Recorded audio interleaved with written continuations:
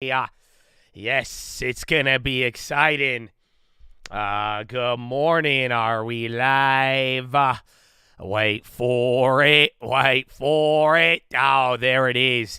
Good morning, ladies and gentlemen. I hope you're having a wonderful day. If you're watching this and it does not say live at the bottom of the screen, unfortunately, you're watching the recap. The good news is we are live Monday through Friday, 30 minutes before open. Drop your thumbs up on the video. Make sure you're subscribed. You're on mobile. Press hot chat. X out the chat. Hit the thumbs up button. Second link for the nightly Watchlist and main channel. First link for the Scream Alerts boot camp and real estate course. But ladies and gentlemen, CPI is coming out in about 10 minutes. We are going to get analyst in 1 minute, and a lot is writing right now. That's it, man. A lot of people are waiting for it, and I'll just tell you one thing you should be looking for.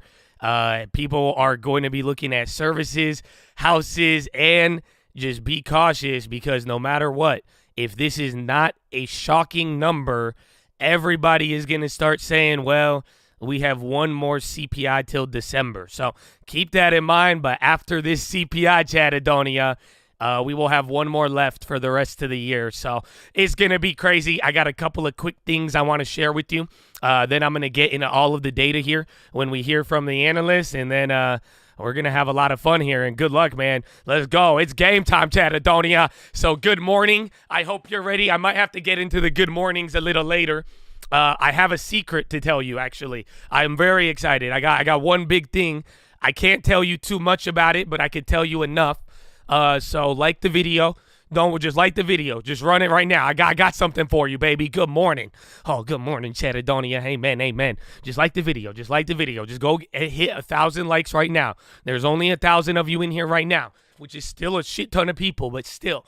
Okay? So good morning, baby. Good morning. All right, I'll just tell you. Are you ready? Here it is. Here it is. Here it is. Just don't move immediately. When the data comes out, I just want you to think just 180. Okay? That's all I can tell you. You'll see it, but just don't react immediately. You're going to have a minute or two, okay? Just keep that in mind when the data comes out. That is secret number one. Okay? Hopefully, I can show you as the data comes out. Okay? That is number one. Secret number two. Here it is. I'm going to just get you these ones. Core CPI. So right now, core CPI is expected to come in at 0.5 month over month.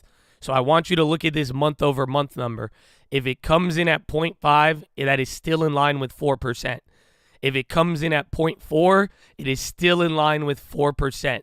So the real bullishness will be if a month over month comes in at 0.3 on core, that will be extremely bullish. 0.4 and 0.5 are borderline neutral. We have to see how the market is feeling. Are you following? But 0.3 would change the pace of everything.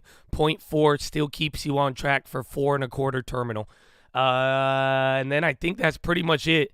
And then everything else, we're just going to have to pick it apart in real time as we get it. And again, watch wages or anything like that. But honestly, I think just give it a couple more minutes after the report. And then 0.3 on month over month is bullish. Watch the core. And then I'm going to pick it apart too. I guess the last one, this one's not really a secret, but what we need to see, the biggest factor, no matter what, even if everything comes in line right here in blue, services. So no matter what, if services continues this increase, that will be bearish. Okay? So we will find out, but these are kind of the little pieces, but I mean, we're going to see. But now, Chatadonia, let's go. I got some stuff for you. We have analysts talking. Good luck, and we have 8 more minutes here until the data. Oh, my goodness. Oh, my goodness. So what do we got here?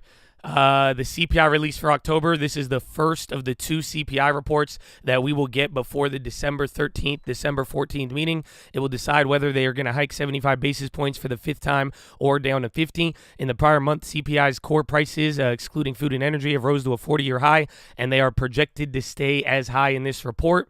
So breaking down the CPI in addition to headline, there are now a breakdown of the charts and the top line contributors. This is what we are pretty much going over right now.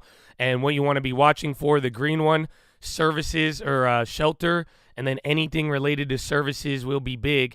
So here's what economists are looking for: month over month, 0.6%, core month over month, 0.5%, year on year, 7.9%, and then year over year, excluding food and energy, 6.5%. A lot of attention will be on the so-called core measures, excluding food and energy, because they are showing how inflation trends and the breadth of prices increases. If online betting markets are an indication, monthly headline inflation could come in slightly above consensus of 0.6. Data by Kalshi now available, suggesting a headline inflation rate of 0.7 month to month. So the betting markets are saying we're going higher. They're betting hot. Inflation may persist at a higher level for some time because of rents. While there has not been an indication of leveling out of monthly rental increases in some surveys, it is likely that housing costs are going to continue to be a big driver of overall inflation. Shelter makes up about 1/3 of the overall basket of any of the consumer prices and even a larger share of the so-called core CPI. Any slowing of rents would be very welcome at the Fed. The surge in housing costs is now being rapidly reversed. It's still not showing up in CPI figures. We will wait for now. Given the lagged effect which shelter feeds through prices, let's see the extent to which service inflation is starting to come down after we set aside goods and shelter. If there's a positive surprise, look to health insurance as a possible swing factor, according to Omer Sharif, founder of Inflation Insight LLC. Where'd it go? The consumer price index for health insurance has been soaring, been rising by around 2% a month. A negative number would be a key change for the overall CPI and for core prices. Sharif recently spoke with Bloomberg's Joe Weisenthal and Tracy Alloway. It's worth listening to if you could go get there. The implication of the health insurance components on CPI is shown below. Due to the methodology of the quirks, his projection is constant monthly decline of 4% in health insurance would mean that in September 2023, it would shift from being up 28% year on year. This is a weird one. I've never heard them talk health insurance, but watch out for that. Pretty much that could be another area based on this. That's a tremendous slip that is not really priced in. But that one's interesting.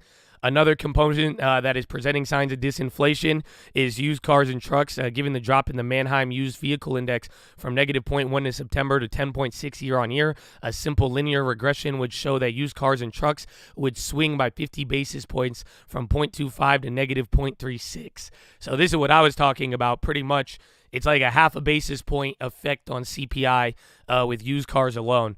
So they're saying you go from a gain of 0.25 on inflation to a decrease of 0.35. But we'll see. And then watch AutoZone. Oh, shit. We got 4 more minutes. 4 more minutes, Chatadonia. Oh, my goodness. 4 more minutes. So while CPI reports often affect the market pricing for rates in the next Fed meeting, this one could be more muted and slightly different dynamic this time. Fed Chair Powell has hinted strongly that central bank is looking at dialing back the rate hikes to 50 and the next meeting or two, and suggesting that everybody should pay more attention to the peak interest rate, which markets have around 5.1. There's also one more CPI before the next Fed meeting. The upshot, the Fed could choose to raise 50 in December and signal their view of the rates revised on the dot plot. Bloomberg's Ira Jersey says the October CPI report has the potential to reset expectations for the path of inflation over the next year as the rate market continues to price for inflation moderately stronger over the coming months, with one-year inflation swaps trading at 3.3. Importantly, year-over-year implied forward rates are pricing an additional moderation, with CPI leveling around 2.7 after 2024. Depending on what the PCE versus CPI wedge is, it seems the market thinks that the Fed will be successful, but not until 2025. Time after time, the CPI report has disappointed this year, but many economists are pointing to mounting evidence that price pressures are dissipating. The chart is showing the massive buildup of unsold goods, and it is striking. That's retail inventories excluding auto. Man. Hot dog. All right, 3 minutes. I got to decide. I have 3 minutes. I could either hold my NQ coming into it, or I could just dump it right before. Let's see. I wonder what they're gonna do. I think we got a 2% buffer. I wouldn't want to get trapped on the bear case, but then like we said, the MYM will come back. We'll find out. I'm gonna wait for a little bit. I'm looking for a quick exit right before, but it's gonna be wild. Yeah, we have about 2 minutes, Chad. Joe Biden on Wednesday, he seemed less optimistic about inflation ending, and he sounded in a long while. He has predicted more than once it had peaked. And then there's the evidence of supply chain bottlenecks starting to clear for the first time since 2019. Oh, that's it. Everyone's getting ready. Again, we're going to be looking for services, the month over month, and then the core, and then any of the specifics. And like we're saying, just I think you're going to have a good minute or two after the CPI to be able to react. So get ready, Chattadonia. It's about 1 minute, man. Oh, are you ready? I'm cold. I'm not even like nervous, but I'm cold. So I don't know, California, man. It's just cold outside right now. It's a cold world. It's no lie. Won't stop till the race is done. FTX is just a shit show right now. Again, there's a lot of stuff people were talking about. We'll probably get into it later. It's going to be a risk, but right now, all eyes on CPI like Mr. Shakur. You know what I'm saying? It's weird. All right, Chattadonia, you got about 30 seconds. I hope you're ready.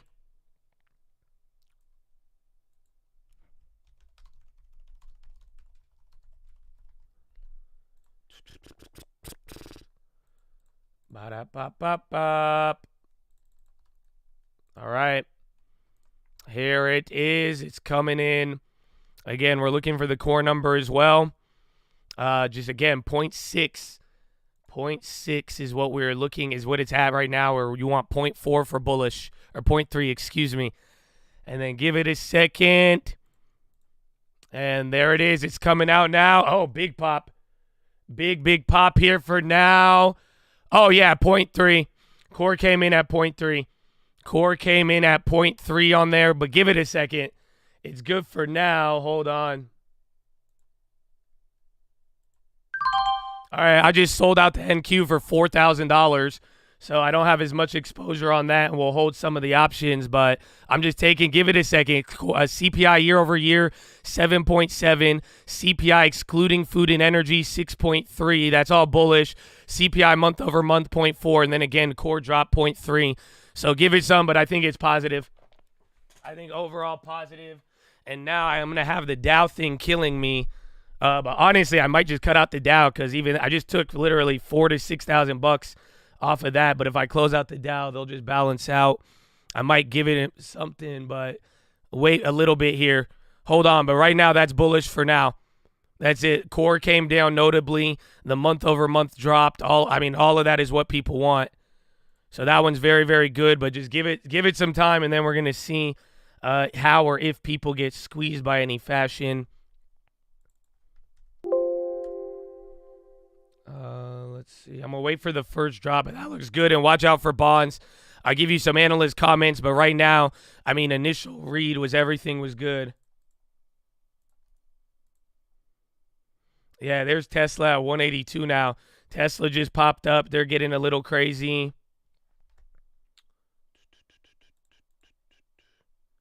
Yeah, I don't know. That might be it, man. All right, Chad, we're booking the $10,000 loss on the MYM. Wish him luck. It sucks that it's up 200, but after the last couple weeks now, that's it. I booked the loss. No more MYM. Again, we just got like $6,000, 4,000 net, and then add that to yesterday. So we just made it all back in a weird way. No, I'm good. It's good for now. Like I said, I don't want this to turn into the most hated rally. That hurt you. It's okay, baby. It's okay. We're walking out very, very positive. Again, especially after that W right there on the NQ.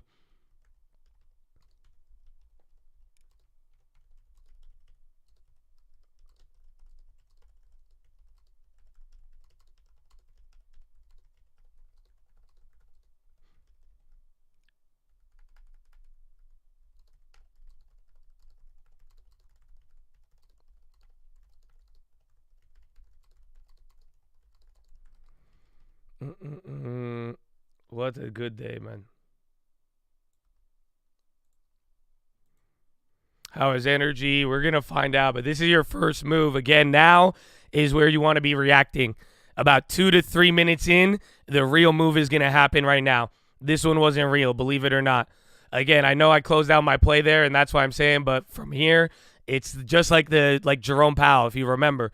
If you could hold this candle and stay up, it's going to be bullish.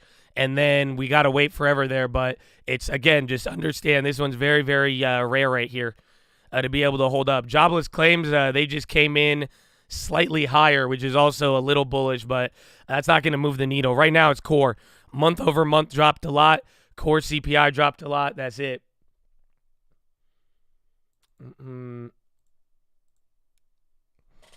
ZQZ big jump is bad news. Nah, in this case, it was what you want. I mean, right now, the thing is, people could be able to sell this off, and the reason is simply because you have one more Fed meeting. So it's like, it was one of those things. If this was there, but in a weird way, it was kind of shocking. But right now, some people are going to say, yeah, we have December, but this is a good setup leading into it. And if this holds, it's fine for now. But it's again, core dropped by point. The month over month almost got cut in half. And that's what I was telling you guys prior. So let's see. Bloomberg's measure of the dollar strength hit session lows, now down 0.8. Fed swaps downgrade 75-point rate hikes in December. Remember, we have another CPI report before the next meeting, but at this point, it wouldn't be surprising if we start to see Fed makers shift towards slowing pace. NASDAQ futures surged 3.5%. Even Bitcoin has rallied back up to the 17,000 mark. Again, the headline annual increase of 7.7 is the lowest since January, but the Russian invasion of Ukraine, that was before then. But, of course, we are still way too hot for the Fed. The good news is that the Fed in the White House, the Democrats could have used this on Monday. They might have done even better in the congressional election. Nah, it's weird because, like we said, everyone's going to play the Friday game. You know what I'm saying? So that's what we got to watch out for. Like, everyone's going to play that Friday game of, or not Friday, the next Fed meeting or the next data set.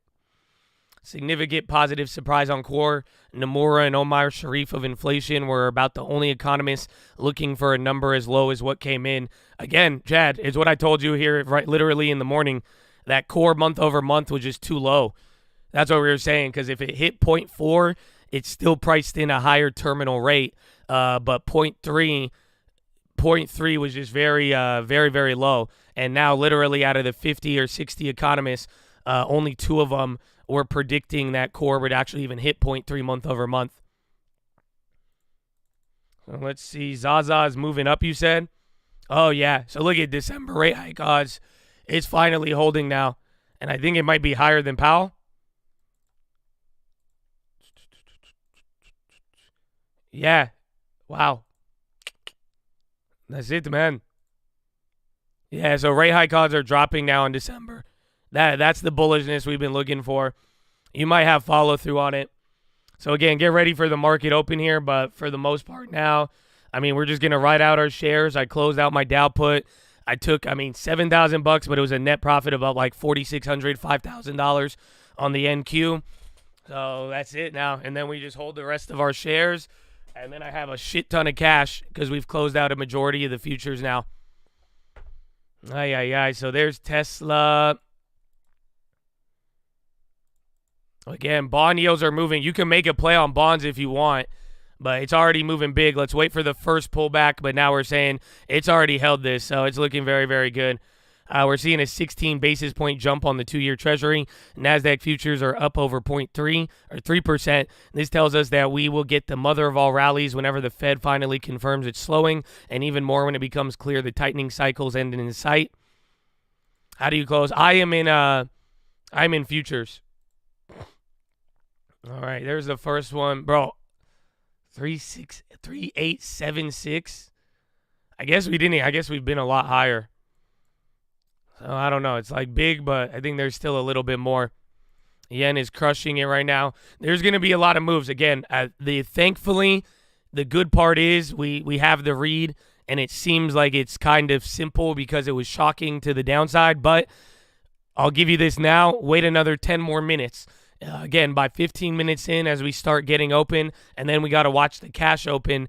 That will be key, but you've already made it past the first test. Things are looking decent again. You had a print on core that only 2 economists were expecting. it's showing some moderation. Again, is inflation down? No, asshole. But this is the lowest reading that we've had in 12 months. So people are going to like it here. And then now with core, the sticky parts. Let me get you shelter, though. I don't know. Because in a weird way, even though the headline numbers are good, I haven't heard anybody talk about shelter yet. Yeah, shelter is still massive, but now do you see it? Look at it was like all of these. It was transportation goods, that's used cars.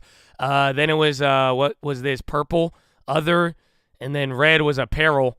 So retail, cars, and other killed it. But then yeah, shelter was still kind of sticky. No one's really, I think that if people want to come back to that, they might get mad. Because yeah, indexes for shelter, vehicle insurance, recreational, and personal care were among those that increased month over month. The declines in used cars and trucks, medical care, apparel, and airfares were the biggest decliners. CPI was good enough to cause this because of core, but just watch out. It still might be able to flip, but, I mean, you are leaning a little bit more bullish than not. That's all I'm saying. We sold off, man. That was a wild one. That one was a wild one. But, Chattadonia, I'm gonna go pee here. Give it 5 more minutes. Let's see what they're saying on Bloomberg television. I'll be right back. Follow me on Instagram at the Trading Attorney. I love you. Amen. It's a 19 basis point, 20 basis point move in some places on the curve in the bond market. Let me ask you this. You said something that is of interest to me. This gives the Fed the space to do what they were going to do anyway, which is back away from 75 basis point hikes. If this Fed had this data going into the last meeting, would that news conference have been any different? I don't think so. I mean, I think the worry is when you downshift that you ease financial conditions in a way, kind of like what we saw in July, that is counterproductive from the Fed's perspective. This is one data point. We had 0.6 the previous month. This is 0.3. There are some encouraging elements within this data point, so I definitely want to emphasize that. But the Fed needs to see more to say, we can decelerate then from 50 down to 25 and ultimately pause at some point. It is something that I think helps them along that path. But it's not conclusive evidence, I think, that they can peak up at 5% and be fine. For others watching this and listening right now, they won't just have the hope that the Fed backs away from 75 and goes with 50. And this data, if we get the data like this again on December 13th, it would endorse that approach.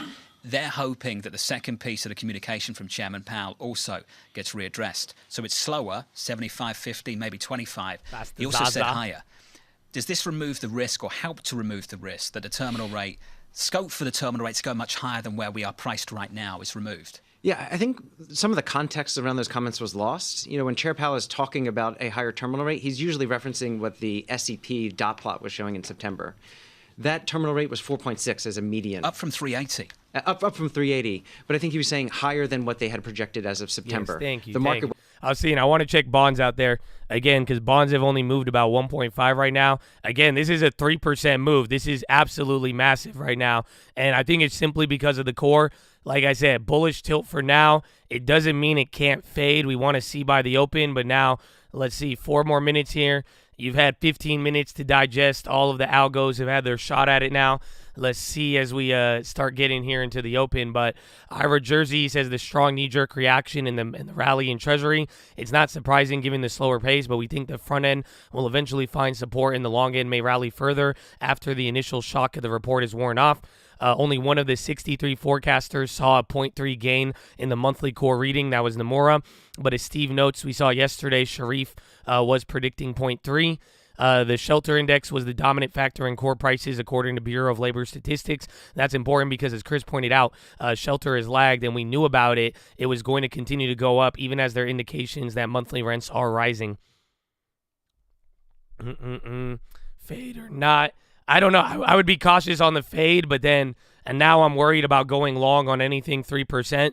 I would ride equities up. I'd be careful on the futures.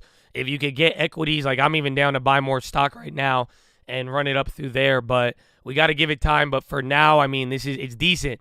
And like we were saying the other day, it's just like now if this gets you, if you could break out of 390, then you're gonna start this little process right here, especially with a month now until anything else, assuming Sam Bankman-Fried does not destroy the whole world.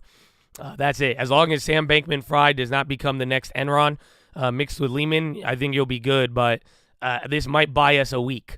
At the very least, we might get a week, but we have to see. And again, it's going to be a question now about holding 3% or holding 1%. Because even if you sell off, I don't think you'll go red, but I think you could give up some of the gains. But we just got to find out right now. So here are the components. Here are the largest increases. So fuel, believe it or not, oil actually came back. Eggs started hitting again. And energy, which was a decline on the last month, 2 months out, it should have been there. You know what I'm saying? So we're going to see motor fuel, gasoline, energy. Yeah, tomatoes went up. A lot of it was food, sports vehicles, including bikes, funeral expenses. Here are the biggest decliners: laundry equipment, utility pipe gas service, women's underwear or outerwear, oranges, jewelry and watches, citrus fruits, used cars, the biggest. So this one had a very big impact because it weighs 3.3, but that's only 2.4. There's more to come on that. Probable. Energy services, 3.7. Yeah, it's decent. It's just the best one we've gotten. It is the best one that we have gotten. Cooked reporting. It's already, midterms is over. That's what they were saying. Like, to be honest with you, Biden should have dropped this shit last week, bro. This wasn't, I don't know. So, hats off to them. I mean, I guess it's over. You can't even vote. It's just what I was saying yesterday. They have no incentive to do anything anymore. So, honestly, the fact that this came in good is very surprising. So, again, you can see it in the reaction, but it's nothing about, dropping or not. I think it's just going back to core again. Like we're saying, it was a shocking reaction. It was literally, even though the expectations were tight, just nobody was expecting core to drop in half. So now you actually have the chart here. Let me show you why core dropping is so big. Let me show you. Now you'll finally see it. I can see clearly now. The chat is back. So take a look. This is where we are right now. It just came in, but it was expected to come in here. So this whole time, while normal inflation was coming down, core was actually 1 month away from peaking again and hitting a new high. So now it came in half the pace. We've seen this before, and it's bounced back up. So that's the worry. But the fact is it is now coming back down, and it's been holding this for about 3 months and is not continued. So it could still go up, but right off the bat, I mean, that just wasn't really supposed to happen there. And then that's pretty much it. Again, the other headline numbers also dropped and other things came in softer, but the stickiness finally dropped a little bit. And I don't think anybody was really prepared for that one.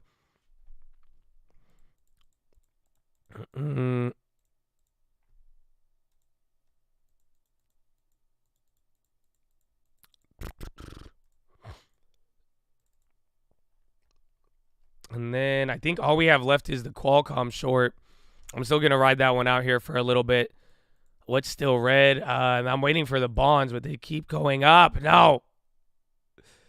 Damn it. Bonds might be the best. I mean, it's still a pretty big candle here. Like, this is a very big hour on the bonds, but, I mean, they're up only 1%. Well, everything is up 3%, but if that fades now, it's not going to be good. Oh, wait, where are we at? We're at 386 on the SPY. It's really not that crazy. MO red. Let's see what else. Sharif says medical care.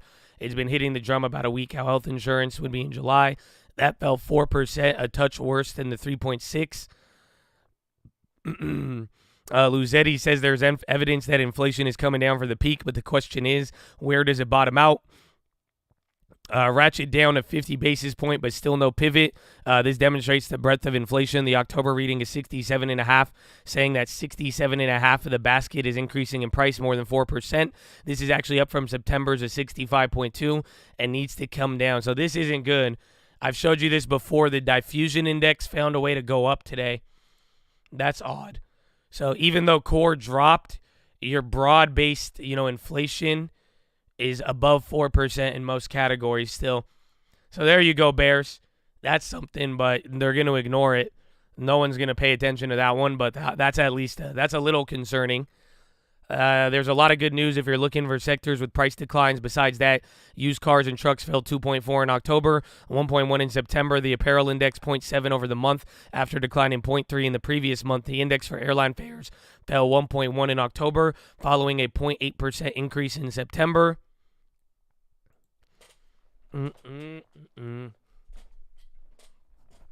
one will look. Well, no, and it's not. The other factors that were better are bigger, pretty much. So get ready here. Again, it's already been 15 minutes too, and we have been continuing. I mean, this is already a 3% gain pre-market, so I'm expecting some level of sell-off, but just watch out for here because now, I mean, you've already moved a lot, Chad. So I hope you woke up early because now it's just where we have another hour here until the bell, but then it's all about how we move leading into it. So a lot has already happened, and just get ready. Again, cash open is going to cause a move, and then we got to play everything out from there. It's just a matter of the setup leading into it now. My goodness. How do you feel, Chad? It is game. It's going to be a wild one today, and now we got to even think next week. Now you have the midterms out the way. Again, people are going to be looking for that 390 to 400. What we want to look for, if you want bears, listen up.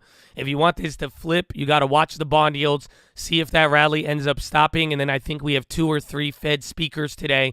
If they kind of shit on the parade, it might kill it. Otherwise, let's see. As long as Sam Bankman-Fried, any Fed speakers, or the dollar, global events don't get in the way, I mean, mother effers are going to want to buy this shit up. So we're going to find out here. Yeah, we're still at the highs of Wednesday. That's why we might go up about it a little bit, but that's why we're going to need to wait till open. But even then, how we move into open, I want you to realize right here, right now, the market has already moved a ton. This is very rare, is what I'm trying to tell you. It's just like the Powell day where he was up so much, but now you don't have Powell speaking, right? So just watch out for this because it's up a lot. So it's like if you go long right now and it flips, you could get trapped. If you short it, there's meat on the bone. But now, too, it's like if we go up any higher from here, you might get squeezed for like another 1%. I don't know, though. Maybe max 2%. But think about it. If we just move another half in the next 7 hours, it's about to be a 5% day. Anything more than that, it just starts to get pretty wild. So we got to see how it holds up. And, again, watch the dollar and any of those other factors. 2-year yields are plunging after the CPI was released. Futures are climbing. This is the biggest rally after CPI in a while. This is more than 2 standard deviation of a typical CPI day. So they have their own. So even on the futures reaction right now, just right now, first 10, 20 minutes, this has already been just 2 standard deviations and one of the biggest so far. None of them have moved this big in the last 12 months. So, again, it's just like Powell. Now today's a question of what can make us flip. So think about it. We know the data's good. We know the market likes it. Anytime we've ever done anything this rare and cross-asset rally, it was something big derailed it. That's all I would be looking for today. That's it now. If Sam Bankman could derail it or anything else, that's it. Otherwise, we're going to find out what happens from here. Am I streaming from somewhere else? We are also on Twitch right now. We got you, baby. FTX news. The FTX news is dirty, bro. That's the thing, though. I'm under the, everybody knew. Everybody was just quiet. Like, dude, did you see that? Elon Musk had text messages in the deposition, and someone tried to introduce him to Sam Bankman, and Sam Bankman was trying to get in on the Twitter deal, and Elon was like, does he even have $3 billion liquid? And then, are you ready? I think I figured it out. I actually have a really cool, I'll read this to you guys today. And again, I hope you guys realize with all of this too, even down to CPI, everything, like, for real, I hope you guys could respect everything is opinion. You know what I'm saying? Even like with all of this, like I'll break down the story to you. Like, I don't know if you guys were here, but like if you really think about it, we were breaking down the whole thing live as it was happening and affecting the market. But I'm just telling you, dude, there's a lot of opinion pieces. I want to read you this one today. There's an opinion piece that came out, and I'm telling you, it just goes in so much depth about the spiral that occurred. But like essentially, bro, this is like an episode from Billions.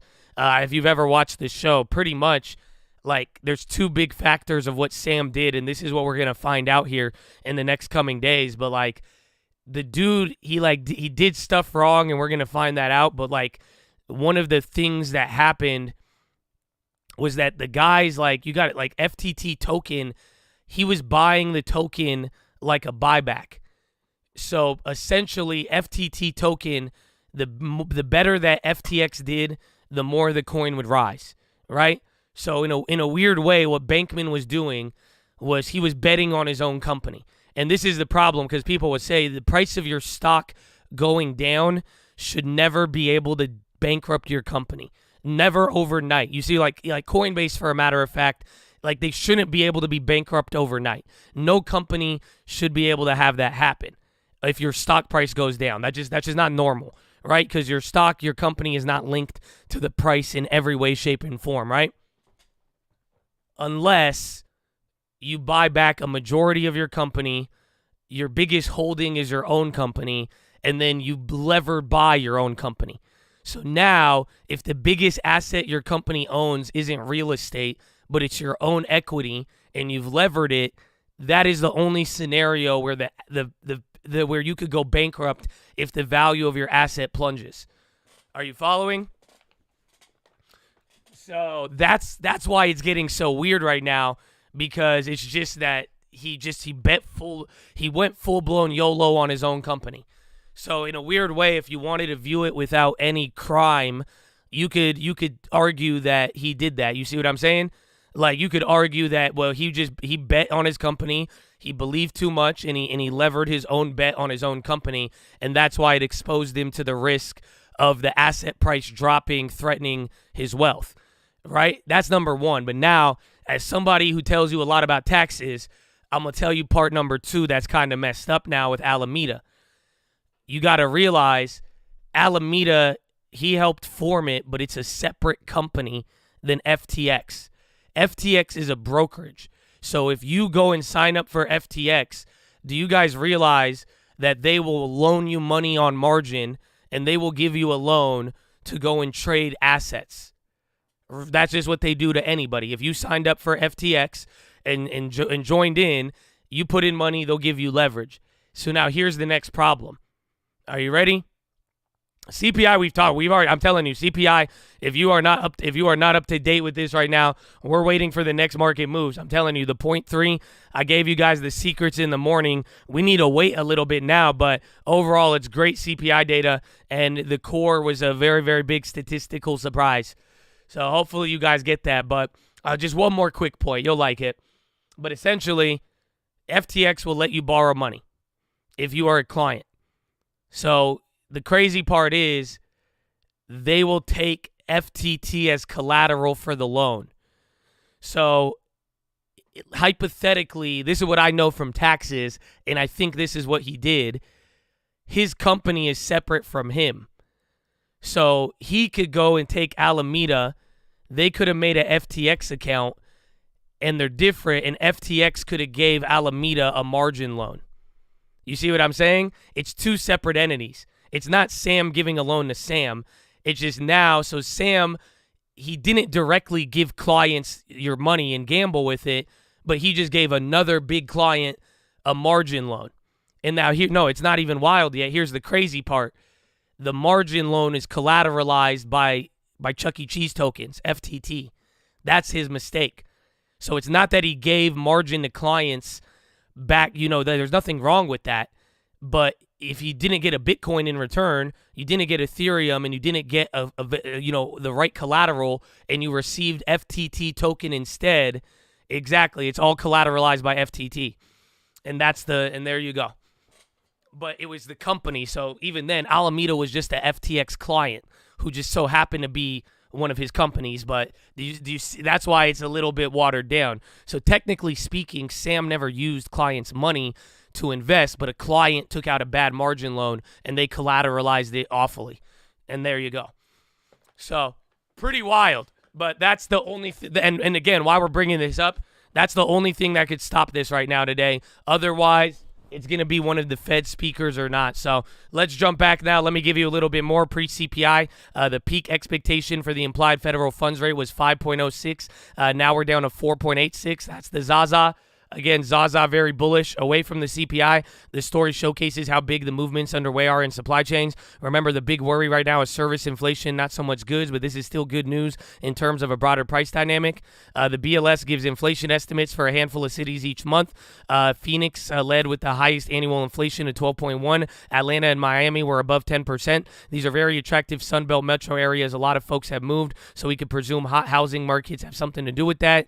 Ian Lingen of BMO Capital Markets, he said, quote, "From here, we're watching for any write-up of the Nick Timmerhouse suggesting Fed officials won't adjust policy on a single print or something of that effect. This should take 75 off the table for December, but not 50. Do y'all hear that? So watch out.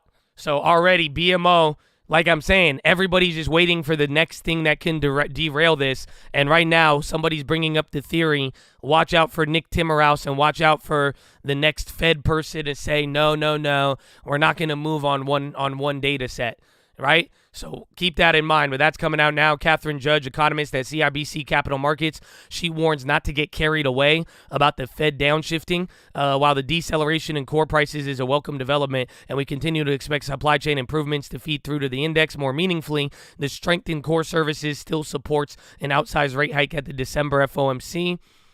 A lot of finance ministries around the world will also be breathing a sigh of relief. The yen is up 2%. That's stronger than the point at which Japan intervened in the market. Major currency weakening has worsened inflation in Japan, Eurozone, and many other economies. Win Thin, global head of currency at BBH, says the inflation reading makes the case for 50 in December. He said there's still more from the jobs report, one more CPI, and two more PPI in retail sales. But Powell was clear that the data may change the near-term pace, but not the terminal rate, at least not yet. We have to see a lot more numbers like this before the terminal rate comes down. Morgan Stanley, Ellen Zentner, they say the softening of core inflation in the October release is welcome news for the Fed. Policymakers have indicated that their preferred next move would be a step down of 50 at December. Signs of deceleration will help Fed officials moderate the reduction in pace through tightening, though a stronger than expected print on payrolls, 300 plus, could still complicate issues at the margin. Whatever happens with the next CPI, I think it's fair to expect the Fed will want to raise by another 50 in December. Let's see, that's bonds. They went up to 102.5.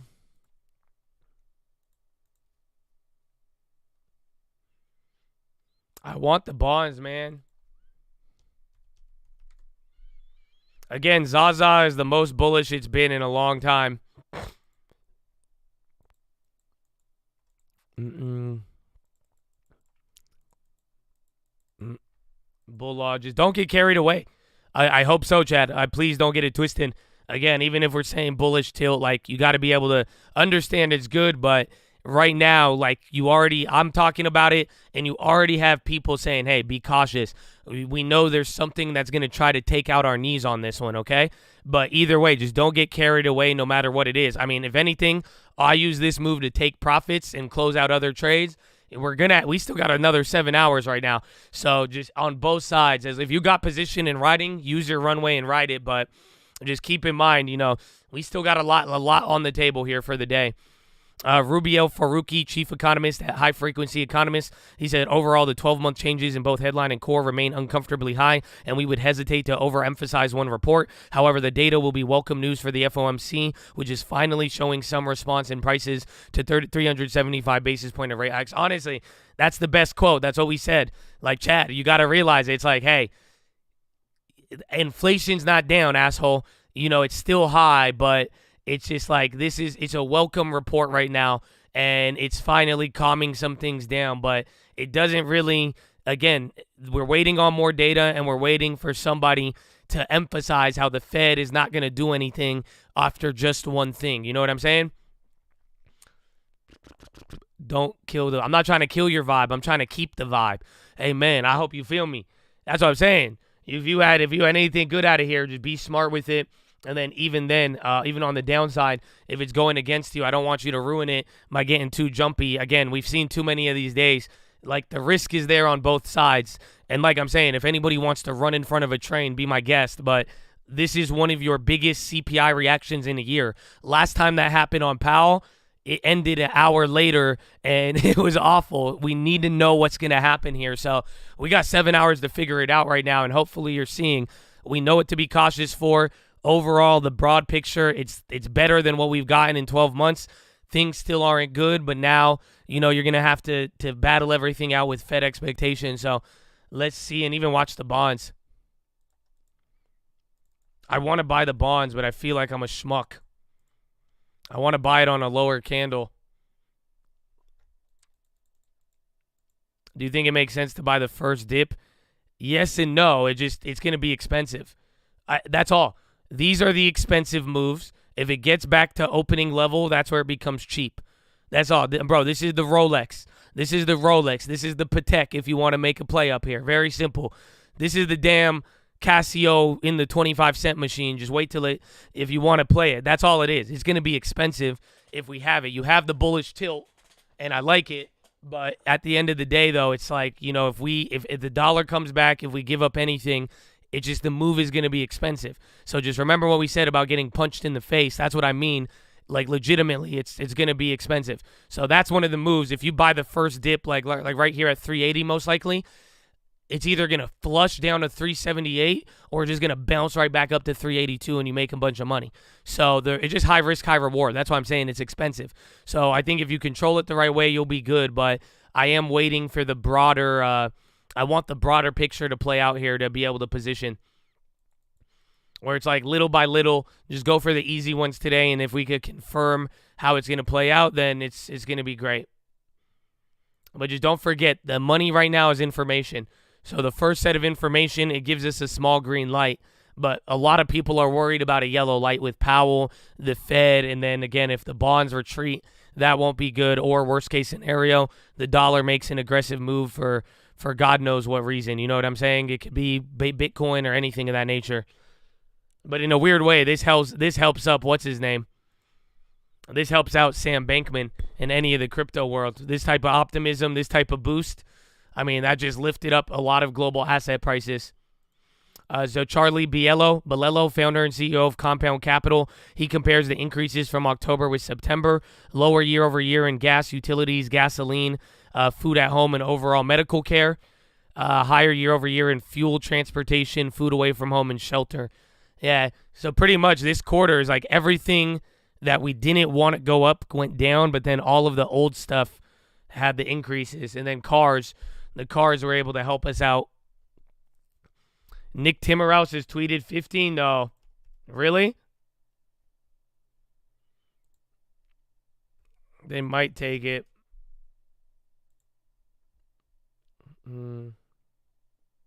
He said 9 minutes ago. 9 minutes ago is Timmerhouse right here, I think. That was that pop. He said it's likely to keep the Fed on track to approve 50. Officials had already signaled they wanted to slow the pace. I don't know, though. Nick's tweets haven't been hitting the same because he's kind of been just on the same thing.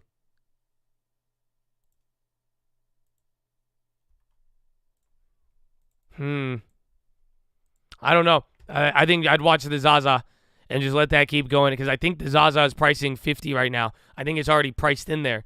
You see what I'm saying?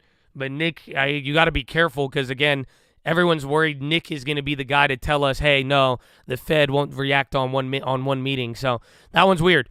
Nick kind of just had a bullish comment there saying it's 50, but we'll find out. Shelter costs are the biggest services. They make up a third of the CPI, increased 0.8 last month. So Alpha Traz Max Gochman, he said, here's my hot take. We expect that there will be a deceleration of core good prices, but seeing services slump too was a bigger bonus than any banker will get this year. That said, this won't budge the Fed to rethink 50 in December, so traders curb their enthusiasm. So it might be we might be capped, so nothing lower than 0.5. Right back to where we started. It should. That's what I said. It's just it took out the juice, but we got the move. So again, all I did, I closed out one of my shorts, though. I'm worried about. I closed out the Dow, $10,000 lost, and then I made about $5,000, $6,000 on the NQ just this morning. So add that with everything. I was like, all right, it's time. And then we cleared it up, and now we got a shit ton of capital. But we are now slightly higher than where we were at Tuesday. I don't know how this plays out in the last week. Yeah, you're just right at Powell. So we need to get above Powell, and both of these were, very big moves. You see what I'm remember? This Powell move was historic. This Powell move was 2-3 standard deviations. It's the same thing with what we have right now. Last time it got batted down, but Powell was speaking. There's no Powell today, so we got to find out what it's going to be. But it's key. The number came down to 7.7 year over year, which is great, and the expectation was 7.9, but the real big number was core dropping to 6.3, and month over month core fell more than anything. So, and that was a big driver. If you go watch on the recap, I told you guys in the morning, I told you that was the secret. I gave it to you like 3 minutes before the release. I told you, said if 0.3 comes, I said it. I don't know if it'll happen, but 0.3 was the only thing that could change bond rates, and sure enough, it did, and it was a monster move. But yeah, so we're gonna find out here. But Chatadonia, let's get into the news, baby. It's time. We got what we need. I hope you're ready for it. If this was Jerome Powell, we would have sold off by now. Keep that in mind. You are technically 6 minutes into the press conference now. So, let's I need to refresh the news, baby. Good morning, Chatadonia. How you feeling, bro? Good morning, man. Good morning. I hope you looking good, Chatadonia. I hope you feeling good. Let's go. No matter what, up or down, we still got more opportunities. I don't want no complaining. I don't want no celebrating. You saying right now, bro, let's go. We got 7 more hours. I don't care what the hell just happened in the last hour right now. Let's go, baby. You're living through history. I'm telling you, one trade, you can flip it real quick, dog. Real quick. They don't feel me. They don't feel me, bro.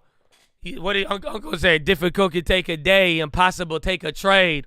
Oh, man, I hope they feel me. U.S. inflation, it has cooled more than forecast in October. The headline rate eased to 7.7 from 8.2 versus a consensus of 7.9. Prices rose 0.4 month-on-month. Core inflation also decelerated more than expected to 6.3 from 6.6.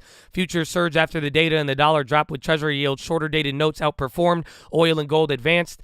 Fixing the Treasury market. The regulatory task force. Is it okay if I keep up bonds here, Chad, while I read the news? Because I might make a bond play. Honestly, no, I'm just going to do it. I could lose $1,000 when I'm doing it. I have to, Chad. It's scary, though. I always get scared. All right, I went long ZN 111111113, 3. I'm going to get clapped on it, but it's okay. I'm going in on it. I like the bonds. I've been saying it there. This will be next leg. They can move a lot by the open, but we got to take a bond. I need a bond. But fixing the Treasury market, a regulatory task force proposed policies to enhance the oversight of big participants in trading venues for the market and to clearly center more transactions, said a report from the Treasury, the Fed, the New York Fed, the SEC, and CFTC. The group is studying the potential benefits of all the trading in Treasuries, whereas various market participants traded directly with others, avoiding primary dealers that have historically been the middlemen for most trades. FTX is going bust without a cash infusion, Sam Bankman-Fried told investors. A person familiar said the exchange has an $8 billion shortfall and they need $4 billion to remain solvent. The crypto world is a toxic combination of business activities and investors need better protection, SEC boss Gary Gensler told CNBC. CoinShares said about 11% of their total NAV, or $30 million, is exposed to FTX. Sequoia. Wait, CoinShares? No way. Dude, they were talking so much shit on them, I feel like. That makes a lot of sense now. Damn, that's sad. They have $30 million of their value in there. Sequoia wrote down the full value of FTX holdings. Broker Hidden Road told the exchange clients to cash out. JP Morgan said a cascade of margin calls may drag Bitcoin down to 13,000. The DOJ joined regulators in looking into whether FTX mishandled customer funds and is probing the links of Sam Bankman-Fried, as crypto empire people familiar said. Tokens try to claw back some losses, though volatility remained extreme. Bitcoin rose 6%, though traders around the lowest level in 2 years. Ethereum gained 8%. FTT, the utility token of FTX, doubled, but it's still down 96% since its 2021 high. And FTX-backed Solana bounced up around volatility. Elon Musk, he ended remote work for Twitter staff and said that he wants subscriptions to account for half of revenue. New leadership under Musk is emerging after 2 weeks of chaos. iPhone maker Honhai missed on profit and warned sales of devices will fall because of COVID lockdowns. WeWork, they missed as they failed to capitalize on the RTO push happening at companies in global cities. Brookfield Asset Management profit fell as volatile markets weighed on valuations and holdings of private assets. Ukraine, more than 100,000 Russian troops. Similar number. Ukraine, more than 100,000 Russian troops. A similar number of Ukrainian soldiers and 40,000 civilians have been killed or wounded in the war. Jesus, man. U.S. General Mark Milley said, according to AP, he touted a window of opportunity for negotiation after Russia ordered troops out of Kherson. New high-grade bond sales are likely to take a break on the inflation data. A frenzy of bond issuance over the first 3 days of the week has seen $45 billion of debt, already priced in well above the weekly estimate of $35. And the pace of earnings downgrades has accelerated in the U.S., especially compared with Europe. A city gauge of U.S. earnings changes had 23 consecutive negative prints, the longest downtrend since early 2020. Europe's lower exposure to big tech stocks and higher reliance on commodities and financial markets compared with the U.S. may explain the difference. Fed Harker, 9 a.m., 9:35, Fed Logan, 11. Oh, so get ready. That's your lineup, Chad. So pretty much, hey, remember this. There's Fed Harker speaking right now, 35 minutes after the bell, Fed Logan, and then like an hour and a half after the bell, right after Euro close, you got Fed Dolly, and then 12:30, an hour later, Fed Mester. If anything's going to destroy this, it's going to be those people. You got 1 p.m. 30-year bond auction, Baker Hughes rig count at 1 p.m., 1:30 Fed George, 2 p.m. October budget, 2 p.m. Mexico rate, 6 p.m. Peru rate. U.S. jobless claims rose to 225,000 last week from an upwardly revised 218. The budget deficit may have narrowed to $90 billion in October from 165. Banxico is expected to hike their main rate by 75 basis points to 10%. Peru's central bank may also raise by another 75 to 7.25. Joe Biden said he still has plans to seek re-election in 2024, but he'll make an official call early next year. The president also said he's optimistic that the U.S. is not near a recession and that his efforts to slow inflation would need more time to take effect. Parisians and Londoners are mired as travel chaos. China's credit decelerated more than expected in October, even after the PBOC increased efforts to boost lending and financing. Aggregate financing was 908 billion won. Philippine third-quarter data of GDP rose an annual 7.6%. Australian consumer inflation expectations picked up to 6% this month. Japan's machine tool orders fell for the first time in 2 years. China's top leaders reiterated the need to stick to COVID-0 policy, but they urged more targeting curbs. A meeting of the Politburo Standing Committee chaired by Xi Jinping also called for more decisive measures to curb the spread of the virus, the Xinhua News Agency said. Bank of Japan policy may become the most crucial element in deciding Japan's creditworthiness, S&P said, suggesting that the bank may trigger the first sovereign rating change in years. WTI slipped near $85 as China's COVID lockdown fanned concerns about energy demand. Most individual metals declined. Wheat and corn futures traded around the lowest level since early September, while soybean futures edged lower. India faces an LNG glut. Storage and tankers at Dahej and Hazira import terminals are near the maximum capacity, which means scheduled deliveries may need to be delayed. Traders said a drop in shipments may push down global gas prices. Brookfield is leading a group buying Origin Energy for $11.8 billion in Australia's shift from fossil fuels. They'll pay $9 Australian, 55% from last close. Is that J.O. Origin? Oh, J.O. Is this him? No. Oh, that's Origin Materials. Oh, J.O. I was like, bro, they got you, bro. Origin Energy, not Materials. So they got to buy out. Oh, I thought I was like, J.O., bro. That's it, Origin. I don't even know my Origin. I just know the stock. Oh, my goodness. Oh, my goodness. But CVC is in talks with KKR, PIA, and Cinven about selling stake in insurance broker April. Les Echos reporting the deal may value April at $2.3 billion. Masdar will make acquisitions and sell bonds to expand globally and help the UAE achieve net zero. The renewable energy company is interested in power firms in the U.S. and Europe. Wall Street back on the radar for Chinese IPOs in the United States. Credit Agricole regional owners boost stake by $1 billion. Forbes is in exclusive talks to sell the family office consortium. Apple limited the airdrop filing feature in China after it was used by protesters to spread images between iPhone owners. Rivian gained pre-market after it confirmed guidance and a plan to build 25,000 EVs this year.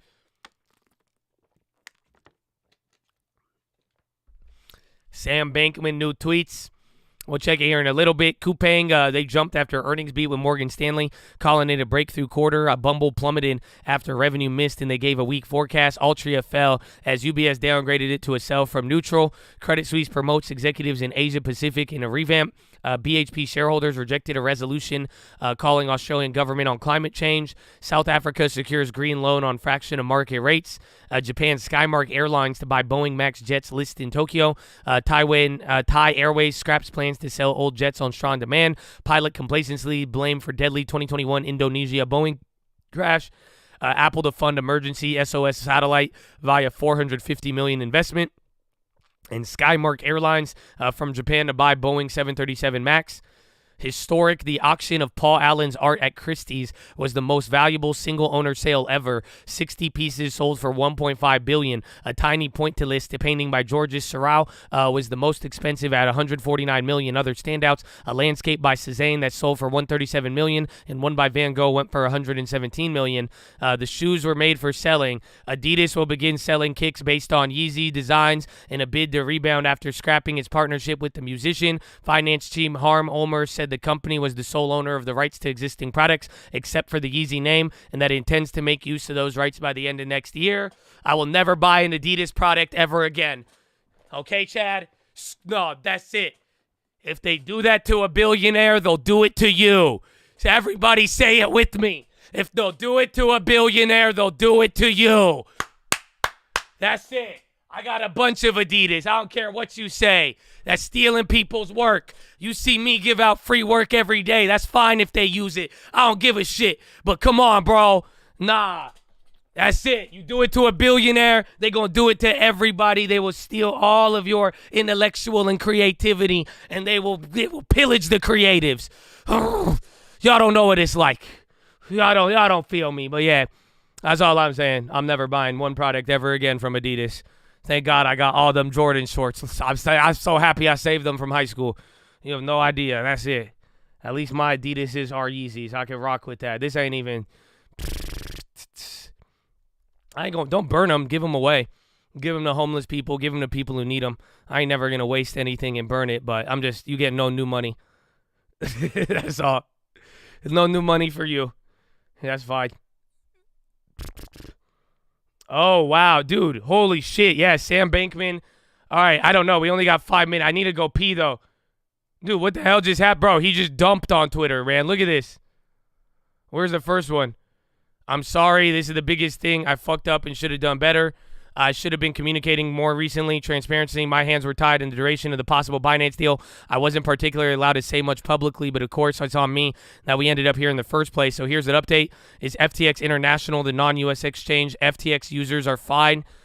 Treat all of these numbers as rough. They are approximation. FTX International has a market value collateral higher than client deposits, moves with prices, but that's different from liquidity for delivery. As you can tell from the state of withdrawals, the liquidity varies from very little to little. The full story here is I'm still fleshing out every detail, but as a high level, I fucked up twice. The first time, poor internal labeling of bank-related accounts meant that I was substantially off on my sense of users' margin. I thought it was way lower. My sense before, leverage 0, USD liquidity, 0.24, 24x daily withdrawals, actual 1.7 leverage, liquidity 0.8 Sunday's withdrawals. Because, of course, when it rains, it pours. We saw $5 billion of withdrawals on Sunday, the largest by a huge margin. So I was off twice, which tells me a lot of things, both specifically and generally, that I was shit at. And the third time, it was not communicating enough. I should have said more. I'm sorry. I was slammed with things to do that and did not give updates. And so we are here where we are at, which sucks, and that's on me. Anyways, right now, my number one priority is doing right by users, and I'm doing everything I can to take responsibility and do what I can. So right now, we're spending the week doing everything we can to raise liquidity. I can't make promises about that, but I'm going to try and give everything I have to make it work. There are a number of players who are in talks with, letter of intents, term sheets, etc. We'll see how that ends up. Every penny of that existing collateral will go straight to users unless or until we've done right by them. After that, investors, old and news, and employees who fought for what's right in their career and who weren't responsible for any of the fuck-ups. Because at the end of the day, I was CEO. That means I was responsible for making sure things went well. I should be on top of everything. I clearly failed. I'm sorry. So what does that mean going forward? I'm not sure. That depends on what happens over the next couple weeks. But there are some things I know. First, one way or another, Alameda is winding down trading. They aren't doing any of the weird things I see on Twitter, and nothing large at all. And one way or another, soon they won't be trading on FTX anymore. And that's it.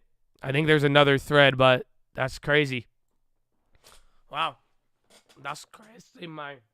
That's crazy. But we only got a couple minutes. Damn, Chad. I need to go pee again. I know. I just need to go pee, bro. So hold on. I don't know. Say, yeah, he's talking about it. Bankman-Fried. There you go. I'll go pee. Give me a second. I love you. Follow me on Instagram at the Trading Free. It'd be interesting, John, of course, to see how far and wide it continues to go. Abby, thank you. Got some coverage coming up a little bit later for you. Shanali Basak, a Wall Street correspondent, is going to break things down for you piece by piece. Peter Chi of Academy is going to weigh on this potential for contagion as well, from crypto through traditional asset classes. My obsession optimism, but I felt good during the whole process. And there was a little bit of a victory lap from the president yesterday. Good news for the Biden administration. The latest inflation data showing slower pace of price increases and Democrats delivering better than expected midterm results, with the Senate still up for grabs. Joining us down in D.C. is Bloomberg's Anne-Marie. Morning, Anne-Marie. Good morning, John. Really a sigh of relief, I imagine, for the White House. Of course, inflation north of 7% is still way too high for any politician, but it's the lowest it's been since January. So the Biden administration, we're waiting for what they have to say on this inflation report, but clearly this is a sign that things are moving in the right direction. And yesterday, when the president came out to talk about the midterm election results and really just, really wanted to rub it into the press in the room, saying that maybe we were miffed and didn't believe his optimism. The fact of the matter is he brought up inflation. He said he can't guarantee that they're going to be able to get rid of it. He brought it up. All right, Chad, we got a couple of minutes. I actually got a couple of plays that I'm going to be looking at. Oh, I hope they didn't delete. No, damn it. I had a couple, but they just all went away. Pretty much everything on the Wall Street, and now we have a bullish tilt.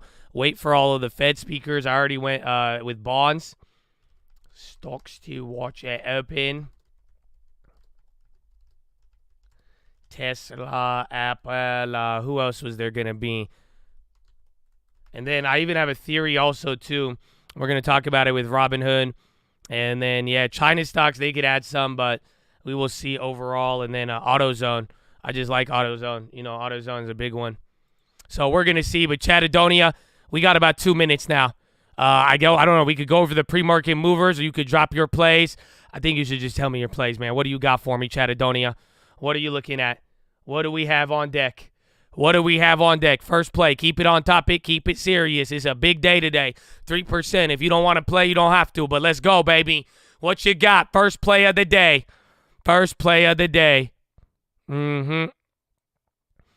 Short all open calls, long meta. Let's go. Tesla, full port ES long. Dip by MES, SPY 400 calls, SPY 400, Tesla share, Tesla calls, SPY weekly, Tesla calls, DHB, Rivian calls, Amazon calls, short the market, Oxy puts, Google upside, Amazon call, AMD and Apple, Google, in the money, Amazon, in on Tesla debit spread, 405, Boyle shares, buy down, Redfin sell, USO, buy FTX for $1, Peloton calls, short JP Morgan, calls on everything, SPX calls, taking profits, long-term state of mind, Google, long MES, watch for the dip and rip, SPY puts, Beto, Unity, QQQ calls, long TLT shares, PNC, baby, SQQQQ, BNG, GME. That's it. I ended at PNC. I ended at the non-serious ones. Hey, man, God bless y'all. Don't do it again. Come on, bro. Come on. Y'all don't. Oh, it's a beautiful day. I'll just take advantage of it, man. Take advantage of it. Let's go. I want some real plays, Chattadonia. But above all else, I just hope you know, no matter what the plays are, no matter what, I say it with seriousness in my heart every day. Before we try to chase a dollar or anything, we must say a shout out and just a big one for the people who have sacrificed more than most of us ever have and will. And that is the veterans of the United States of America, ladies and gentlemen. So on behalf of the cult, the people here, the people not here, man, it's very, very simple. We love you guys. God bless you, veterans. Thank you for everything. I know y'all don't hear it enough, but every day, bro, God bless you. And for real, thank you, thank you, thank you. And shout out to the police officers, the firefighters, the doctors, the nurses, the teachers, all the other public service out there as well, too, baby. God bless you and thank you for doing what you have done. Ladies and gentlemen, please rise. Place your right hand over your heart. Say it with me. I pledge allegiance to the flag of the United States of America and to the republic for which it stands, one nation, under God, indivisible, with liberty and justice for all, baby. Son of the Jets!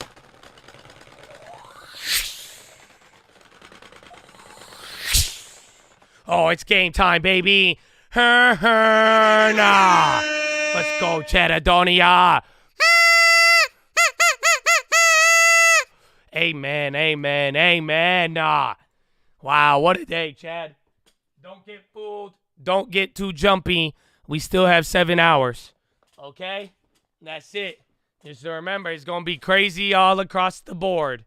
So right now we have one clear direction.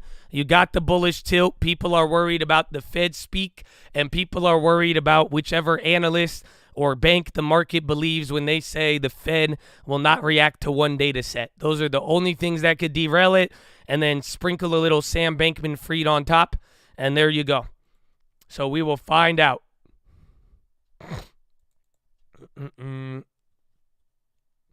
Tesla is slipping there, but I think we're getting into the open. I think I'm up a little bit on the bond play. But Chatadonia, we got about 2 more minutes here. Is there any pressing questions? Again, if you missed it, core CPI had a very big decline that was not expected today, and that is the big driver. Other than that, headline CPI also dropped. It was a borderline solid beat across the board, but inflation is still a shit show. So don't get that twisted, but it was just the first good sign we've seen in 12 months.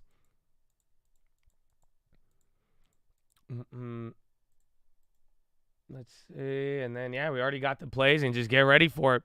Again, I've realized all the futures. I've even closed some of the downside, but we had a nice realization here today on the NQ as well. And then, again, now we have a lot of other shares that are coming back to life. I went long on the bonds there. That's about it. And then Qualcomm's hurting us on the shares, unfortunately. That one I'm going to wait for the average down. That's the only short I did not cover. So technically right now, only thing I have is short Qualcomm. And then we have long Tesla, long Netflix, long Disney. And I don't know where the wheat stocks are. They're up 2 right now, so that's going to be good. And then, like we said, we made a bomb play. So you got about 10 seconds. Call out anything. I love you. Have fun. And just remember, you're going to get a lot of opportunities here.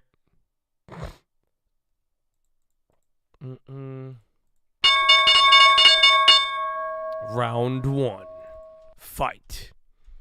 389. Dude, you're about to go to 390. Jesus. That's it. 3880 is where you're at. The next level is going to be 3900 on the SPX. And if you could get above 3900, 3911 leading into 3950. That's on the SPX. So we're going to give it a second here. And let's just let it play out for a second. If you want to make plays, it's going to be on you. But I think let's get a general idea of if the bonds or the dollar or anything is going to hold, and then we'll go from there. But again, you're in between 3 different levels right now. So if it could hold, the next level is just going to go straight up to 3,900.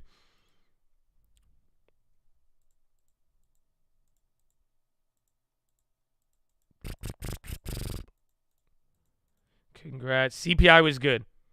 I mean, again, that's why we're up. Literally, the NASDAQ is gapped up 5% right now. In the S&P, this is the biggest gap up in 3 years right now, or 2 years. So literally, you're gapped up 3. You've never gapped up 3.6 in the last 24 months. The S&P has never opened up that big. Those options are kind of coming back. Again, we closed out of those.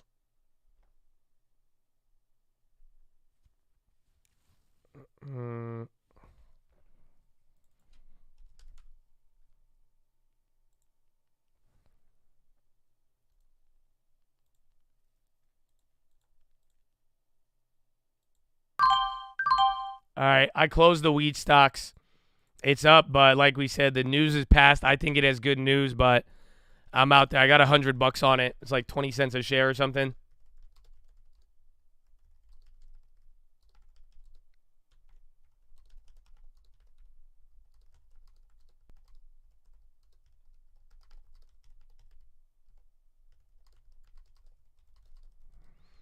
The YCS, no, it just depends how you're going to play it. Again, the YCS is a play on both sides.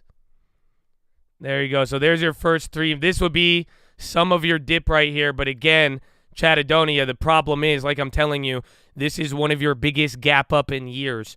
So any positioning at these levels, I mean, your range is going to be huge. But right now, that's our first 38.90, 38.86. It looks decent. There's the bonds are going good. FOMO coming in hot. Indeed, my friend. Let's go. Netflix came down. Be very careful. Yeah, you got to watch out. Again, this is just your first, like, any sense of pullback right now. There's a lot of orders at 3,900. I feel like it's going to test it, though. That's on the futures. But then SPX is a little further away from it. The question is just what level are we going to go to? And just how much is it going to sell off, or do we see people kind of position pretty big?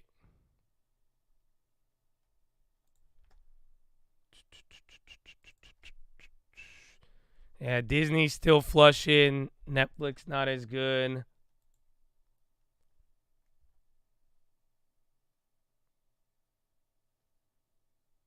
Bro, up 3.5. It sucks. I want to go for some of the flips, but it's like, dude, if you get trapped on anything, it's deep. It's very, very deep trap they have here today. Again, 3877. The next level will be 3860. Again, this just from what we had on Friday too, or yesterday. Remember, it's going to complicate it a little bit.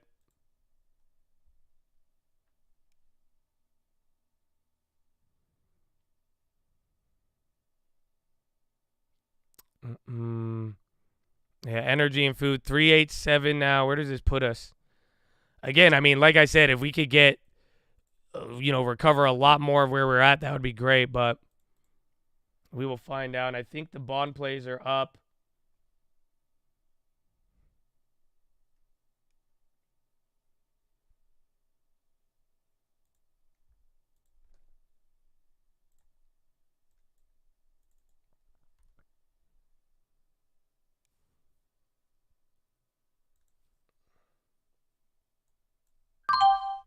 All right, I went with 2 MES. I'm just going to keep them smaller. I did MES to the long at 3,880.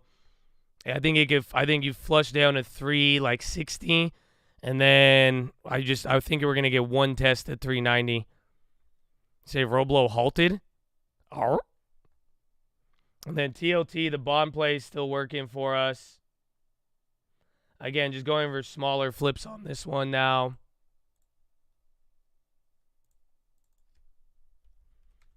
Dollar tick up. 11, 12, yeah. I want to see. Again, if we could get that breakout on bonds, it'll be good. Roblo is frozen. They're capping.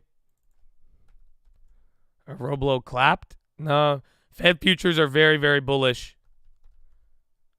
Yeah, whoa. Yeah, what the hell happened to Redfin?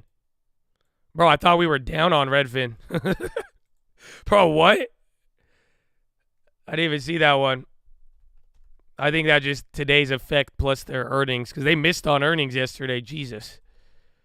They letting everything go up. Pfizer, you got a little bit of a move there. That was a nice one. Go long FTT, you're insane. All right, bonds are about to break out. This is what I was playing for. If the bonds break out, I mean, that could be another good sign, but I don't know if it'll get in the way of the market. Roblo chain live. Pfizer is still positive, but it's at the same price as the other day. Amazon just flipped. Oh, we have $138 on the Amazon. It's actually even not even up that much. Netflix, Zoom. Again, there's the micro ES.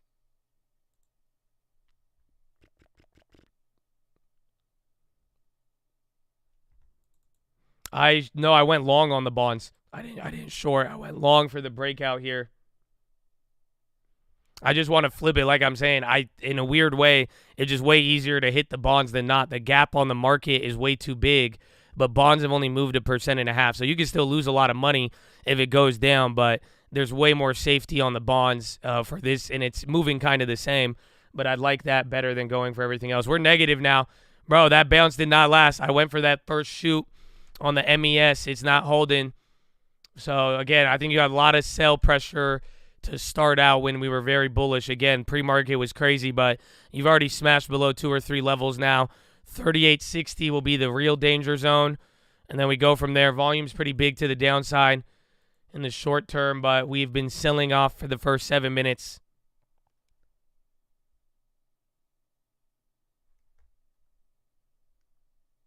There's quality.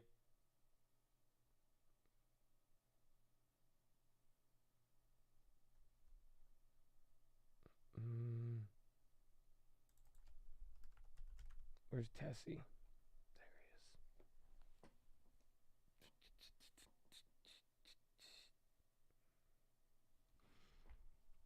he is. All right.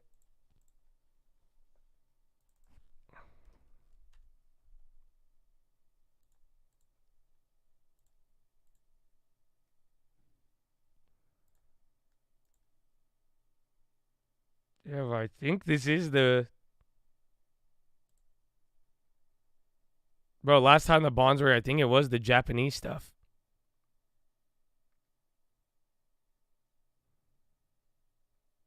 Yeah, I think there's a little bit more. Again, I think you could go for the flip. The bonds are already up a little bit, but I think we might have a little bit more. But I like it. It's a nice $200 real quick. Moving average bounce. Again, I'm going off the levels. I think we might have one test of 3,900 today, and then that's it. But or we'll just go from there once we get it. Again, 3,900 there for the futures. SPX, it would be 3,900, but we got to get above here. If not, in the meantime, we might hit 38.60 before we hit 38.90. It's literally a 30-point difference between both. Roblo flush in.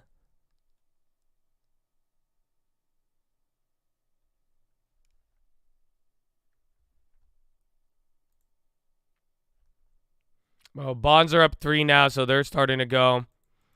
Put the call ratio is the highest. Yeah, it's on single stocks. So not on indexes, but on single stock names. The put to call ratio is one of the highest. Amazon, Meta 104, Disney selling off. I know that one sucks because that one is the one we were down on from yesterday. He's still hurting me. And then the Qualcomm is hurting me too. But the shares, I think I'm going to average down eventually. We'll wait. MSGM. Motorsports games. I sold out the weed stuff. It's still holding up a little better. Tesla's dumping now. Again, any of these bounces, like it looks like we were supposed to bounce off the bottom, but we are still in the sell off the high mode from open. So, like, it's been 10 minutes of straight purging right now.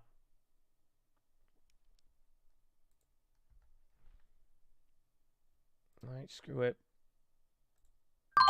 All right, I sold out the bonds. I took 250 profit on that one. I think there's more upside on it, but whatever. I'll just go back into it because if we could, I'm just gonna keep hitting the smaller bond plays. But I think all of it's gonna be there. All of the bond. I mean, it's just moving. It's moving like the market, but it's moving slower. So that's why I'm saying oil or not oil.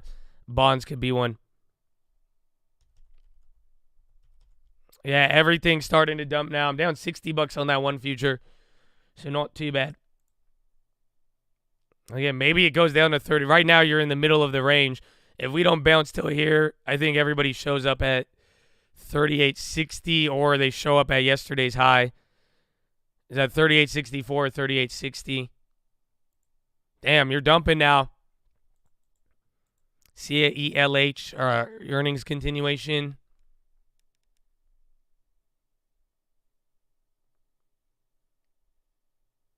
Amazonian, Netflix came down. Punching them in the face. I know, you got it. That's what I'm worried about today. That's why I went with micros on the ES. Again, I'm taking some of these quick. I had the first one. I'm already down 100, though, on the micros from here. Again, 3880 to 3872. It's not even that bad, but... All right, this is where we give up from those levels. Bids are showing up, but you got a little bit of an order trap at 3880.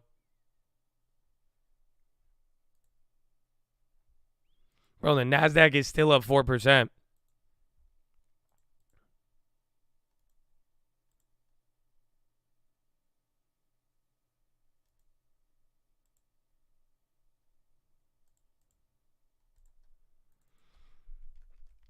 Well, no, we have a lot of, it's only been 12 minutes. That's what we're waiting on. Again, that bond move is big, but if the bonds do give up, maybe it calms down, but really it's going to be a dollar bond move or like big news that is going to really, really make this dump. Right now, I think you're not finding people. Nobody wants to show up and buy at the 4% gap up. Dollars dropping. It's kind of a dollar slingshot. So again, the dollar's already down a lot, so watch where it goes from here. But a lot of things are selling off. Tesla, Roblox on the low.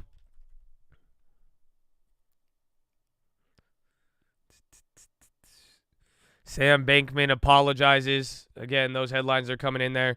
That was weird. You flushed that a little bit, but dollars dropping. You are getting some volume showing up here.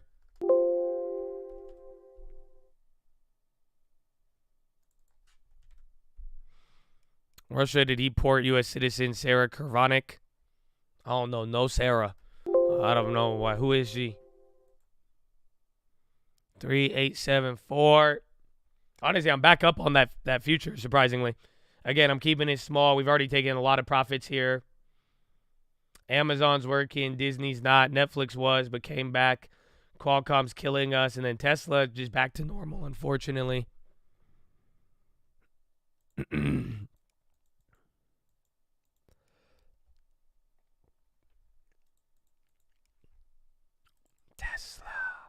Yeah, I don't know. Tesla's already dumped back. That's not good.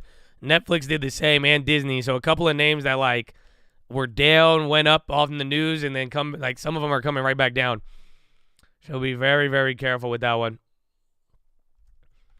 Elon's still selling. He could be.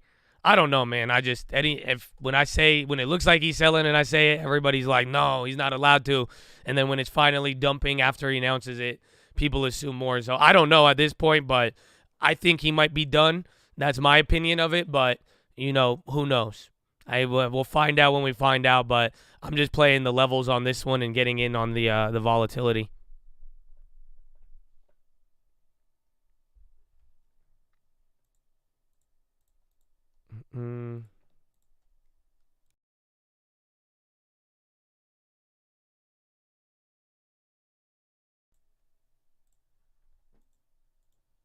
I have some Tesla for a flip. I wanted to buy more. I was even thinking, I think this was the price this morning. I mean, 2% is not bad. It's at the 180. But I want to wait with how we are right now. Dollar is going down even more. Watch out. You're making the move back up again. So if you got in on that dip, it might be decent. I'm up on the futures. You're breaking back above the levels now. That's getting vertical. So there, I thought it would go lower, but the volume's they're making the 3,900 test, like I said. It might come down here. If it does, that kills the uptrend. So you could still dive from here, and this will just be a downtrend from the top. If it can't get back up to the 3,890, which is right where you're below.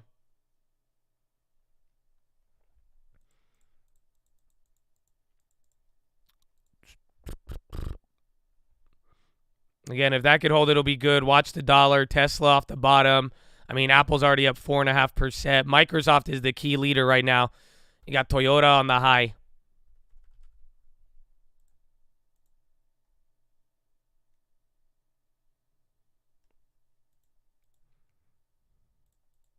But yeah, so my other theory is short. I feel bad. I don't want to say it because I don't want to make the problem worse. But the thing I'm thinking with Robinhood is that's the only liquid money Sam has left. And think about it. He bought 10% of the company. So, and I think at a higher price. So the only way to get your cash is you're going to have to do a block sale for a lot lower. Or if the price keeps dropping, pretty much it's going to do the same thing as FTT. It's very simple. The lower the price goes, the more likely he will have to sell. But then if it goes lower, he'll have to sell it for even lower.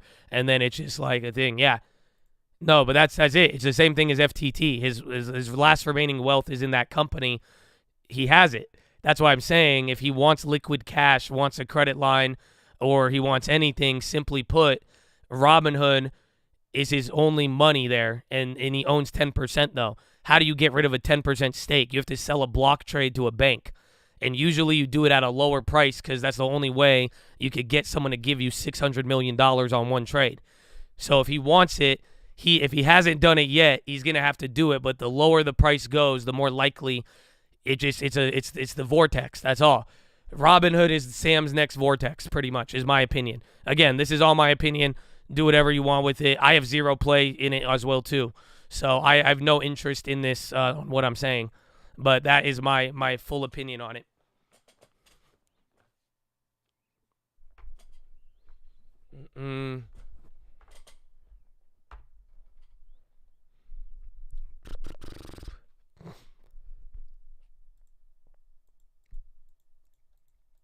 Can Robinhood go bankrupt? No, they're not. It's not the same as that unless Robinhood did what Sam did and leveraged their own company bet. But other than that, it's chill.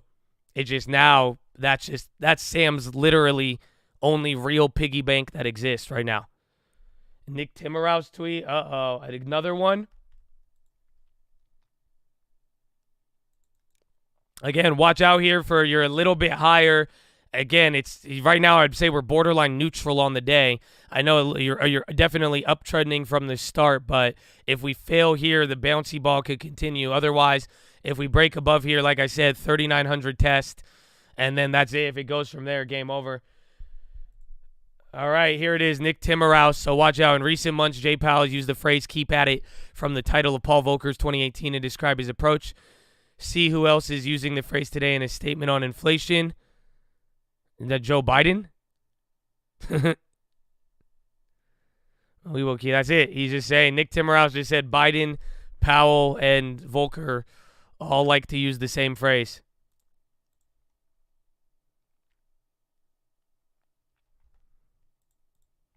IWM running. Yeah, a lot of things are doing good, man. Again, I'm hoping that some of the equities could go up. I'm going to ride out that MES for a little bit. And it just sucks we're up so much. That's all. I want to go smaller on any flips because you could get trapped 2% and the market will still be up 3 today. So just be careful. I don't think we're bouncing. I think we're playing out the first line of logic from this morning. We're letting all the orders come in, the late bulls, the late bears. It's only 20 minutes too. Until we get any, we need the bonds and the dollar and some real Fed speak. But honestly, and I think in about a couple minutes here, you're about to have 2 or 3 other Fed speakers right now.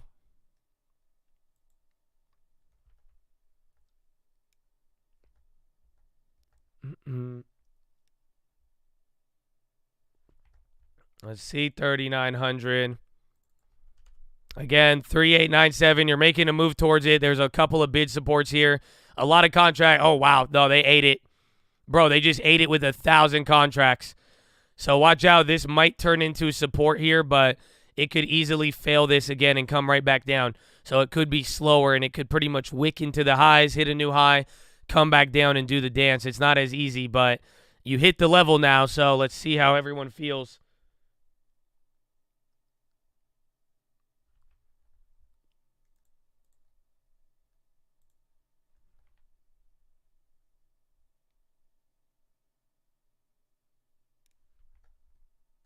Uh, 3890.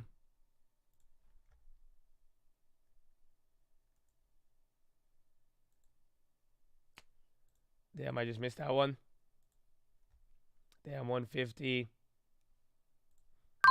All right, I took 150 on the MES. I'm going to go back into them, but I had two. I was trying to take the 200, and then it moved.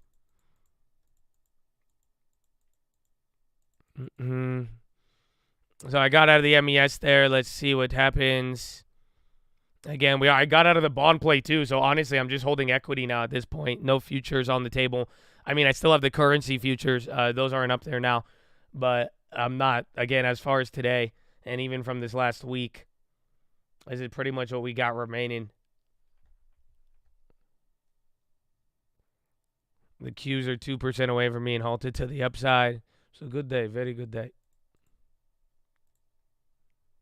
Bro, it's a lot of volume. That's crazy, dude. That was 1,000 to buy through, and then 1,000 that's sold off. So again, I still think it can move a little bit for here, but I wanted to take that first set.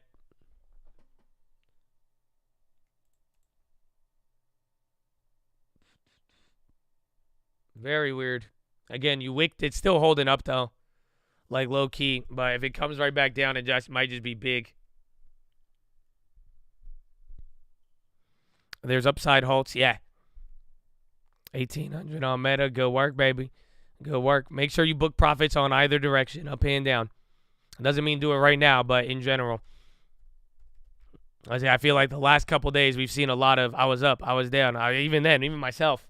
So just make sure that's the best way to keep it from moving.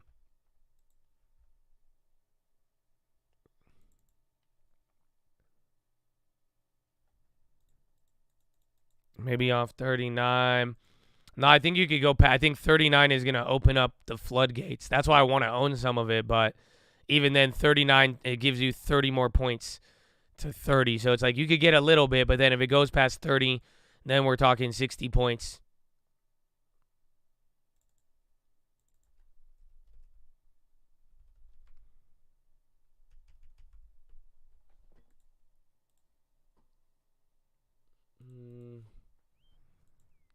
FTX Japan ordered regulator to suspend operations. Withdraw. So I don't know, too, though. I don't know, Chad, if you need to be told. If you have any money in FTX US, I mean, you should be getting it out by now if you have not done so. Okay? And you should have liked the video already. And hopefully you've shared the stream with a friend today. And, hopefully you've smiled because it's a beautiful day. And that's it. But, amen. So my ref, I mean, shit. I don't even know we're up on it, but if you got like 50% or something, I don't know.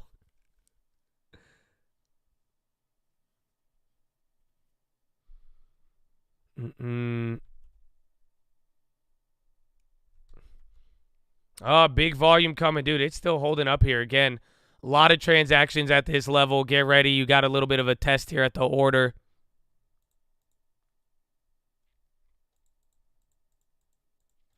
I've been holding for the 10. I got you, man. I've given you bro, it's the Sam Bankman. I'm telling you, my 10 is that everybody knew. It's sad. That's it.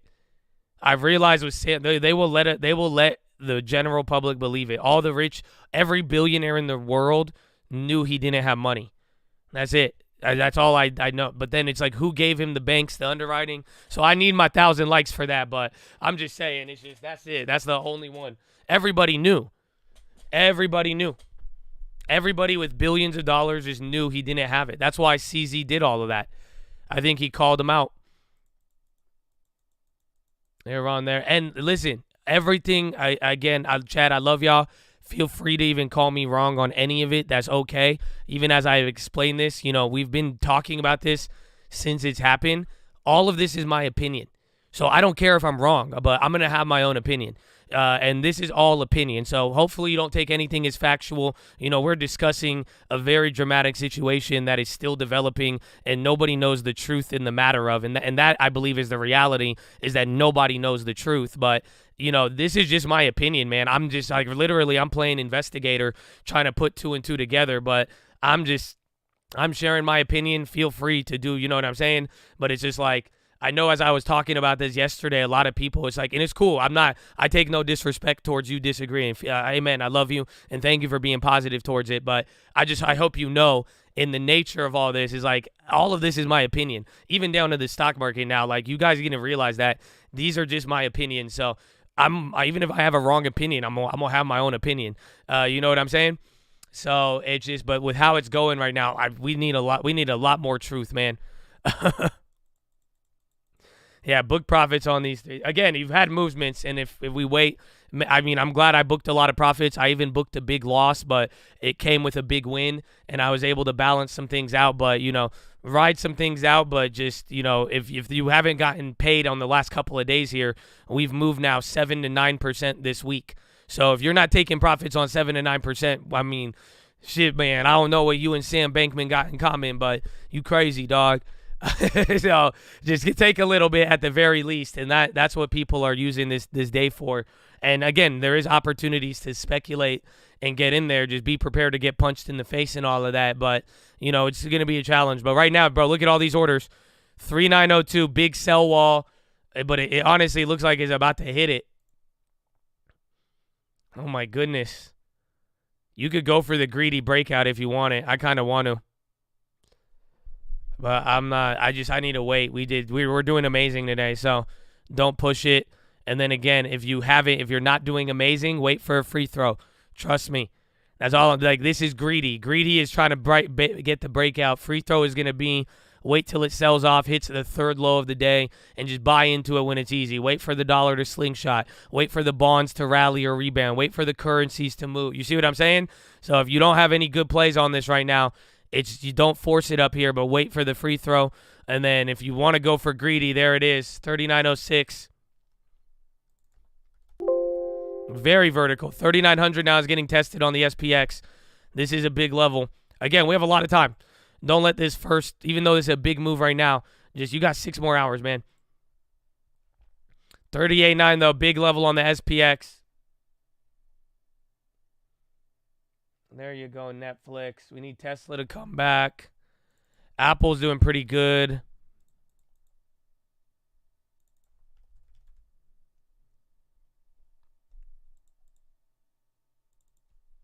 There it is, 389 healthcare. CPI was really good on the core just for this meeting, but overall the 12-month outlook is still dog shit.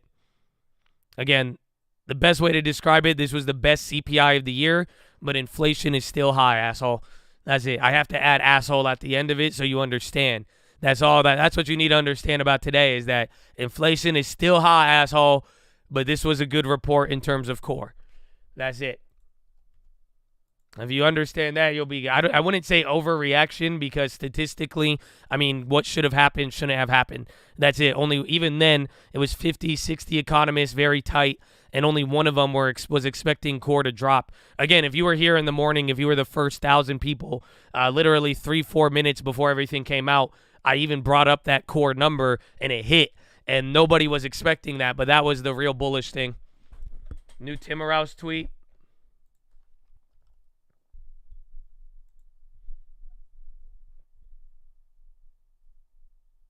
He said Powell last week said he never thought a string of low inflation readings was necessarily the appropriate test to identify the terminal rate, but he also said the estimates of terminal were higher because recent data had been breaking the right way. I don't know. I think Nick Timmerhouse is trying to say terminal rate's going to go higher. I don't know. Hold on. Again, I don't like Nick over the last couple of days. He's kind of confused the market, and a lot of people have brushed him off here, but he might be insinuating that, literally saying that Powell said terminal rates were higher because recent data hasn't been breaking the right way. You see what I'm saying? Yeah, it's kind of hawkish because then this is kind of implying that Nick is trying to say out there that good inflation means higher terminal but slower pace. So again, slower pace but higher terminal. Market likes pace. Market has ignored terminal. So I don't know. That one's kind of difficult. Either I would say, honestly, I'd say the harder it is to read Nick, maybe just ignore him. Low key. Yeah, I don't know. I would just ignore it because it's hawkish and bullish at the same time. I think it's sprinkling doubt in here, but it's just not doing anything. It has to be clear. That's it, Nick. If you want the market to listen, it has to be one direction. It has to be hawkish or dovish 100%. No one's going to listen to it. Unity going nuts. Damn, man, I sold the other one too early.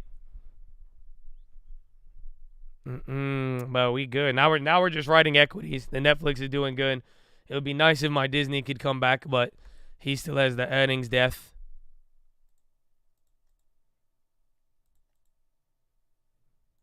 D-Walk. That's it, bro. It's starting to actually climb now. 39.10. A lot of order traps up here. 39.10 on the SPX. I don't even know where your next level is. I think 39.30. Yeah, 39.28 and then 39.30. Yeah, 39-28. You have 20 more points left. That'll be the next test. In the meantime, it's just going to slowly start moving. Volatility's dying.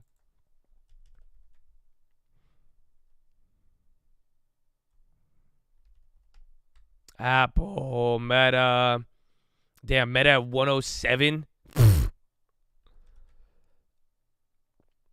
Yeah, there's Netflix breaking out now. Disney style. A lot of your everyday names are starting to move now. Christmas rally. Qualcomm is still hurting us, though. I'm down over 1,000 on that, but now Netflix is going to make us some back. And the option just wrecked. Not too bad. This rally cannot be stopped. Do you know how many times I've heard that? And then the rally was stopped in like the most dramatic fashion. And then they were like, the bulls can't be stopped. And then the bulls just die out of nowhere on the stupidest news. I've heard, so I don't know, man. But I know Bradley Frizzo lent that page. Oh my gosh, I didn't even see that. Mr. Left Sack, too. You have a left sack peach. I don't know how that sounds out loud. When I say it out loud at once, God bless you for the dono. But it's Bradley Frizzle and the peach, ladies and gentlemen. I didn't even see that other one. Oh, my gosh. Bro, it's Bradley Frizzle on Thursday. Oh, no, I don't know how they feel. Oh, my goodness, Catadonia. Are you kidding me? Wow. Wow, that's a Thursday peach on CPI. Bro, it's so consistent. How do you do it, Bradley? Bro, Bradley Frizzle, bro. You got to have an infomercial. My guy could sell consistency. Bro, you could just, I don't know how he does it. I'll be a testimonial. I'll be on there. I'll be like, hey, I've been with the Bradley Frizzle Pete workout program for the last 3 years now. I still don't know how he does it every day. I'm shocked every morning, every time it arrives. I still don't know how he does it, but all I know is I'm in the right place, man. Pete's Workout Nation. God bless you. Let's go. Let's get it. Amen. You know what I'm saying, bro? It's crazy. It's crazy, bro. It's crazy. Da Pete's.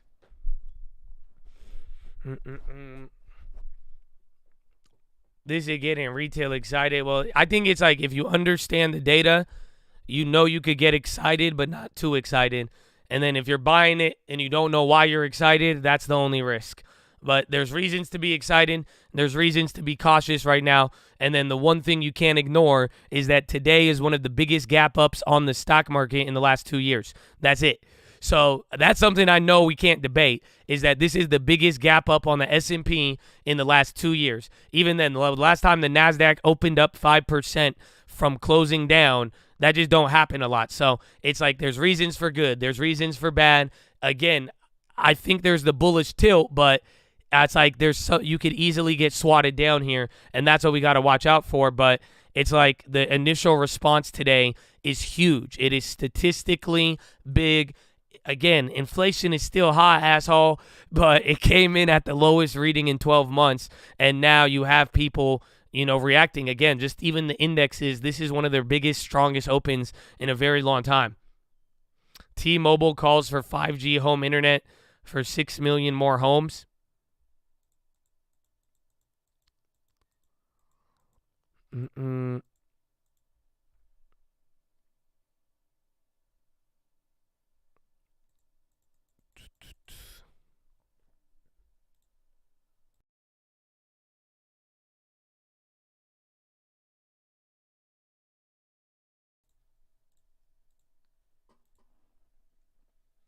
I've never seen SPY up. Bro, we gapped up 3.5. That's the wild part. Everything's up. That's why I said, instantly. We made a lot of money on the future, but that's why I even closed the shorts, because again, go watch the watch list. Just like I'm saying, unfortunately, you have midterms over. Tell me it doesn't look like this right now. It's the same thing. It's literally the same exact setup now, just tilted higher. But now midterms are over. CPI just bought you a month of time now, and then that's it. We're going to get volatile. Like the Bankman Fried and everything else could get in the way, but that's all we got to see. But again, why I'm cautious, there's plenty of room to run. I agree. But like I'm saying, we have Fed speakers. You got Nick Timiraos trying to do this BS right now, so we don't know. But when it's all said and done, just be cautious of it. It's gonna happen. It's not gonna happen as fast as you think, but we have the green light. Have you ever been on the freeway and you ever see that mother effer in the fast lane and like he's like driving like 80 miles an hour, but like he still has so much room in front of him, and like you're going fast, but it's like, do you get what I'm saying? He's still going like 80, 85. There's just a big gap between him and the next car. So it's like if you want to really speed up and cut him off and go ahead, you can. But it's like you're kind of like, do you see what I'm saying? The pace, don't get caught up. The pace is what's going to throw us off. And if any bad news hits while we're not going that fast, that is what will derail it. But it's like it's not going to move as fast as you think, but you have the green light. And that's why until then, though, if Powell or anybody steps in, we're going to see. But now your next data set is going to be about 30 days out, maybe like 2 weeks. But that's what we got to be thinking. So it's like you're going fast right now. There's a car still ahead of you, and there's definitely way less traffic ahead if we could get around it. But the question is it worth there, or how fast are we going to get there? It may not happen like that, or we just have to wait until the rest of everything clears up in a couple more miles. Again, view the x-axis, but now you remember we're getting into the end of the year. Dollar slingshotting again. I don't know how it even has this much force. Again, there's a lot of sells here. I'm not playing any of these. I want to really bad, but I could do it with the MES if I wanted, but I'm gonna go for a free throw from here on out. Or I'm going to try to at least get something lower. But the greedy breakouts, I feel like they'll hit if they hit. But if you're wrong, you're going to pay 2-3 times over. Like that's why I think you could hit these on the big futures, make a couple hundred if you get the right timing. But if you're wrong, you're going to be down $2,000 real quick. Roblo, big candle. Man, Roblo was dead earlier. Tesla's starting to come up. I don't know what the hell is happening with Revvin. Healthcare, yeah, because again, they had the weakest, or at least healthcare insurance. They were going down in that weird way.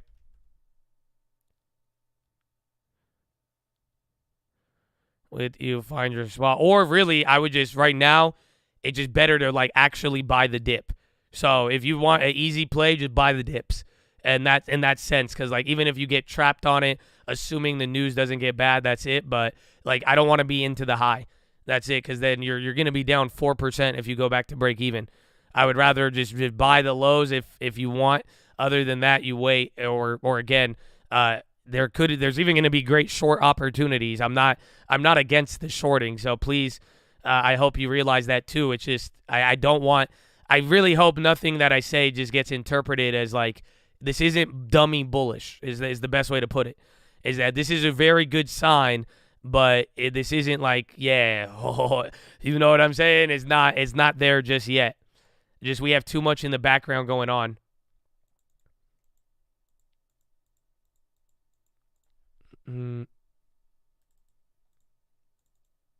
Amazon up 10.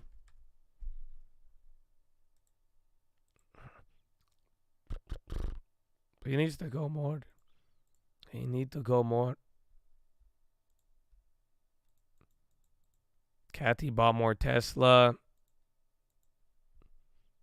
I had 2 opportunities to dip by today, but I was like, I'll wait. Things do. That first pop, so many things moved so big, bro. It was so big. So I'm like, damn it, we'll see. No short. Yeah, right now it's just melting up, and there's a lot of orders. But honestly, I think it's unfortunately, like if you didn't get an early run, you got to wait for a play. But even then, if you've already taken profits, don't give it back today. Just don't give it back. We've seen way too many crazy days. Just make it easy. That's it. This is not the bottom for the S&P. I think this is a good sign. I think this is temporarily good. I think this opens up runway until December. I think it gives you runway until the end of the year. But like I'm saying, assholes, inflation's still high, asshole. And Powell, again, even from Powell's last meeting, I don't know if the market agreed with me or not, but I am extremely bearish after what Powell said. I did not like a single word Powell said last meeting. It had me extremely bearish. That's why I held my Dow put. Unfortunately, I closed it today for a loss, but literally I made all of that back in a second. That's why. But it was just like, hey, I'm pretty bearish, but I understand the market can run up, and they have seasonality and a lot of things in their favor right now.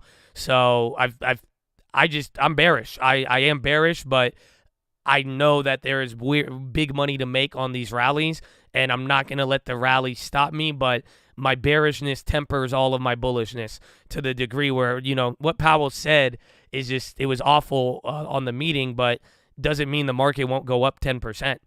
And that's what we're witnessing. So overall, I'm still waiting on Powell, but now until we get those events, I think we know the market well enough where they got the green light for now. We've seen it many times, but I'm still pretty much bearish, and I wouldn't be surprised for Powell to reaffirm his hawkishness with all of it. But in the meantime, it doesn't mean I have to short everything and hold it short. And that's why there's some plays I still have been holding for a long time, but it's just like, be cautious. Powell, I think, gave us the answer. But in the meantime, there's a nice game of musical chairs going on.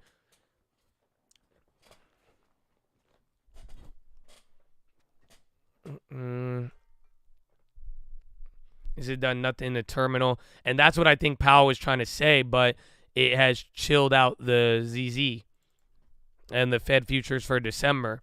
But like I said yesterday, if you guys want to get real proactive, start looking across the whole Fed futures curve. Like, look at all of them. Go even to February if you really want to.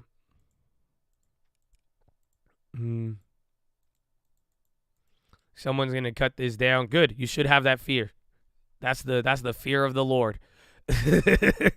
Where they say, like, you ain't supposed to be scared of God like that. You know what I mean? But, like, you should. Nobody should be moving here thinking it can't get cut down.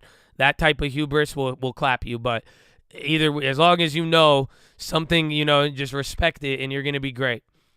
That's what I'm saying. I'm going to wait. I'll be here to add liquidity on the dips. But if you've already taken some on, if you want to get in on the high range, you got to keep in mind, anybody could cut this down, and that's for bulls and bears. So that's your opportunity on the bears. That's your for your bulls to be hesitant, but find your spots here and really pick them. I need to interpret the continued high consumer spending.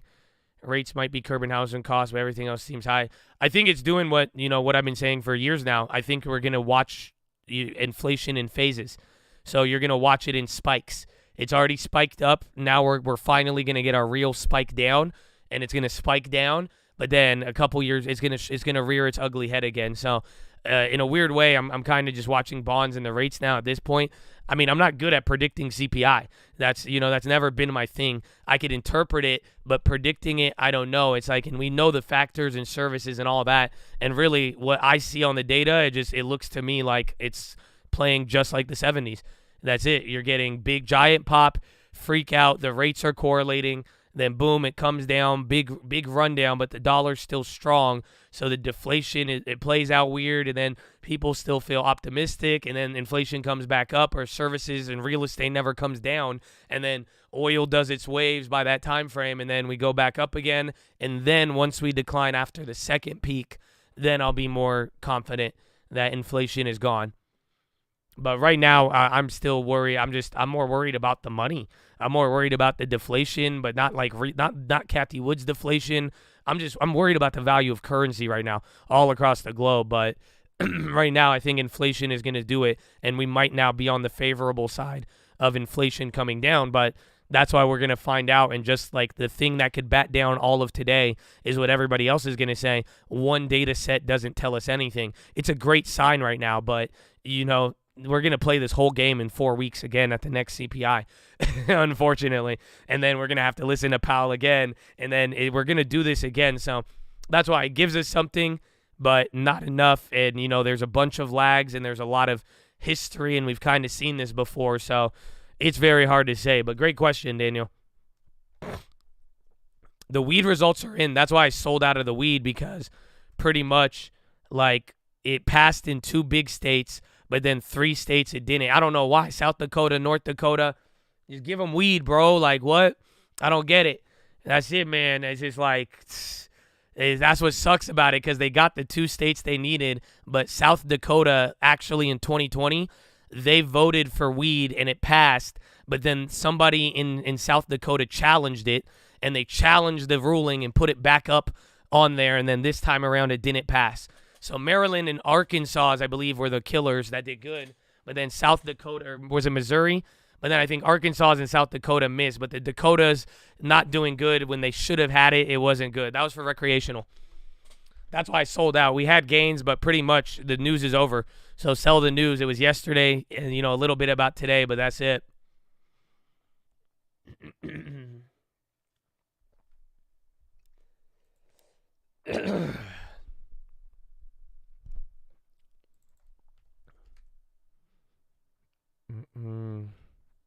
Yeah, you got rug pulled. You really did on South Dakota. See, that's the thing where I think like the hardline conservatives, man, it sucks because they try to communicate it on other issues, but the weed, I don't know why. Weed, man, South Dakota, North, come on, man. Just relax, bro. Just relax. It would have been great for this stock, but even then, though, I think we got bigger problems in the world.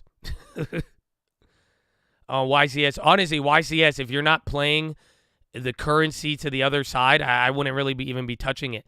So remember, we bought the YCS as the original. That was the follow-up to the original long yen play. So it's moving around, but remember, I'm playing that both ways, and I hope you don't ever forget YCS was to ensure the bounce play of the yen rocketing back up. Remember, like I've told you, the yen is the safe haven play. Don't forget, when we get the real bounce, it's not going to be stocks.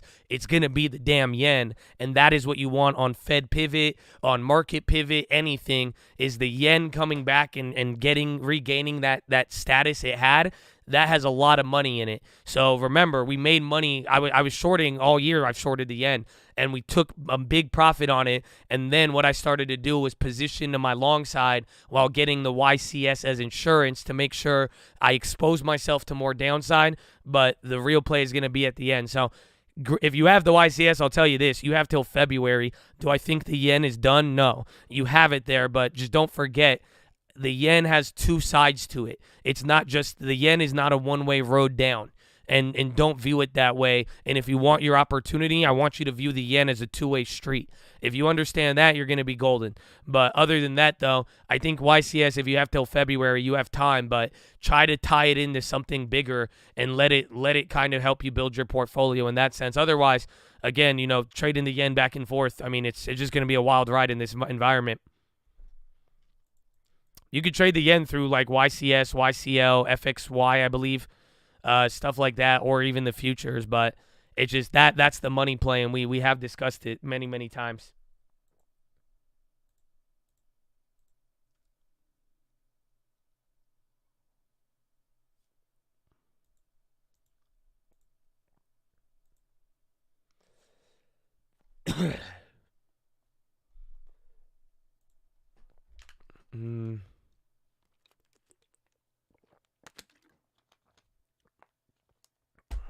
Appreciate that rundown. Yeah, just a quick one because again, I'm still in those. I'm even still in the euro play.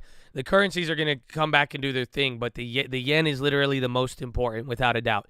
And that one though, like I'm saying, it's gonna be a 2-way street. Understand the macro on it, and then in the meantime, just stay alive during the volatility on it. But the volatility will cause. I mean, we've seen it every Friday. You've seen the government step in on that, so keep that in mind.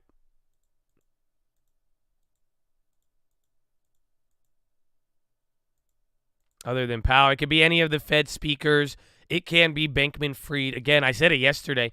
I don't like, we are in day number 2. That's why we keep talking about it. Dude, the Sam Bankman-Fried thing, Fried, is like, I hope you realize, at best case scenario, it's Evergrande. Worst case scenario, it's Lehman Brothers mixed with Enron. It's almost the size of Enron. I don't think we understand. That's why I'm like, dude, I have tinfoil. Are you ready? and again, it's tinfoil. It's my opinion. I already know people are gonna get so mad when I say it. So just like the video and give me my like, so I could at least balance it out. Give me 200 likes. You give me 200 likes, I'm gonna hit you with something. I'll hit you with real tinfoil. I'll really make you think. Oh yeah, I'm giving it to you cheap. I just want to say it because I'm like, dude, it's wild. It's wild. And I'll give you a sample. This is the best thing in the world for Powell. Powell loves this. He loves it and he doesn't at the same time, but that's not even the main point. Oh, I'm telling you, hit that like button. Trust me, I got something for you. And watch how mad people get. Just watch how mad, because I'm going to say this, and I know some people they're going to flip, bro. They're going to short circuit. They're not going to know how to react, okay? They're not going to know how to react, okay? Very simple. My tinfoil is that Sam Bankman and this whole situation is potentially one of the biggest causes of inflation. I know. Go ahead, crucify me. I know. 30 billion to 60 billion, it may seem small. I'm asserting that it's bigger than what we know. I know he's not pumping like Biden or Trump and dumping it, but no, you got to think with me. Bro, imagine when crypto was the biggest source of money that came. Bro, I'm telling you, like, have you ever heard of Quadriga? This isn't the first time there's been scams in crypto. It's just never been this big. That's what nobody realizes. We're talking 30 billion at minimum. If you leverage it 5 times over and don't tell anybody, now we're at 150 billion. That's 3 times the size of Enron. And then again, what was Lehman Brothers? It was 70 billion or 700 billion, the biggest bailout in history. But guess what? There's not going to be there. But think about it. This is why I'm saying inflation, because he just had all of this fake money, but people gave him credit lines with real money, and that was how money got into the system, if you think about it. My guy, I don't think he caused inflation, but at this point, you could even argue that there was a big contribution of crypto on inflation and how that loaned money on fake money introduced a lot of people just buying. Again, think about it. It just loaded up people with millions and millions of dollars because, again, even if he took out the loan, he gave the money to somebody, then somebody else got it. But it's like that's how the money got in there, if you really think about it. So it may sound it's a small amount, but it may be bigger than what it was. I know it sounds, believe me, that's why I'm like, people are going to get mad when I say this. It sounds dumb when you don't want to say it, but I'm telling you, it's like, dude, and that's what's funny is that this inflation report, he's kind of at the mercy of it now today too, and it helped him, but I would just argue that this fake crypto money, it may have contributed to a lot more inflation than we thought. And I think that I just, because real estate did it too, but you notice real estate's already dropped and people are like, yo, real estate's not dumping, it's crypto. It's like that's where we got insane amounts of money, and then everybody was just borrowing and borrowing and borrowing. The money was they were just circle jerking, but real money was getting spent, and real money was getting loaned and then piled into the system. Real money was spent to buy real goods that jammed up the supply chain. I would argue, man, it's like, I think this would have been, because think about it, that money, if it wasn't real, or if people weren't willing to do it, that money would have never entered there. There would have been no economic activity created by it. It wouldn't, you know what I'm saying? So that's my tinfoil. I hope you enjoy it. It's just my opinion. I assume everything I'm saying is complete nonsense and that I'm wrong, but, hey, man, everybody has their opinions. People got their preferences of who they like, so I have my own opinion, and that's just, so even if it's wrong, I was thinking about this the other day. So there you go. It's wild.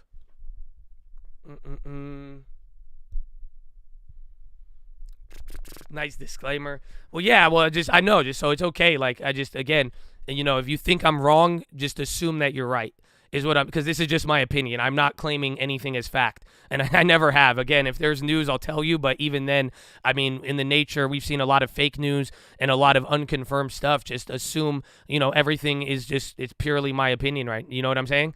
So it's not, I feel you, I understand it, because I know there's stuff I don't understand, and I know some people are like, wait a minute, there's that, and just with the situation being so confusing, it doesn't even feel right to, nothing is fact right now. So that's why I just quite simply, take it as opinion, do what you need to do, and that's it.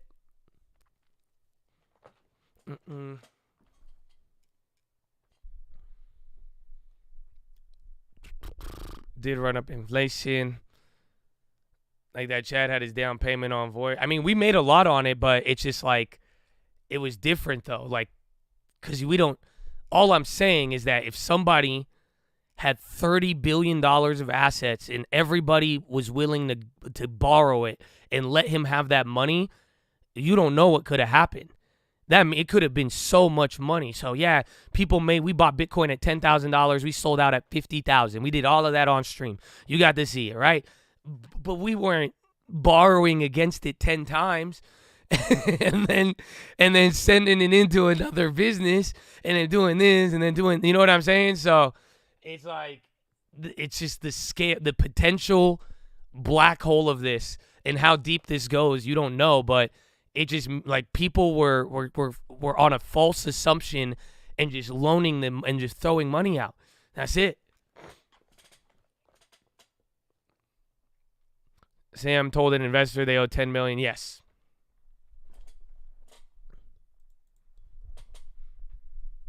Again, bro, it's great, bro. Go look at the Elon's deposition in Twitter. There's a conversation of Elon Musk and Michael Grimes, and he's even discussing, and Elon even says, quote, does Sam even have 3 billion liquid or 5 billion liquid? Bro, it's wild. And then there was another guy, like, there's a lot of people that, dude, I'm just like, I kept reading and reading and reading. I just keep reading all of this stuff, and it's just like, you see, like, so many people were talking about this ahead of time, and it's so weird. That's all I get. It's just like, it seems like it was so obvious, but it's like there was a lot of high net worth individuals who were kind of privy to this, and that's why I think it was just one guy just called it. It was in CZ, bro. CZ went for blood, in my opinion. That's what I think.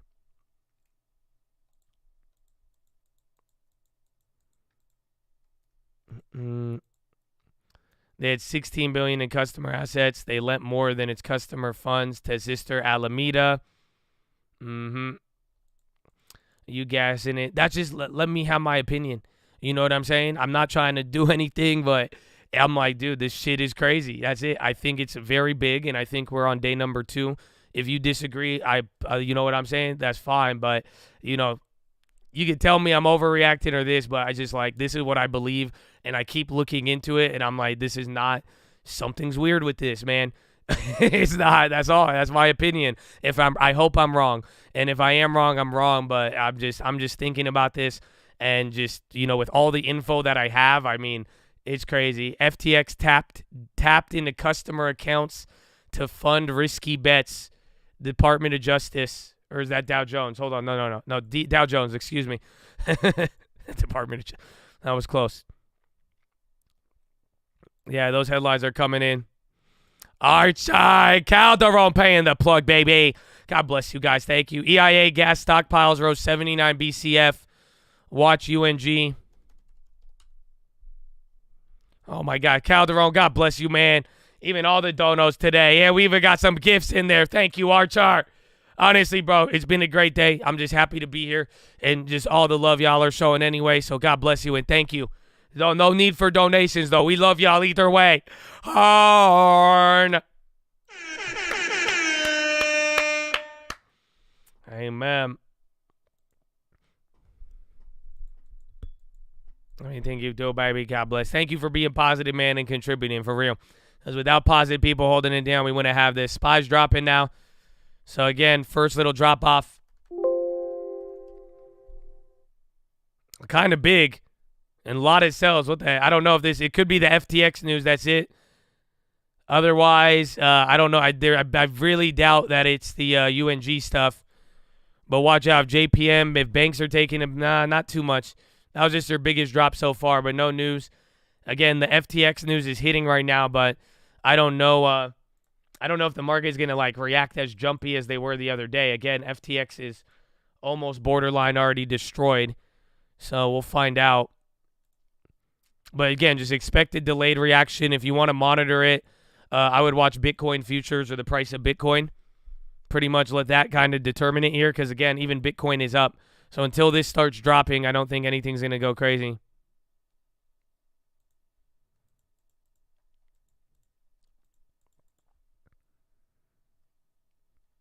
You called Horn and my wife went wah, wah, wah in the other room. Man, if you don't take her out this weekend and buy her a gift, man, come on. That's it. That's a real one. That's a real one. You better go hug her right now. Tell her how much you love her.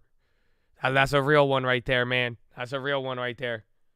You don't know how many times I get it. They like, Josh, I love you, but everybody in my household hates your voice now. So I don't know, Josh. Josh, my wife hates everything you do, and they're mad that I listen to you.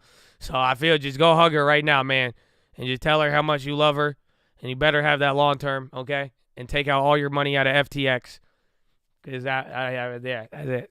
End of story. I'm out of meta now, but I feel good with it in the long term.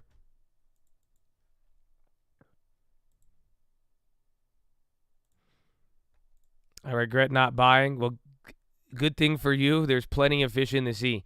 There's going to be a lot of people who are going to regret not selling. So you guys will meet up eventually, but you just got to be patient. That's it. I promise you, that's how it works.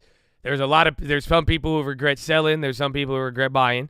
Now, you guys are going to meet up at a later stage here, either at the top or bottom, so don't worry about it. That's all. That's why. Give it time, and we have enough time.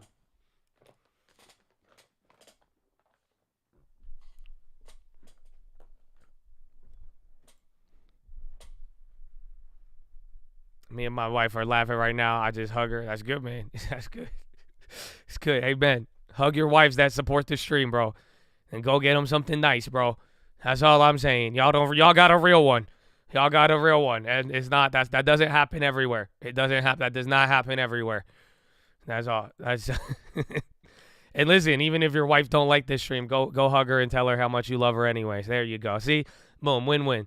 Brought to you by the call. Amen. 2022. Spy is getting his first cheek glaze in the last hour.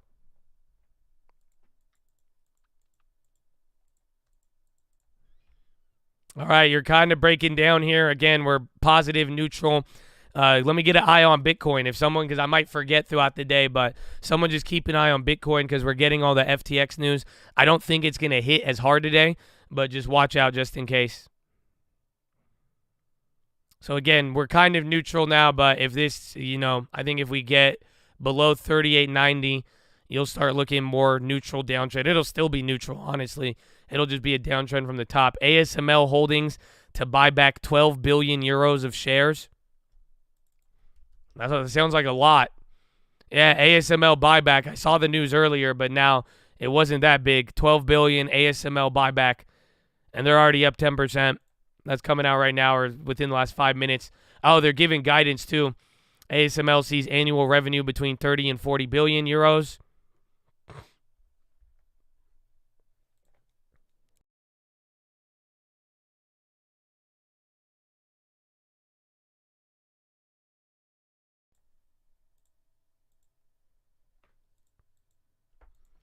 I would not touch Hood right now. Hood has a target on its back because of Sam. That's it. I have no play in it, but that's the dude's last remaining US dollars that is worth anything. That's his only real paper money that exists.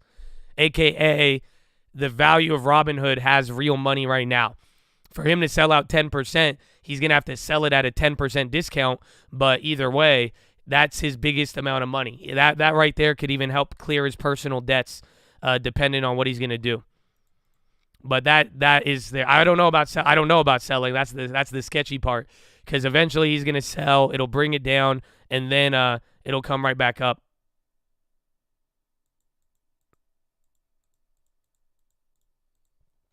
Mm. 65. That's because he lost the rest. And that's not including debt.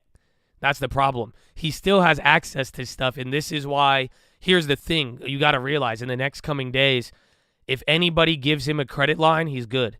That's what you got to realize. If somebody is willing to loan him money, he's rich again. You got to realize that.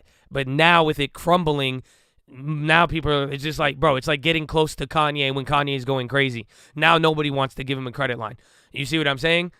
Other than that, he has no assets. The only other asset would be that Robinhood or anything else, because his debt would outweigh it. So now the Robinhood stake would have an ability to kind of outweigh it or give him some moves. But other than that, he has to be, that's the only way. If somebody is willing to loan him against the Robinhood or he sells it, that's the only way he could come back to life. But he can. He still could come back to life. He's not done yet. But now it's hard because everybody's trying to, like, you know, nobody wants to give it to him. For getting personal loans, yeah, but I know he has a lot. I know he has at least $700 million in debt, and that's conservative. Between companies and individual, it's most likely higher, but the Robinhood stake is not even there. That's why I'm saying, if anything, though, this is his only real fake money that exists.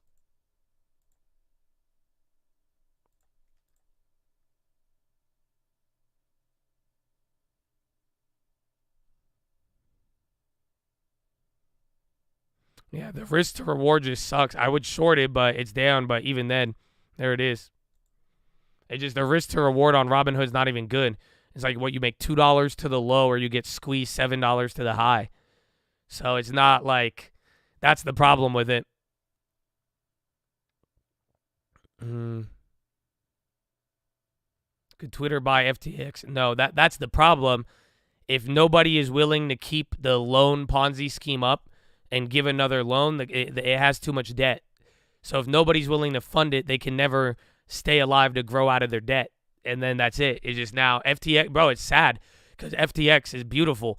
Like the infrastructure, the plumbing, like it's a nice brokerage. It's set up. It's ready to make money. It brings in revenue. Again, when Sequoia invested in them, they were doing $1 billion in revenue on like $200 million operating income. When Sequoia first invested, and it was growing from there. It was making money, but unfortunately, it's like if anybody now wanted to like buy it and absorb it, you have to take on all the debt. So if he took too much debt out, then anybody trying to scoop it up and buy it, you have to absorb the debt alongside of it. So that's the problem. But you know, really, a bankruptcy proceeding would be someone needs to buy the right parts of this company, dump the rest of it, and then they could bring this thing back to life in its tremendous value. But right now, it's just the debt is weighing it down. That's the thing we forgot about, debt. It's great when you have $30 billion of assets, but now if you have no assets, your debt is a monster, and that's the problem. And that's why every growth stock is down while interest rates go up. Thank you. Again, debt. If you stop making money or you don't have as much money as you did, but you have the same debt, you have a problem. And then especially if you can't get it.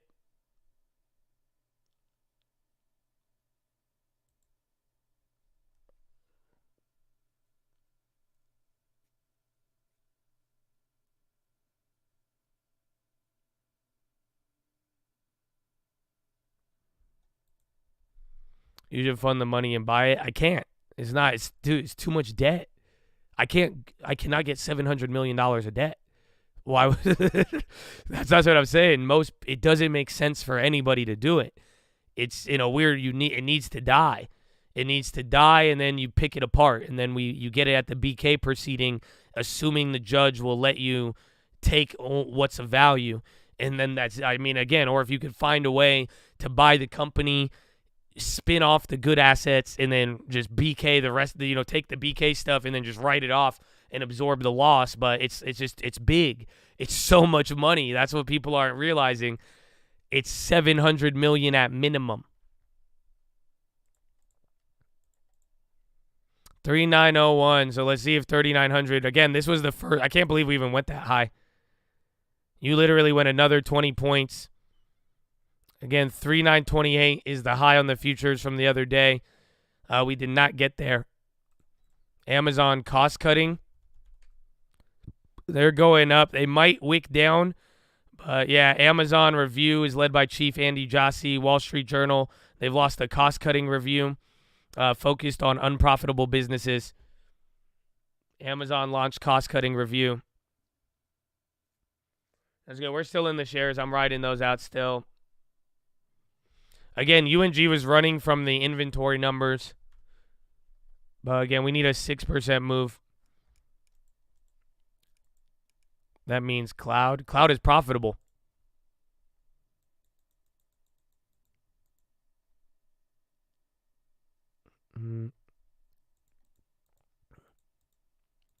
Being in the, I think there's, bro, I think everybody figured it out. They're doing what Mark Zuckerberg did. They like, bro, you know how many desks we have in this office? What if we just get rid of half the desks? Then we make them share a desk.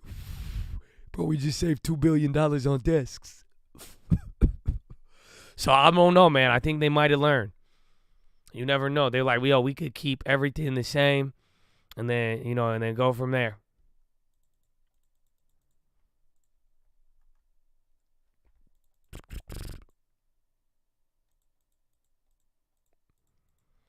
You just got to watch out for that. Sailor on CNBC. All I know, bro, I still can't believe Sailor got a what does he have? He has a Luna coin tramp stamp. So I don't know, man. I've never looked at anything the same since then.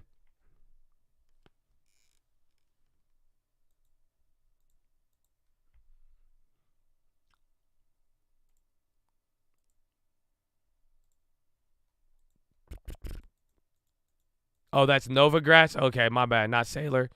Oh, okay. Never. My bad. There's the two Michaels in crypto, man. What the? That's like Michael B. Jordan and Michael Jordan. I don't know. What one of them acts, one of them shoots a basketball. Oh, is this the same name? So all these Michaels doing all these big things. Michael B. Jordan, Michael Sailor, Michael Novogratz. It's one of them. Store of value time, knowing there's going to be volatility. And, I personally, I'm not going to come on your show and recommend a registered security because registered securities like Google and Netflix have risk. Unregistered securities trading in unregulated exchanges on massive leverage offshore, right? What could go wrong? Well, Michael, if you can't trust sovereigns under a centralized model, isn't the corollary and isn't the example of FTX potentially the idea that you can't trust individuals either, and you can't trust their potential malfeasance or their greed or their mistakes? The principle of Bitcoin is you can't trust the CEO, you can't trust a company, you can't trust a custodian, you can't trust the bank, and you shouldn't have to. You should be able to hold your own keys, run your own node, and the network ought to work with no discretion for the next 1,000 years. Satoshi articulated this very clearly in the white paper. I think that it's a strong tenet of the Bitcoin community. It's a sad circumstance that a lot of people have to lose a lot of money to be reminded of these basic principles. But I think this is a teachable moment for the entire crypto industry and the mainstream industry. And it teaches you that if you're going to have a crypto asset, it needs to be nobody else's liability. You need to have full transparency to it. And that's what Bitcoin is, and that's what FTT was not. Mike Novogratz was on our air earlier today. He actually gave you a shout out. I just want to play the sound bite. I can't turn this off. The fallout will be far, but it's not going to stop the underlying community from holding together. Bro, what Certainly the hell? In Bitcoin, in oh, Ethereum, Michael, bro, I can't turn off invested in the success of these sound. communities. Remember, those communities are decentralized. If Mike Novogratz gets run over by a car, God forbid, or Michael Saylor wow, look at those, bro. Hold on, I'm trying to turn this off. Something he's not, or whoever, Bitcoin doesn't matter, right? These centralized tokens, like Sam was FTT. It's a very different ecosystem. I have to reset everything. Want to get your reaction to that, and also, other than maybe the price pressures or volatility we've seen on the price of Bitcoin this week in the midst of this story emerging. I'm dumb as hell. I'm dumb as hell. Oh my gosh, 100. I'll tell you why I was dumb, but Michael. Oh no, there you go, baby. Good day. Good day. I love it. I love it. Way to hook up the member. We should just go members only now. I think everybody's a member now. There you go, man. You better make the most of that membership. Let's go, baby. Oh, God bless all the donos. Thank you, my friends. Oh, man. God bless y'all. Wow. Stop playing with me. And then we got a Tim Rouse tweet. Hold on. I just had to turn off. Bro, I was playing CNBC and I just turned off my whole terminal because I was like, wait. What just happened? So Nick says, oh my God, Nick, just stop talking. So he just keeps adding. He says, Dallas, Fred, Lori, the step down in December doesn't depend that much on near-term data. So far, I believe we're seeing a normal financial response to tighter policy. It's important to remember that higher rates should cause pressures. Dallas, Fred, Lori, Logan, the Fed must get inflation. He's just kind of quoting her. I think he doesn't want the market to run too much. They're trying to say, don't get too excited on this data, and they're worried that market gets more excited than 5% in a day. So it's just getting cautious. Damn, bro, all of these gifts. Look, it's just a gift. Gifted member. Gifted member. Let's go, baby. Shout out to Chad. Holy crap, baby.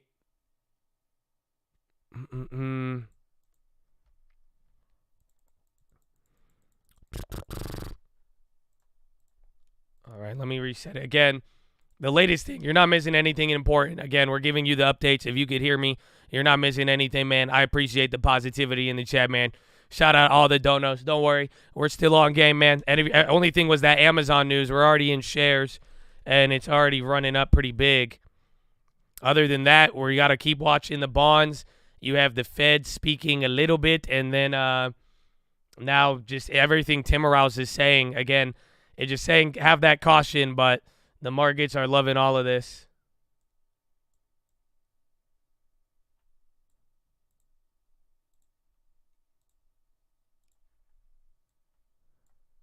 I had to reset.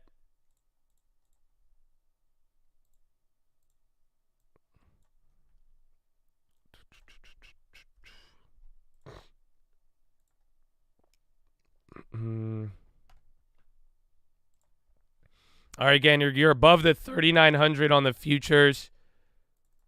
It just sucks. You're in a very big range right now. You're above the 3,904. I think next level is 3,920. And then 39.50 for the SPX. Damn, we haven't been here in a long time.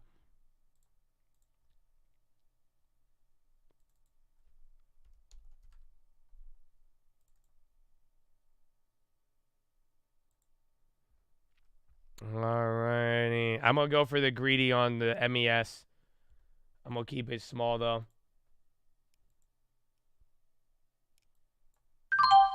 I'm back into the MES small, though.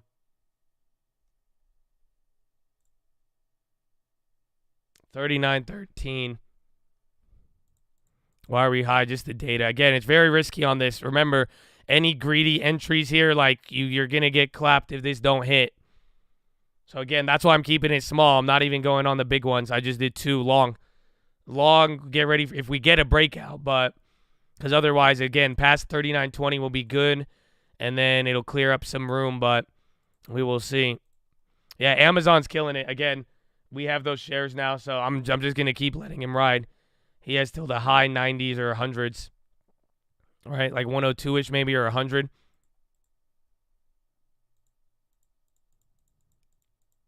Shares, yeah, they've been on point, except the Qualcomm, we're down on that. But, again, I'm pretty confident. Options, no, but that's just the timing. But with shares, I wouldn't even worry about the Qualcomm. And then, again, we got some good ones now. The Disney, too, he's going to slow down. And then Tesla, but Tesla looks fine.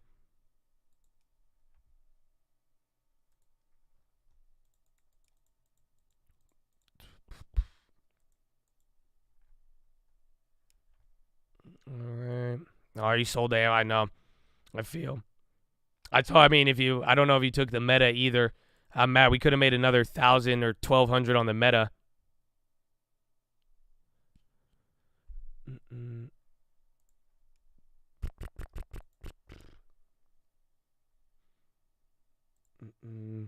Thank you for buying. You tend to get stuck on the greedy plays. Okay, man. It's more respectful when I make the joke towards myself, but don't worry. Make a play too. I hope you're doing good today. A lot of opportunity. Take it. You know this is risky.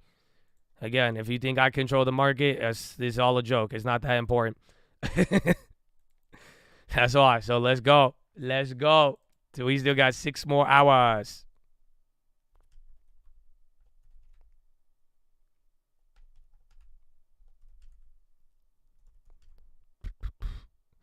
Michael says MSTR outperformed Apple. I mean, maybe. Depends. Non-gap. I don't know. It just depends how you look at it, man. When's the... I don't know, man. We're going to see. We're going to see. That's why I'm saying, as long as it hold, bro, Nick Timmerhouse is trying to calm the market down and it's not working. He's not being clear enough. You're running up now. You're holding all the levels. Again, you had your first good sign with anything, so it's just about breaking out here or not. But I think rug pull will come through Powell, speakers, crypto, or a wild dollar bond swing.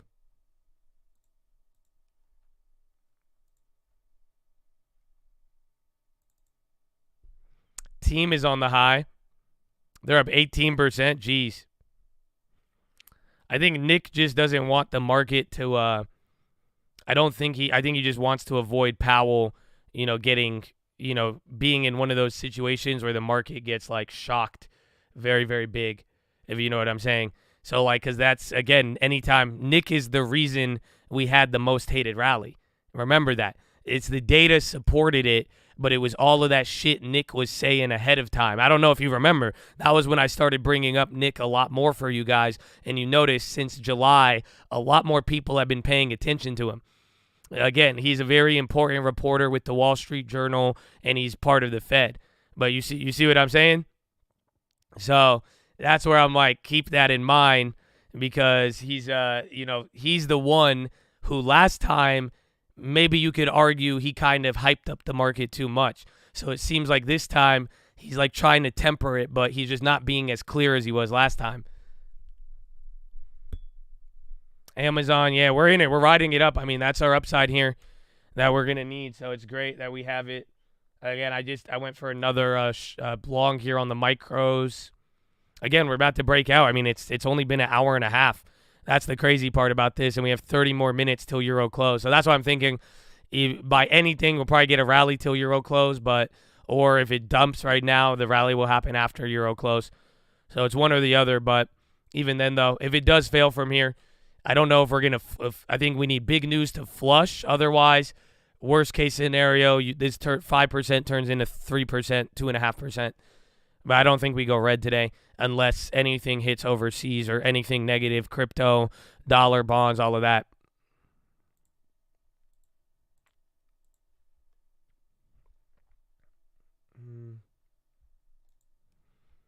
Going 100. It's almost there. I mean, it's good. I don't know. We got in a what, 88? 89?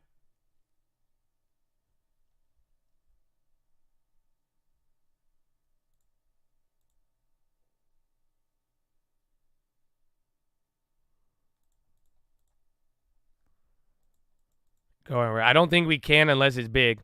I flipped out of the bonds today. I haven't gotten back in, but honestly, great reminder to check on it. Yeah, I sold out around the first pop here. Damn, it kept running. I could have probably took another $500 off that.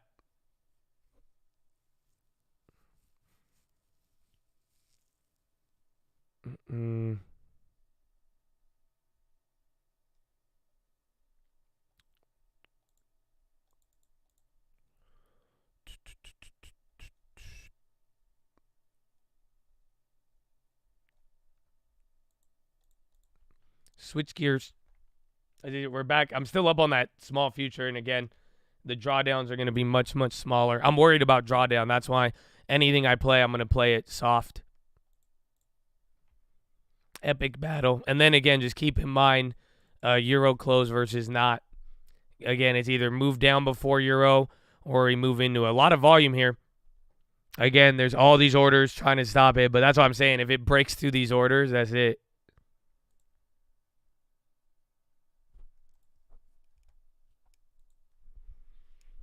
I believe rug pull till close. ASML gains 8% on the forecast.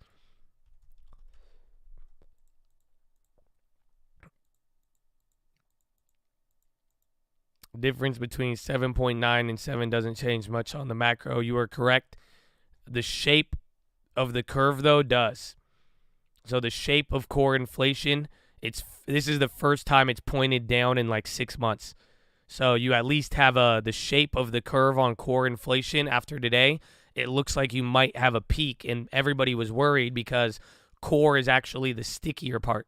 So core shouldn't drop more than headline, and it did. And then it did it lower than any other level that we've seen in the last year. So I agree with you. Like we've been saying, inflation's still high, asshole, but today was just a good sign. Y'all said Redfin is up 40. Damn. I don't even, how does that even affect things? I don't even know.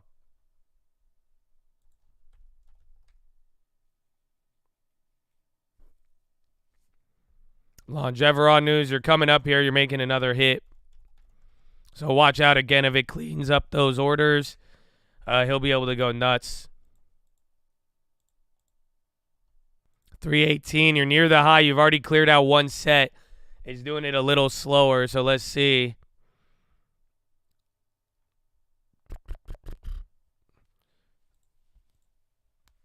I just want to see the effect of it. Yeah, so you have 33% in Redfin. You can't make it free. You could get back 500 of the 1,800 we spent. It's not bad. Maybe if it goes up 100%, maybe we can make it free. Otherwise, I'm down to just keep riding it here. Let him do his thing. Nice cushion. There it is. 3 nights. It's honestly, it's slowing down a little bit, but you are breaking through the top. New high set on the futures, 3921. Again, for the SPX now, we need to get to like 3926, I believe.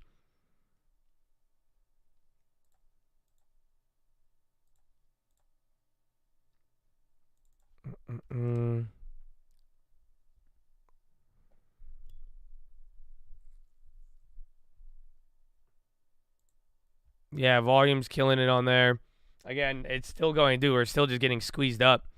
It's not even doing, dollar's lowing up, but it's like you have, this was like the first little downtrend, but it was too early, and then now it's just still holding. A lot of other things are riding right now. But just get ready again. I think you could take the futures up another 10 points. There's a couple of orders trying to stop it halfway there. And then 39.30, it might stop. But we'll find out.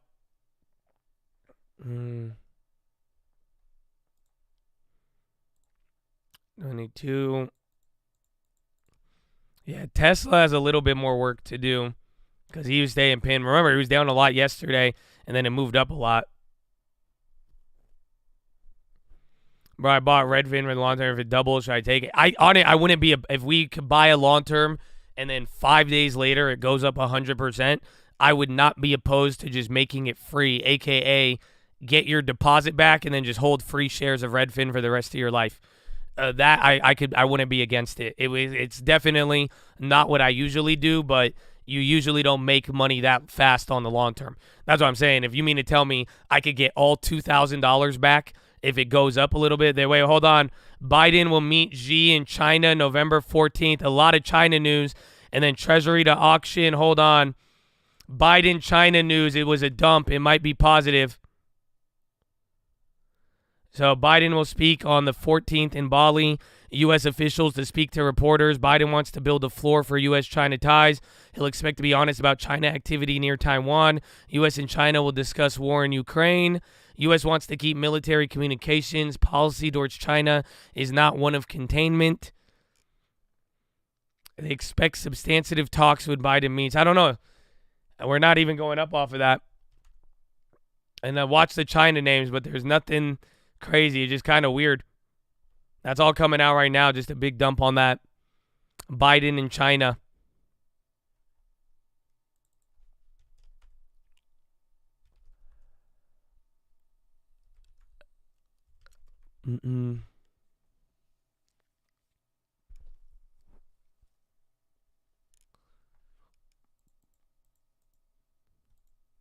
Sorry, I don't know much about it. I would have to look into it.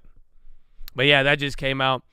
Oh, Fed Mary Dolly is live now, so get ready. You might get something here. But yeah, with the Redfin, I mean, you guys could do whatever you want with it at this point. I mean, you know my plan. But I mean, I would not be opposed to taking 100%, but right now it's at like 30, 40. I mean, I'm down to keep holding it for a little bit, but 100%, by the end of the year, even I would be open to that. I would like to start the. Yeah, we'll keep this on for a little. Meta's running up here too. Go straight to the news that came today, about which you must be pleased. That the headline inflation came out. I don't know who this is. 7.7%. This isn't Mary Dolly. Down from 8.2%, and core inflation down to 6.3% from 6.7%. So while this is or two readings that show the decline, at the same time, if we look closely at the data, part of the decline, in our view, was to do with a decline in oil prices, which came down from I don't know. high of $120 in June to a low of It's weird. It's like a weird even, I don't know who this is, and like, this is a super zoomed in video. I'm waiting to increase the volume. I want to see when she comes on. Rising. So give it a sec. We'll wait and see. That, headline inflation could go up again. In a sense, making the job of policymakers. CELH, wasn't that on fire this morning? They're coming down. What is very important for us is to learn your views on basically at the moment the risks. It's a mumbling rap at best. How do you actually see the five-year forward,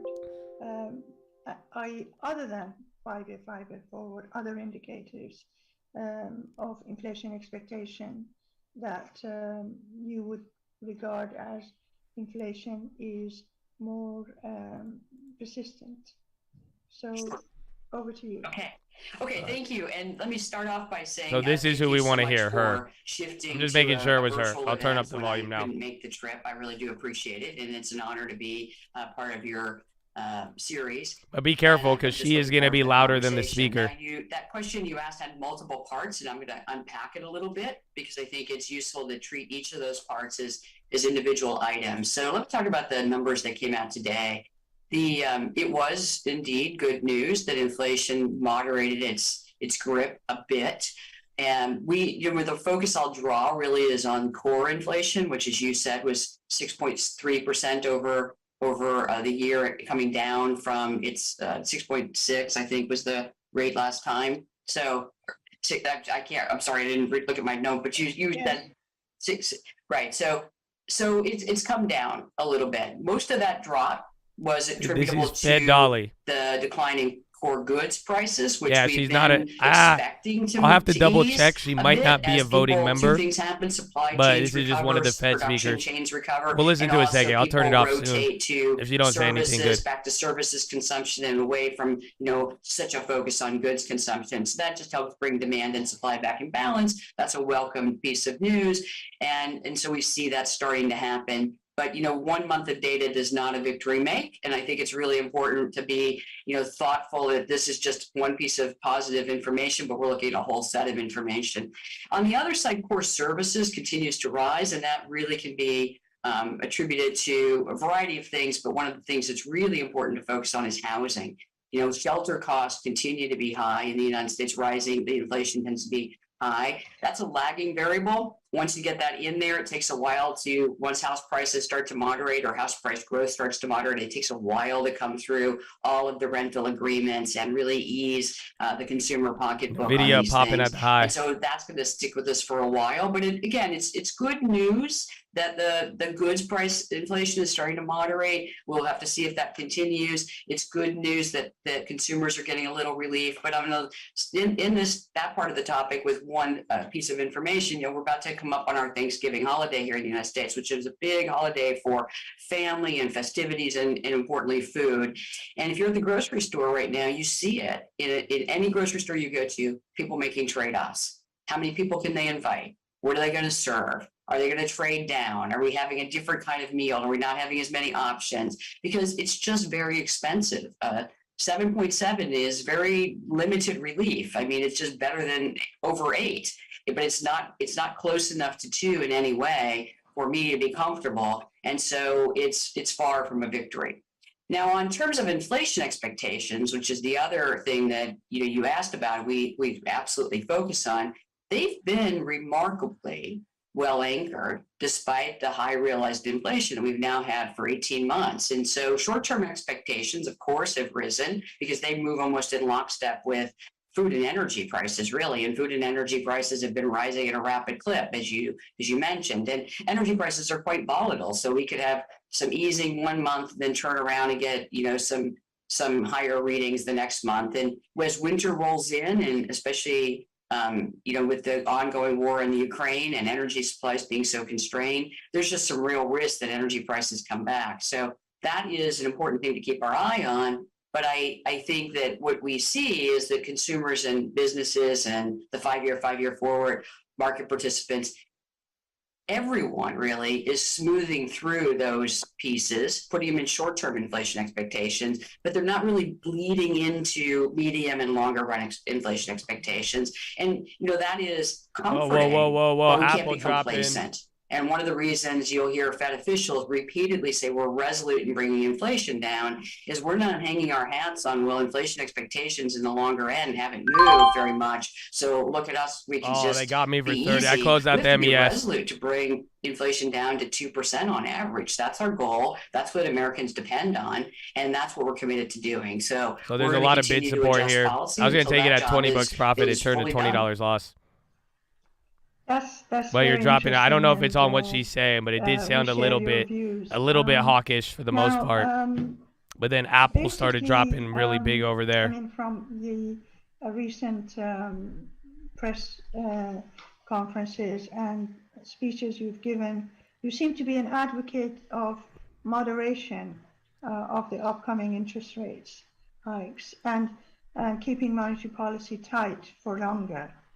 So, given Friday's job Big report, dollar pop now. Let's I was see. just wondering, do you still maintain this view? and how do 3909. you, Again, you're going to read the get kind of data to neutral that came here, out but last Friday? remember I was telling you, if you break around Sure. 39, So, this is what gets I us think into a as lower starting zone, but point, you let bounced me, that first time. say that when we look at the data, I was taught early on in my PhD program that data is a plural word. It is a lot of things, not one data point. And I think the same applies to policymaking. We're not data point dependent, we're data dependent. And the data, as you Watch out, the candles are getting big. mentioned, is both the inflation, it's also the employment. We have a labor market dashboard of indicators. We're looking at all of them. We're looking at housing, the real side of the economy in general, and what's going on in financial markets in terms of tightening. So you put all those data together, and what we're asking is, what does it look like the economy is doing? Is it slowing its pace of growth so that demand and supply can come back into balance? And what I saw in the labor market report is signs of easing of conditions from these really rapid paces of growth in the job market to something more moderate, but not at all close to what we actually need if we're going to I don't know if this keep is her things steady. dropping it, Right though. now, we're adding over 200,000 I think it's just the dollar. jobs, over 250,000 And just jobs watch per again. month We're on average 20 minutes the off a last euro 3 months. close. And that's, far above the 100,000 jobs we need each month to just keep pace with the new labor force entry. So in other words, every time a new month of employment numbers come out, we need more workers to fuel those things that are actually coming into the labor market. So this is causing the data to be, it's stronger than we need it to be in the longer run on employment. But it is a good sign that it's slowing. It's much like the inflation data. It's good in terms of the direction, but the level's still out of balance. Now, in terms of policy, I think it's useful to talk about how I think about pace versus level versus length. So I'm going to use these 3 words: pace, level, length. So the pace of interest rate adjustments is really about, the speed at which we adjust the Fed funds rate at each meeting. The level is about where do we think we're going to be sufficiently restrictive, the level of the interest rate that would be sufficiently restrictive to bring inflation effectively down to 2%. And then the length is the length of time we hold it in that restrictive stance to ensure that we've sustainably got inflation at 2%. Or that it's really coming down to that 2% goal and staying there. You said good sign that the labor market is slowing. We're moving away, and I was, as you mentioned, I was an advocate of thinking about this because The Okay, give her a pace couple piece minutes. I think she's is really about overall trying same to tone. get She's from a little bit zero, more the zero lower dovish bound than that some we of the other started people, at last but March, it's to what everyone's saying. something that's modestly Inflation's still restricted. high, asshole, but And today was a good since sign. we knew with clarity and certainty that the economy didn't need any more support, it's already running out of balance with inflation too high, then it's clear to everyone that we don't need to support the economy through accommodative policy. So we can march expeditiously, was the term we used, but quickly and clearly up to that modestly restrictive Watch pace every break. The without dollar fear of honestly has been over-tightening. stacking up right And now. that's what we did. We moved at 70 basis Again, there's just point like increments. there's We some tightened support, a policy lot of historically sales up here, fast, and we a got lot of ourselves transaction from that came in zero, here, which is but highly accommodative, to modestly restrictive, which is the stance we have now, 375 to 4. even if it drops, We it's got still that done neutral in just the uptrend. period of time from March to now. So that's a very good outcome, and that's why the pace was effective, because we could go quickly because we knew the destination. So now we're shifting to what I think of as a second phase of policy tightening. We are shifting to a phase where we're already modestly restrictive, and we're asking the question, how much more restrictive do we need to be to hit that sufficiently restrictive definition that we talked about in the FOMC statement? And when we think about that, several things come into play. Okay. First of all, we have to watch the evolution of the data. I hope And there's I don't think they're going to ask considerable anybody about uncertainty right now. FTX. There's uncertainty about how long inflation will persist. There's uncertainty about how quickly our monetary policy transmits through there, the long and variable lags. There's uncertainty about how much tightening is already in the system and pent up and ready to kind of unleash itself on the economy. And so that combines with the lags. And then there's uncertainty about the global economy. Right. Thank you. All right, so it's not too bad. It's, again, they're not giving any olive branches. It's not like it was crazy or anything. Yeah, FTX appears to be processing withdrawals again. That just came out right now. So that's good. It's showing on the blockchain. But if it watch Bitcoin. If Bitcoin goes up, that's kind of the gauge for all of it.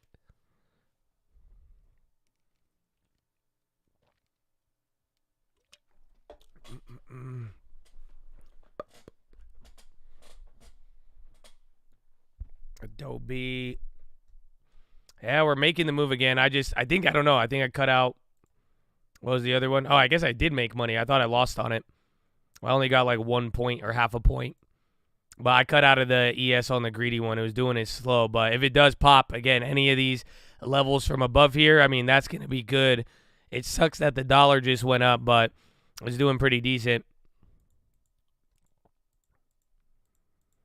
See, no, pump it up. We're almost there, Chad. I don't know. You guys are 10 points away. 9 points, technically. 9 and some change. Tesla. I know, it's weird. Tesla is struggling a little bit, but it's already moved up. I mean, in the morning, it was up like 9%. So we'll see. NVIDIA new high. Santa rally. We're going to find out. I mean, at the end of the day, like we said, you have a green light here, but, I mean, Nick Timiraos is trying to bring it down. It's not like the Fed speakers are supporting the optimism. They're all saying, again, it's our longer run isn't there. This is a good sign, but so we're going to find out. We are going to find out here. Metals are following the dollar. I mean, UUP's down 1.9. Again, you just came back up to the high. Dollar's still elevated, and then another candle at 397, straight down. It's just getting a little more volatile. That's 5 points right there.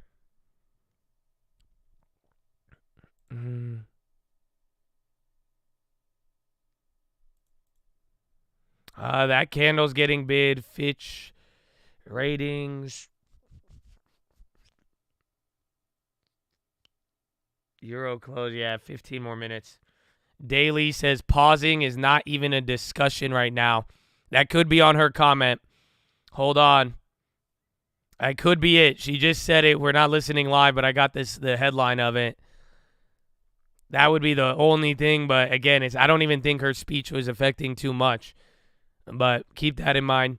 See if that turns into bigger candles. But even right now, the dollar is moving, so there might be some other factors right now.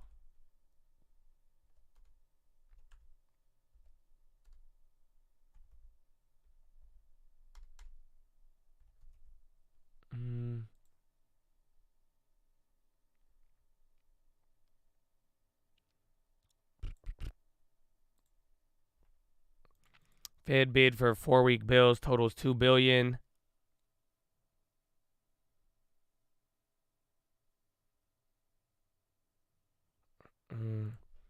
Yeah, you're going down here a little bit more. Again, it's hard. It's either Mary Dolly or it's something with the dollar. She said there is likely more Fed rate hikes in our future. She said Fed discussion is about stepping down. So there you go. She's kind of commenting now. She said stepping down as opposed to, again, pausing is not. They're saying no. They're just talking about slowing down. Again, I think markets is jumping because you're near a high, but it's hard. I don't know if her speech is really moving things. I mean, the nature, the content of it seems like, these are phrases that move the market, but I mean, she's kind of going back and forth, and it is the same stuff that we have already heard. 3917.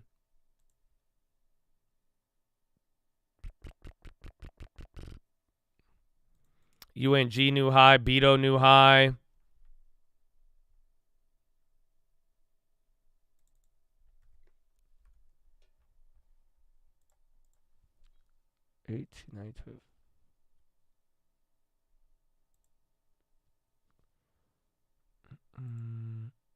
Dollar keeps rocketing up here. Hold on, I'm trying to see. Again, you're getting some movement, but the last 5-10 minutes, I mean, pretty much since Mary Daly started talking, it's been going up here. It's getting a little interesting. Yeah, the crypto stuff, I say watch Bitcoin if it works. I mean, coin, even Robinhood, but I'm still bearish on Robinhood because of the Sam thing. Coin is moving. They're up 11. That's how, yeah, all the cryptos are moving.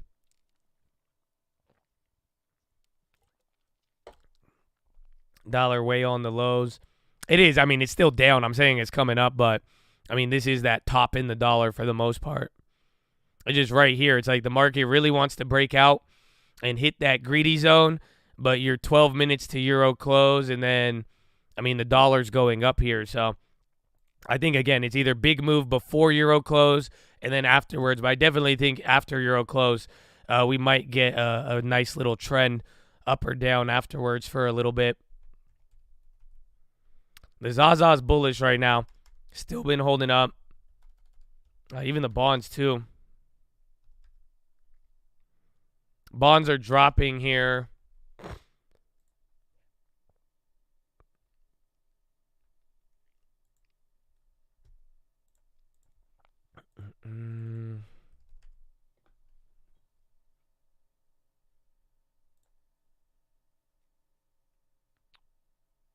Buy. Where did I sell the ZN? 112.055.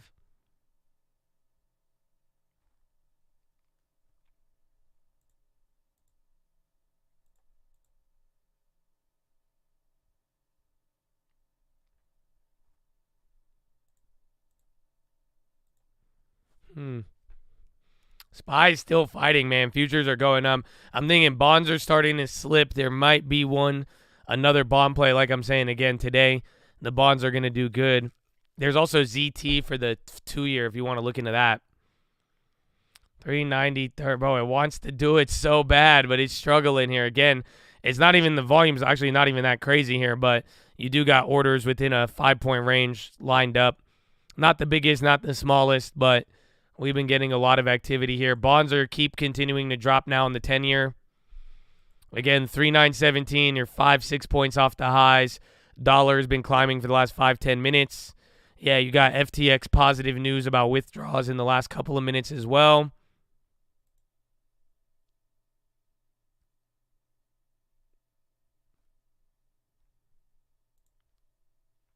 It's getting ready to pop. Indeed, my friend, indeed. Or Euro, it sucks though because we only have 9 minutes till Euro close. So whatever, I think we're going to get one more final move. We'll see if we either get a blow off top or if it's nice and natural. Otherwise, if the dollar continues, that won't be good. But the dollar comes right back down. That's going to be your slingshot.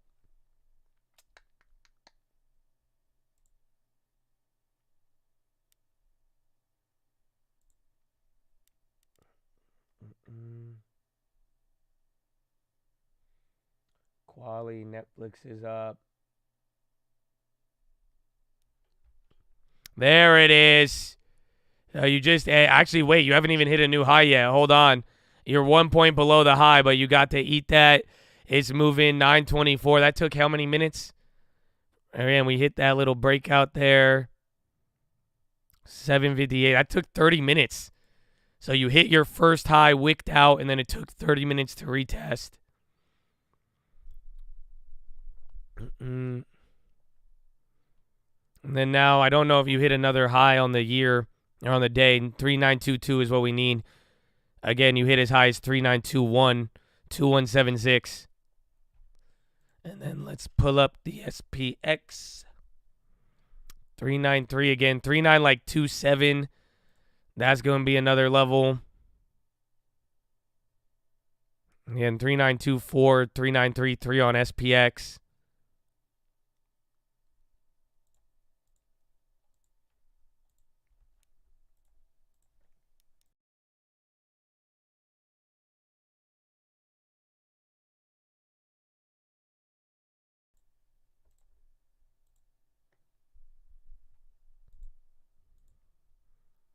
Three, 915. There it is. I don't know where the bonds are at, but you're getting a little bit of the movement now. So in my mind, I'm thinking the higher we run up here, then sell off a little bit by Euro close, but it might not even last. But yeah, FTT recovering will be helping out. You just hit a new high now on the futures on that candle. There's a lot of orders there, but if enough people buy in, I mean, they will knock all of that out here. And then you got 7 more minutes. So this might be the pre-Euro close run-up, and then we'll see. Again, the Zaza, the December rate hike odds are even bullish here now, too. The bonds had a bounce. They gave up a little bit again in the last 10 minutes. The dollar wasn't looking good, and the Dolly speech wasn't helping, but market is brushing all of that off, man. We keep going. Tesla, I don't know. Tesla's on he's on like a payment plan. Actually, I realized it too. Actually, I'm really excited to share this. I won't even charge you guys likes for this, but feel free to hit the like button. And shout out to Michael and all the other donations out there, Calderon and Mr. Sack. I'm going to call you Mr. Sacks. I think that's a good name. I will call you Mr. Sacks. But good morning. I'll tell you this one right now. Are you ready? You know how everybody kept asking me if I want to buy like Amazon and Google? And I was telling you how like, I still think it has premium. Well, I found out the answer now. You could buy Amazon, you could buy Google, you could even buy Apple as long as you're going to put it on a payment plan. So as long as you don't buy it just once. That's it. As long as if you put it on there. And then I started thinking about it, and then I realized that the long term is just a payment plan. That's all we're doing. We're fighting. That's it. It's like a firm. We're like finding the stocks we want. Yeah, it's buy now, pay later. That's it. It's like you like Amazon, you can't just make one payment.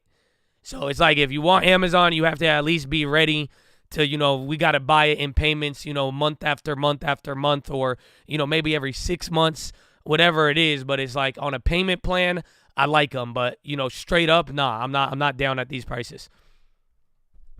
So that's what I was thinking about yesterday, and it made sense. It made sense.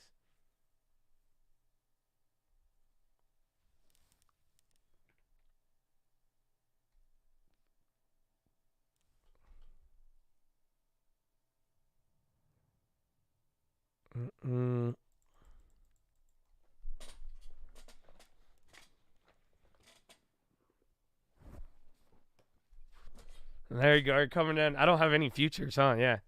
I don't even have MYM anymore. I feel naked. It's kind of weird. But it was good. And I hope you guys realize why I took the MYM. Again, just after today and yesterday of realized profits, they covered each other. So even the 10K loss, that's even what we were able to do just in the last 48 hours. So now all the other future profits are just net profit and everything else. So that's why. And then again, if the trend was here, I would have even lost another maybe $2,000 from the morning if it kept going up like this and I held it. So, but hopefully you see why. I mean, we literally made back that. It took me a month and a half to lose $10,000, and then we made the $10,000 in 2 days just on NQ and ES plays.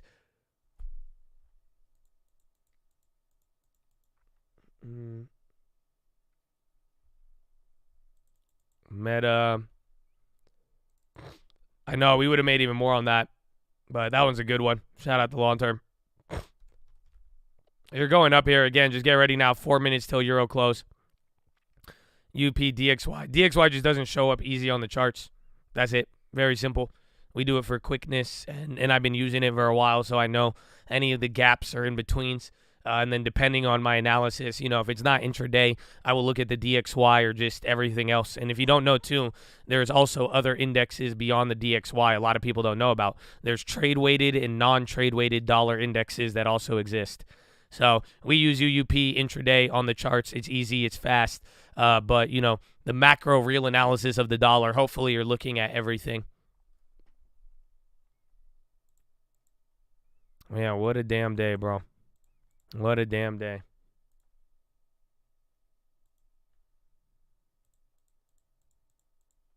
McDonald's is damn. Man, screw McDonald's. You little asshole. Thank you for that, Amazon. Don't worry, baby. If you've been riding it too, again, we bought it the other day at $89. We average on Qualcomm, but wait, that's fine. That's the only one working against us now, or at least for me. That's the one I have working. I mean, so is my Disney, but it's long. But I would just Qualcomm short the options. If you didn't take the options, you're way more manageable. The options, though, that's it. I mean, this is what we've been saying, but I wanted the risk. I went for it. That's what I get here. That's actually going to be one of my bigger losses on the month and week. But Qualcomm, I'm chill, but I wouldn't average this yet. Give it time. I think we have time.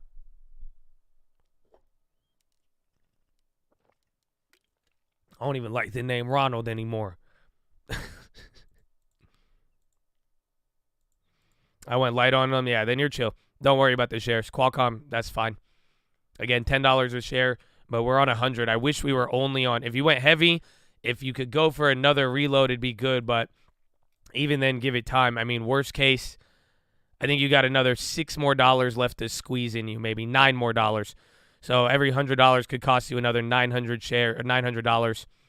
But then again, I don't want it to be like McDonald's, but unfortunately, the broad factor is working in its favor. But I still do believe Qualcomm it was weak with their guidance. Yeah, so it's like if we've already taken most of the pain. But again, I mean, hopefully you learn from it when I say this stuff, because it's like, it's logical what I'm saying, but we don't know the future. It's like McDonald's. It's like there's just no reason to sell out if you've taken a majority of the hit already, right? So that's why it's like we know where our max is right now or where it could go to. So play it around there, but give it some time. And honest, I think time will help you more than not. But there is risk right now on the broader sense of the data and all of that. Oh, you just missed it, Duffy. You're going to have to go back. We closed out the MYM. Pretty much I made $10,000 on futures in the last couple of days, and I was down $10,000. So I used today's volatility to wash out my only big loss, and then now everything else is net profit, and then we're done. And then the confirmation of good data makes me a little worried there. Jules says board members, Nick Pritzker are backing investment. They say they'll cut 30% of staff. They're avoiding bankruptcy on Juul. MO, I don't know. MO might sell off on that. Don't get fooled. Hold on. It could be good for MO if they avoid bankruptcy, but they're going to lose a big tax write-off. So I don't know. So it's going to be weird. Just be careful with that one. But right now the news is kind of hitting green, but Juul is avoiding bankruptcy and they're cutting workers. But again, I kind of want Juul to go BK they would get a nice one. It's not my birthday, but thank you. Thank you, my friend. And then we're running up here. That's it. Oh, wow. Big volume, 3925. Euro close, blow off the top. It might be in play, but see how this holds up from here. You're up 4.5% on the NASDAQ. Oh, my goodness.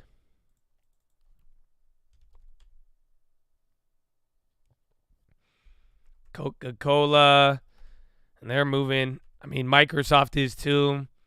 Even Abivai, Apple's doing great. Amazon, they already had some of the earlier move. Netflix is looking decent if that can start moving. Let's go, Disney. You get in on this. Damn, 39123. Holy shit. It's not even looking like blow off top even then, bro. Again, 3930 is another level here, Chattadonia. So as you see here, 3960 is on the futures, but now you are above the Wednesday highs, and this is a very, very big price now. And I don't know if anybody's still holding. There's a lot of support. So again, you're getting a nice breakthrough on there. It's not really looking blow off toppy, but it's moving up big. Now it's starting to get a little more vertical. There you go. U.S. 4-week bills draw 3.58, allotted at high 44%. 2.65 versus 2.53 previous auction. So that bond auction, I don't know. It seems kind of bad on shy, but you're running now. There it is, 50 million volume in 2 hours. Yeah, I mean, everything's going with it.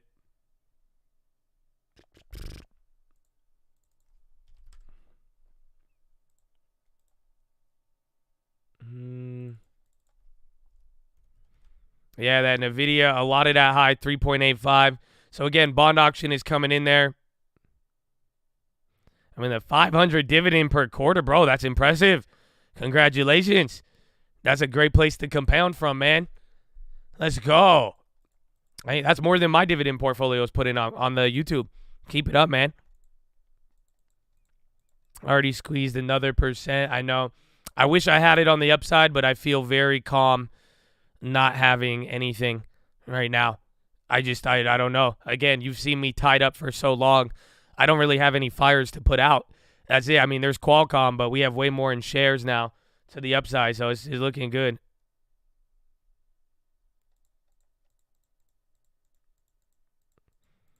Mm-mm. 391. That could be the first blow off top, but it's like if it doesn't flush down and holds up here, I mean, it's kind of doing this very, very orderly.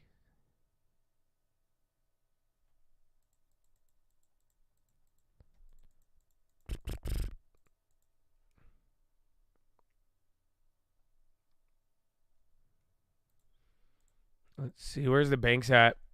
509 end of the year. You're crazy. I'm about to subscribe to Bookmap. Somebody talked me out of it. I made a lot of profits on the trial version. That's it. I've done very well for free 99. That's it. Everything free 99. Free 99. But I don't know. I think if you're willing to put more work on the Bookmap and you're willing to look into it, I mean, there's a lot of sources and a lot of chads in here use it. I think it just depends. I mean, you should be able to know if the tools you have produce a response for you. A nice uptrend. It's nice. It's solid. That's what I don't like this because it's like I want an easy play, but like we're not even like flushing and popping. We were doing it earlier, but now, I mean, just look at this on a 1 hour candle, bro. Hour after hour, just consistent. And now there's like 20 to 30 more points left on the high for the ES. So watch if it comes down here. Again, I want to see a more vertical flush, but there's still a lot. Again, nothing bad has materialized yet. Remember, all we've been doing right now is looking for anything bad to happen because we understand the broader sense of it, but really nothing bad hasn't happened. The FTX news so far has some relief, so we'll see.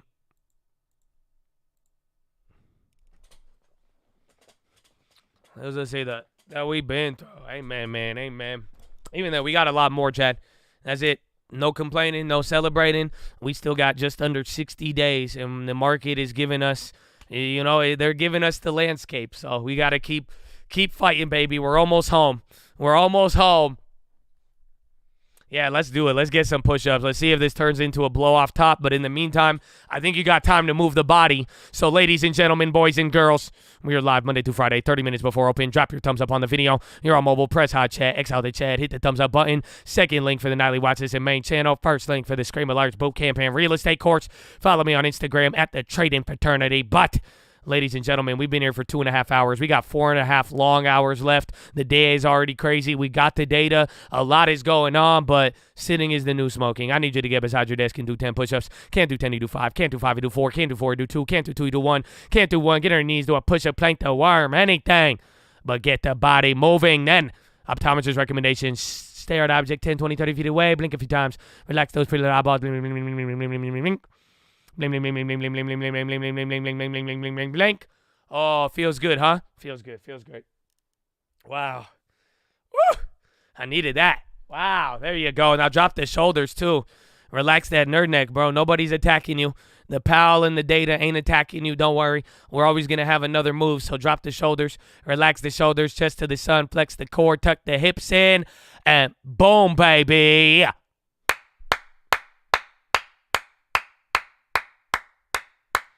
You looking good right now. I ain't going to lie. I'm not going to lie, man. You look amazing. You look better than the CPI.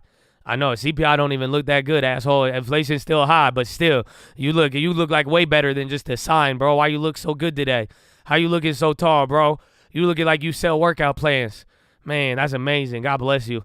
You are just you are a bright day. You are a bright day right now. You know that? You just shine up. You're glowing. I don't know if anybody told you that, but just keep it up, okay? Yeah. I'm sorry, I don't want to make it weird. Chest to the sun, flex the core, tuck the hips in. Okay, Dad, no dolphin riding. Please don't wrap your legs behind your computer chair right now. They need to be in front of you, okay? And if you're leaning towards your mouse or towards your keyboard, you're mangling your spine right now. Come on, chest to the sun, sit up straight, legs in front. You good, baby boy. Let's go. Amen. Amen, amen. Amen, and good morning. There it is. You're still going up. 7 minutes so far after Euro close. You ran into Euro close. You hit the 30. There's still volume. I'd say give it like 8 more minutes here. Let's watch at 15.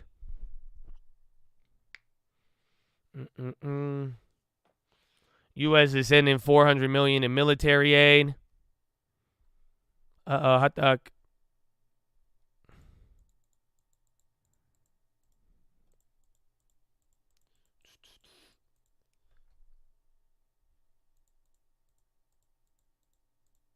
We're heavy on Tesla.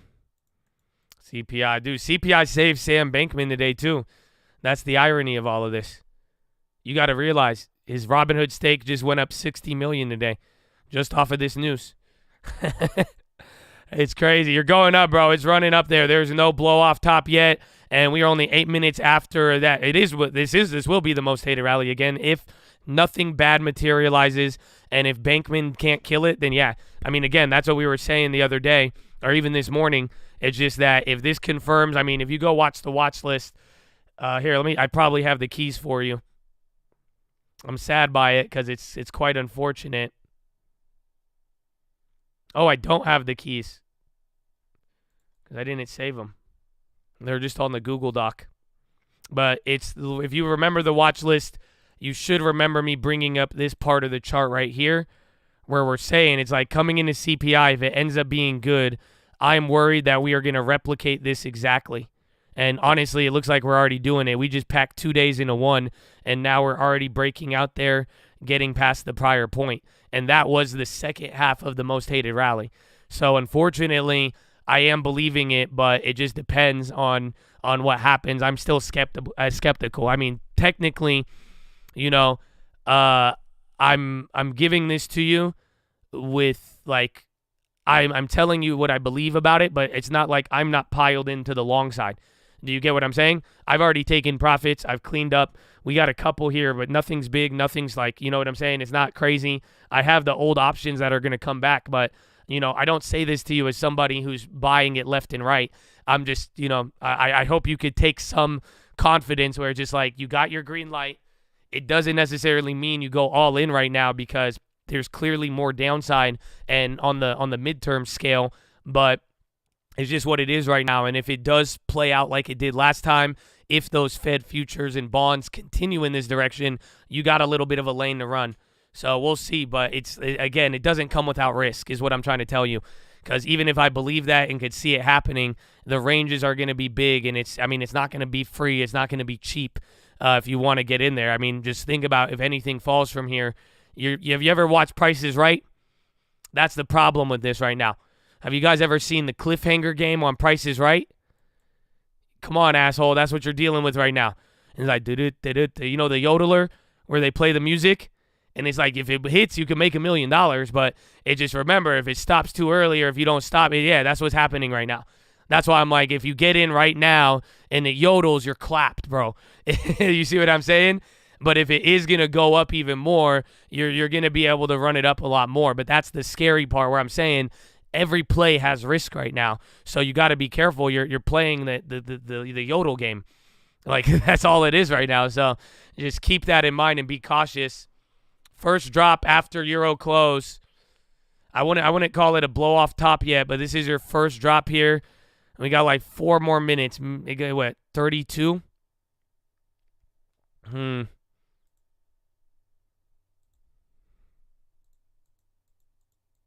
When is there not risk? I mean, never, but sometimes the risk to reward is better. You know what I'm saying? It's just that it's not like, you got to realize, it's just like you're up the biggest. This is the biggest this stock market has ever opened up in 2 years, at least for the S&P 500. For the ES, since literally November 2020, never has the stock market, the S&P, opened up 3.5%. So it's just, on a day like today, your risk to reward is skewed by a lot, and we moved down 2.5% yesterday. So it's just very, very skewed, where it's like, if you are buying, again, there's a reason why I made so much on my NASDAQ today, and it was because the risk, I was just very low.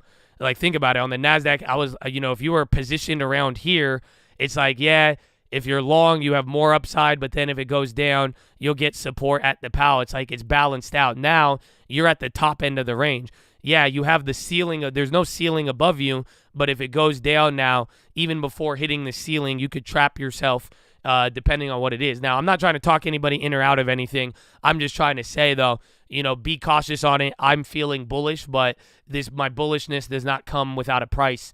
And with that price, I'm being very, very cautious just because, we haven't seen the bad yet, and it's going to show up eventually, but we need to see where it's going to go from here. But be very, very cautious as you move through here. No stealing.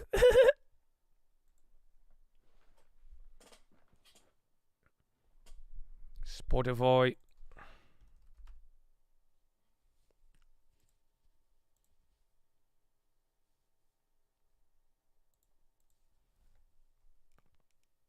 We could easily get trapped.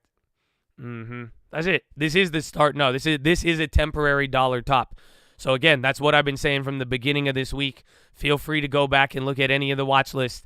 Nothing new today, in the sense that besides the data, everything else on the broader scale, you should have been prepared for it. And that's what we were saying. If anything was going to give us a temporary dollar top, it was this event. And that's what we have. That's why I'm saying, you might potentially have that most hated rally, because now over the last 3 months, the last quarter, the dollar has been much, much higher. Now you're getting back to June levels or even late August, and that's where now, if it does top out, you could level out the dollar here for a little bit until everybody wants to freak out.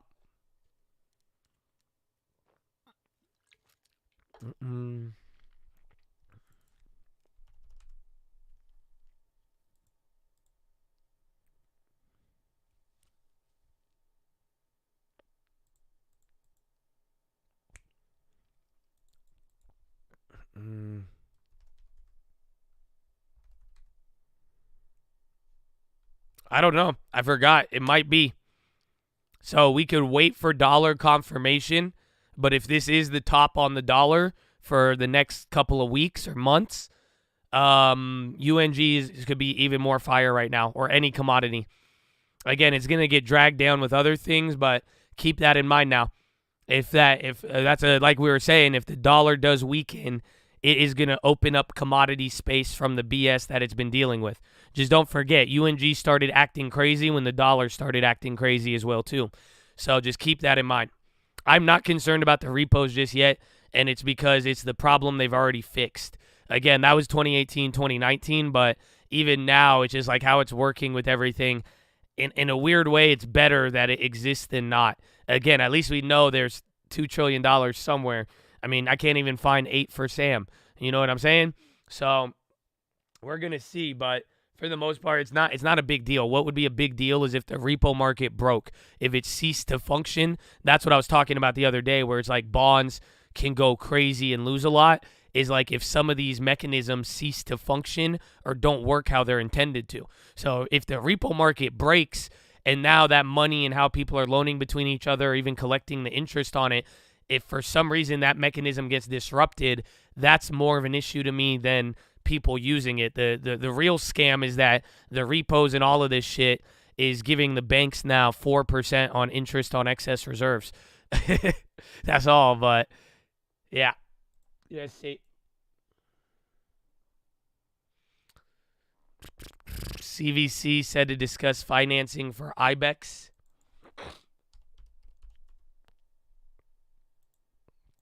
They're already up 12. I don't know if they're reacting on the news there. Oh, no, it is. It just halted. It's at 22. Yeah, you don't see it on the chart, but it's showing a 22 print halted, I think.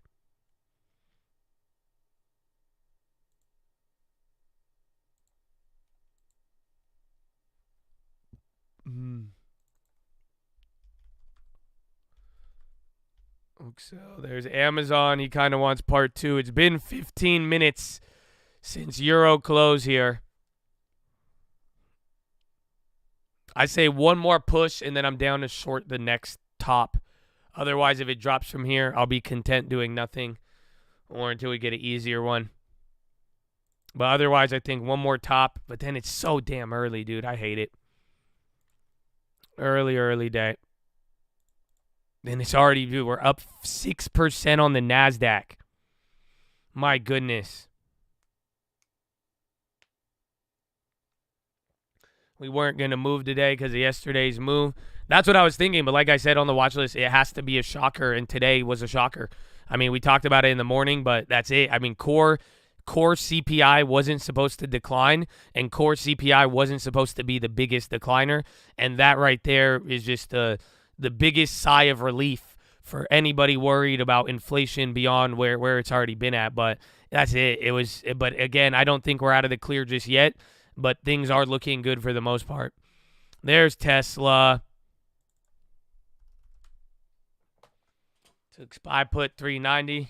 Good luck, my friend. Again, I think I'll get in one more short after another pop, but I don't like how slow it's like it's very vertical here, but it's not like I want like hit the top and like sell down. You know what I'm saying? No, the stock market is not closed for Veterans Day. But shout out to the veterans. The bond market will be closed, so that actually might ease some things up for tomorrow.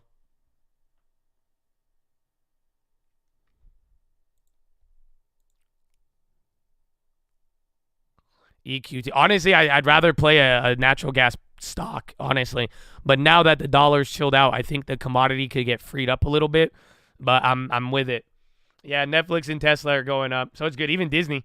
I mean, we're down 1,000. We made back 300 of the losses, but again, we're 10% in Amazon.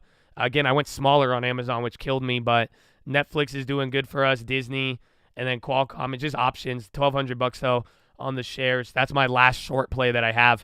Everything else, even the MYM, is closed out now. And then again, Tesla, he's coming up, but still down. So again, all very light positioning at this point. We've booked many profits, and now we've reduced a lot of risk.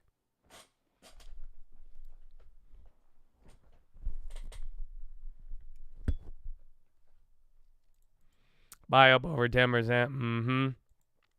California regulators soften blow of solar subsidy rollback. Is that why Tesla's going up?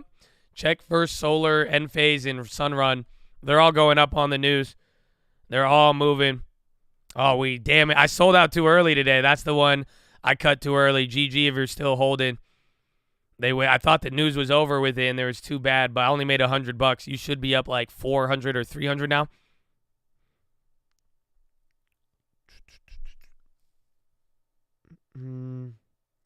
I kept saying it. I cut out early in the morning though, so no matter what, you know what I'm saying. But ENPH, TAN, all of those are getting a second run right here. That California news slightly bullish. I don't know how much follow through it'll have, but it's definitely. You're getting some upside with everything else here. Tesla, MO Jewel News. Yeah, there you go. I told you it was going to cause, like, dude, them getting out of bankruptcy is not that good because that's good, though. We want MO to die. Believe me, get this thing back to $40 and let's buy all of it. That's fine with me. I feel like, I never mind. I'm not going to say my price. I don't want to be like Alameda. My price is $1. $1, Bob. You gonna make me play the Yodel game on futures? $1 then. $1 is my price on everything. United States dollar, because the dollar is strong though.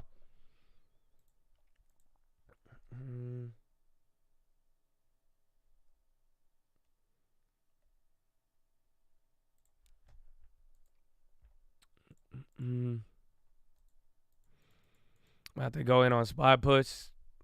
Just wait. Make it easier. Don't fight it. That's all I'm saying. If you want to go hit puts on this, hit puts on it, but don't fight. Make it easy. Again, you don't fight somebody when they're feeling the most confident. That's it. You don't notice that? How come people only talk shit when you see a loss? They want to get you when it's weak. You have way too much strength right now on any of these days. Again, I even want to short the next pop, but I'm going to do it on a scalp. But even then, I'm scared of it. But wait till it weakens. Wait till the dollar starts coming back up. Wait till the bonds. Otherwise, I mean, you could go for it. I don't think, like I'm saying, I don't think anybody's right or wrong right now. You know what I'm saying? Where it's like, let's be real. Nobody fucking knows. Like, it could drop right now 10 points. We've seen it so many times. So, be smart. Use your mind. Use your brain. Make sure you have enough money for the next move as well, too. But, again, make it easy right now. But, like, go after them when they're exhausted. Don't do it, like, again, they have more to run on you. That's what I'm saying. Even my Qualcomm and any of the, like, I have so much ammo right now. And let anything run because when everyone's tired, I'm going to slam it again. That's it. So clear out. If you could clear it out, you clear it out. If you have money, don't forget your dollar is a tool. But if you shoot that weapon right now into a stampede, they're going to absorb it all. So just wait till if you want to go all in on puts, then that's what I'm saying. It's just like wait until they're exhausted and then you go. Wait till Powell is backing you up. Wait till the dollar is backing you up. But right now, all those other things are pulling back right here, and that's why I even took a $10,000 loss. I mean, it allowed me to make a lot of money, but at that point, I say, hey man, there I'm not going to fight them on there. And then let's get our capital and we're reloaded. So just wait till they run out. Wait till they run out of it. Let them. It's a turn-based game. It's like Pokemon. Let them hit their moves. But once they get tired, then you want to start thinking, okay, hit it with pressure. But otherwise, yeah. In other words, just don't sail against the wind right now. And we're waiting. I have my goggles out right now. I'm looking for a bad wind. I'm looking for bad news. That's the first thing we've said from the minute it popped up today. We're looking for it, but it's just not there. United Internet said to pick banks for IPO of web hosting. Oh. Nobody cares about Bankman now. That's the problem, is that the Bankman stuff is going to hit later, but no one gives a shit about him anymore. That's fine. Look at that. Dude, the S&P does not gap up this much. NASDAQ, you guys could count on your hands how many times you've seen a 7% day, 6% day. So it's good, but now just Sam is going to come back later, or if there's a dramatic, bigger news in the meantime. But then otherwise, it's going to have to be like maybe Bank of Japan, maybe Bank of England, big dollar pressure, or Powell, or somebody of that caliber to like really just hit us with the most hawkish speech ever.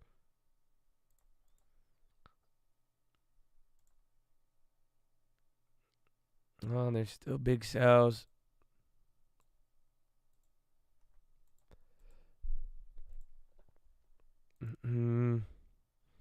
Solar names still, yeah.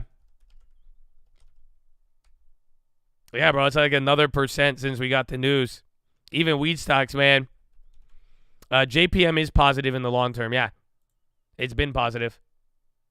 We actually have 7%, 6% on JP Morgan. And again, Altria is like one of the ones that are down. The Walgreens came back. Big long term down 14. Small long term is down 8. Not too bad.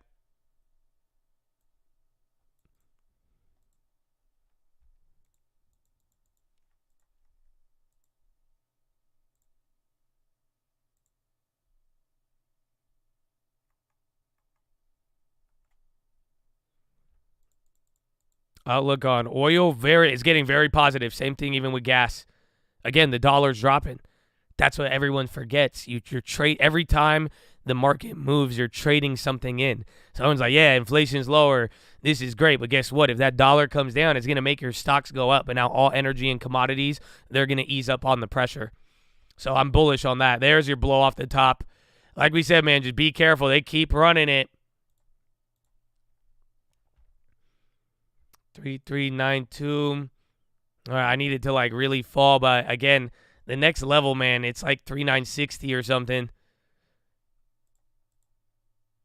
You're well above those highs. I don't even know last time we were here. This is it, 3930. That was the top wick in September. This is the low in July. It's literally the most hated rally point.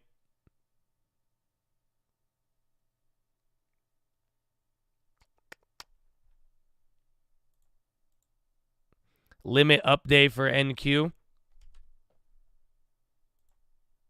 They might. Yeah, it's almost 7. Meta 110. Dude, this is crazy. 7%, 6.2, 4.7 on the SPY. My goodness. We're getting close to the pump it up. Again, there's a lot of sellers here. That might be the final.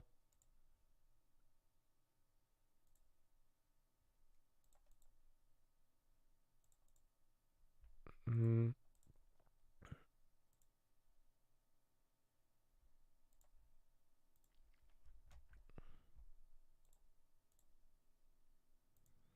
$39.34 again. Here's a lot of the bigger orders. See if it can eat that one up. I think it might.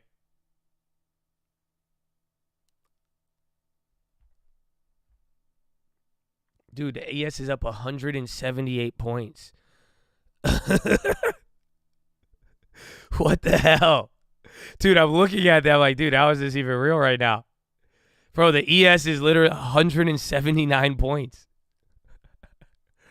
Holy shit. Reverend, do whatever you want with it, Chad. Again, if it goes up 100% and I'm just greedy, I'll make it free because usually I don't sell anything, but it's moved up so much. But, you know, like, the point is, man, when there's opportunity in front of you, it's just like you guys will have to act, whether it's the market, Redfin, you know what I'm saying? So just keep that in mind when it's all said and done, but it's totally up to you. San Francisco Fed concludes remarks.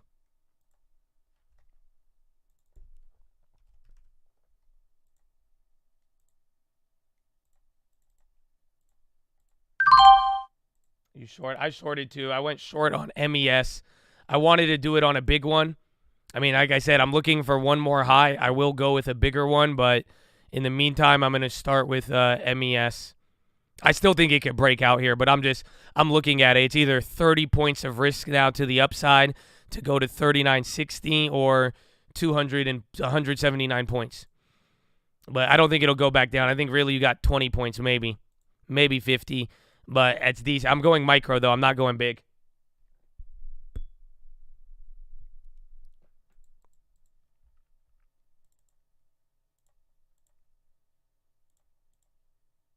Yeah, JPM looks solid now. Minya with one. There you go. I'll go with a big one too if it keeps running. If I go to 39.60, I'll short the big one. But again, if you notice, I'm keeping everything real small here. NQ has more meat on the bone. You can go with it. Honestly, you're right. And maybe an MNQ would be nice. I don't want to go too crazy. I'll do that next. Good call.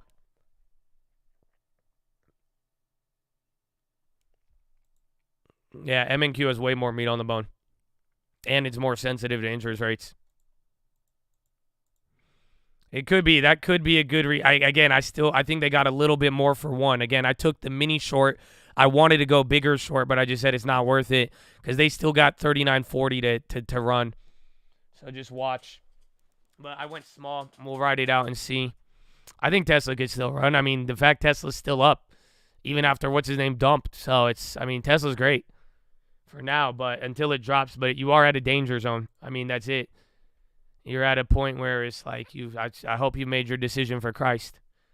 That's it, because it's either the range on Tesla right now is like $70 to $180. So don't ask me shit. And what I'm saying is that it's like it could be good, and I think it can go up, and I'm surprised it's not down. But at this level, cracking the piggy bank, don't believe anybody who tells you which way Tesla is going to go, myself included, just because the piggy bank is cracked, and this is a huge multi-year support level. So it's like I like the range on it, but it doesn't mean it's going to do what you think it will.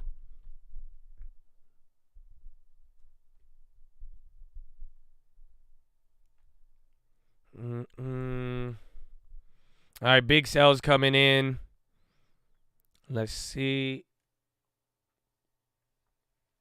We did good. I made more money on that short than that upside greedy one, which is fascinating. But I would like to push this a little bit more. There you go. At least we got good timing. So at least we could say we got one of the top ticks in on the downside. That took some work. Again, I'm going small though on them. I don't trust nobody. Again, it could just totally rocket from here too. So like I'm saying, I'm worried about one more left in the tank. And if you had sell pressure here, if they find a way to eat it up, they might be able to come back up here. Because, again, all those orders got dumped on. If that turns into support, you're screwed.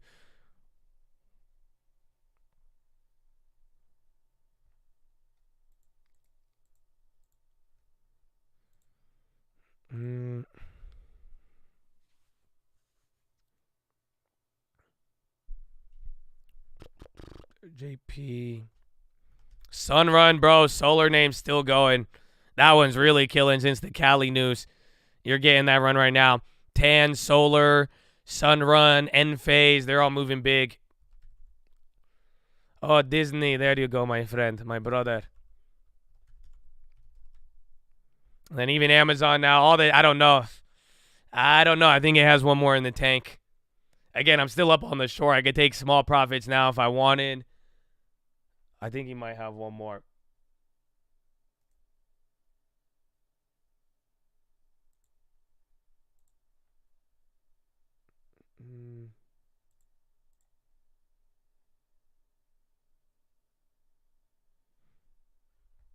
Yeah. All right, I took $10. I closed out of the MES. I don't trust it. Again, I'm playing small on these. I don't know why I'm closing them so fast, but I just like having nothing now after all of that shit. So I'm trying to see. Either way, I mean, closing gains is never going to hurt you. But if we do get that upside, I'll go for the bigger one after that.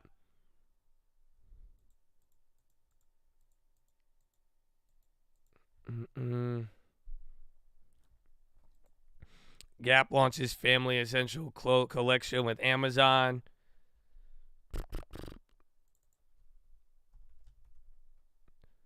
Yeah, it's good. Good job, Gap. Good job.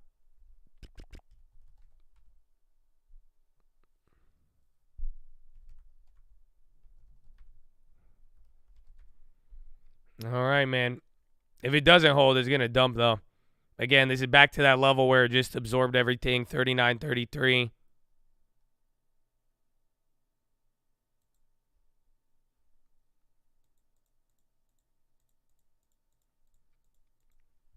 There, no, it's flipping back down.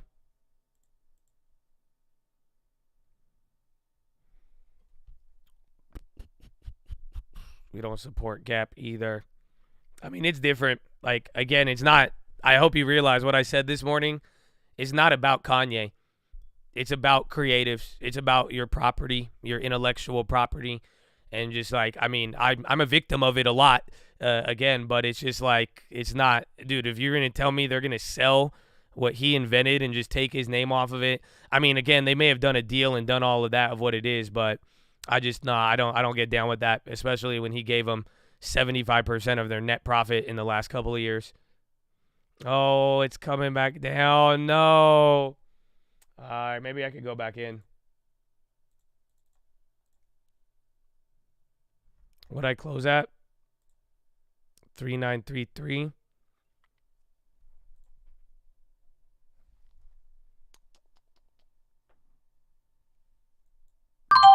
All right, I reopened them. It's a bad fill. I'm 6 points lower, but I just opened two more short. Why not? I'd rather just keep my stops tight, and even then I'm stopping out with profit. That was a bad fill. I forgot, though, the MES contracts add up. Don't chase. Again, we're just high up. That's what I'm going for it.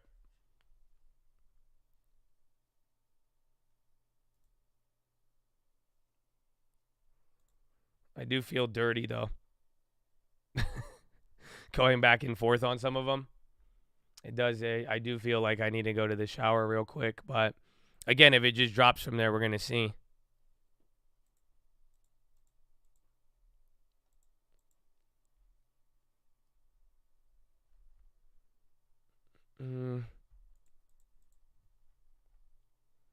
It's a contract.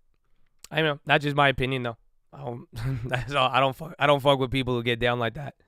That's all. There's either good and bad. I mean, when somebody shows you themselves, you just gotta believe them. Oh, that's it. And then, not to mention, the CEO just literally, without discussion, cut 50% of his revenue. I mean, I understand the reason why, but you could even argue. I mean, in my opinion, I just think it's kind of emotional.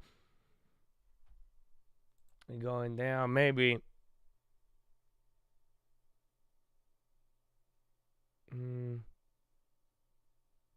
Yeah, I don't like these as much. All right, let's see.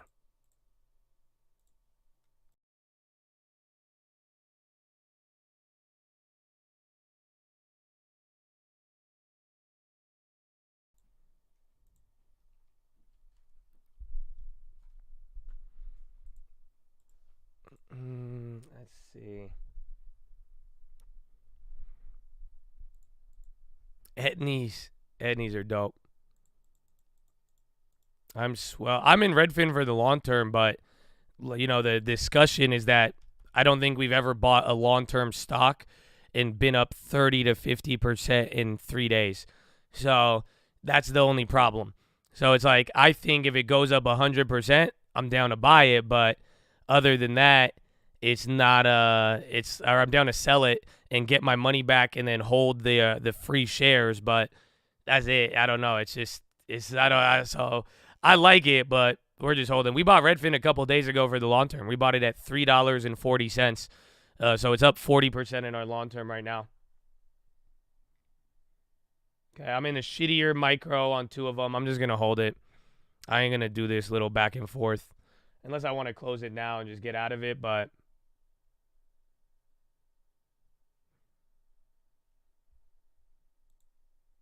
I made free shares. Could be too early. That's what I mean, dude. In an area where we've been holding our dollar, waiting, and then we buy something and then it goes up 40%. You know what I'm saying? Like, it's just like, okay, fine. If I could go, you mean to tell me after 4 or 5 days I could just get my whole deposit back and own the stock? Like, okay, I'll do it if it's that fast. You know what I'm saying? But traditionally, you guys know I'm not here to sell anything in that portfolio, and that's not really the game plan. So it's just, I think you could take it. It happened fast. You have a great opportunity. I mean, again, that's not going to happen too often. So it's just like, we run it. You can, like I said, my point is 100. 40%, I'll just keep holding it. I'll give it some time, but otherwise, if it comes back down, then or if it goes to 100% in the first month, I'm willing to just take my deposit back and then hold $2,000 of free shares and then have another $2,000 to utilize. So like, it would need to go to like $6, and then that's the point we'll be at where we could do that. Otherwise, some of you guys should be at like 30% right now.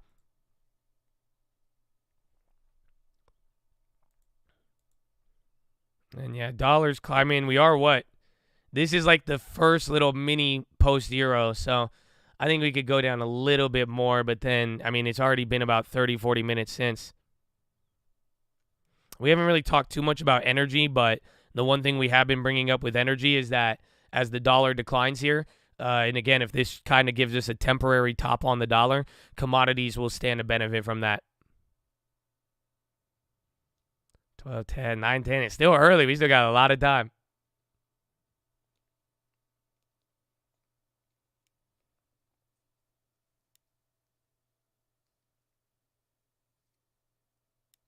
Amazonian.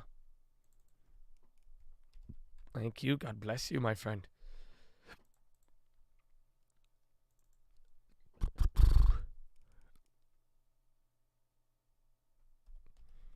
Next thing Margaret wants to evaluate, it'll be jobs reports, jobs report data, any of the other data stuff. But now, I mean, we're going to have to digest the earnings. And then I think globally until like jobs report, next inflation, and then Powell. That's it. So that's what I'm saying. We have a couple of weeks.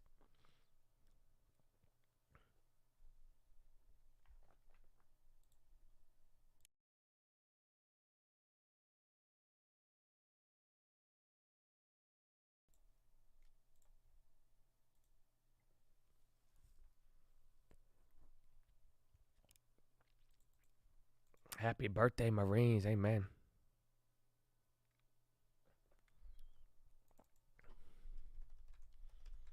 What a day.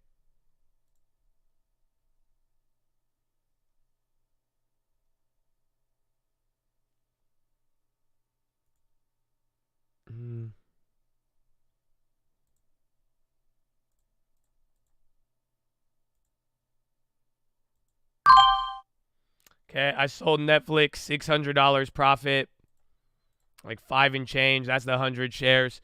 I'm down with it. I still think we have more upside, but I mean, in my mind, I want to let the ones that are down work for me now, and we're just gonna take all money.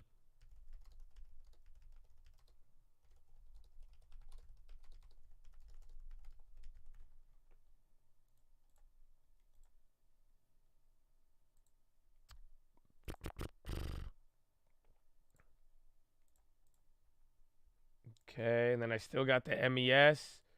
We've eliminated. So now we have Qualcomm working against us, Disney working against us, and then Amazon.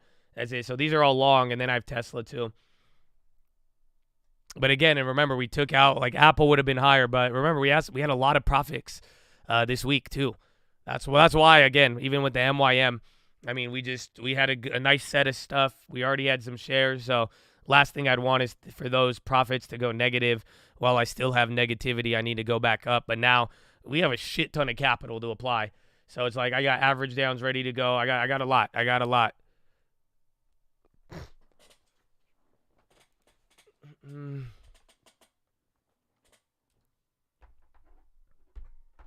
MO low of the day. You think we bottom out here from the 15? It's going to be, it has the potential to play out like the most hated rally. But right in the Fed futures, they moved bullish, but I would call it a mini bottom, but don't think this is the real bottom. Like, I wouldn't have safety bottom, but it just all depends. As long as the Sam Bankman-Fried, the Fed speakers, or Bank of Japan doesn't get in the way, until one of those things move, there is enough. There's enough positivity to keep moving from here.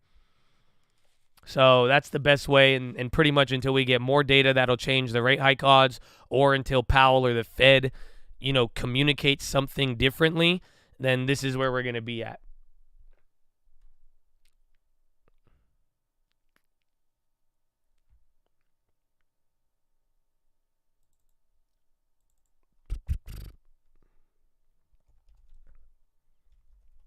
Amazon.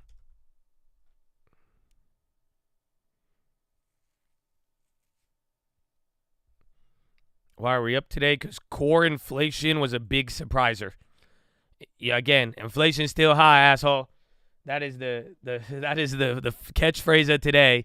Inflation is high, asshole, but it was a good sign. And core wasn't supposed to go down that much, and it did. Bernstein, economic advisor, talking oil right now on Bloomberg.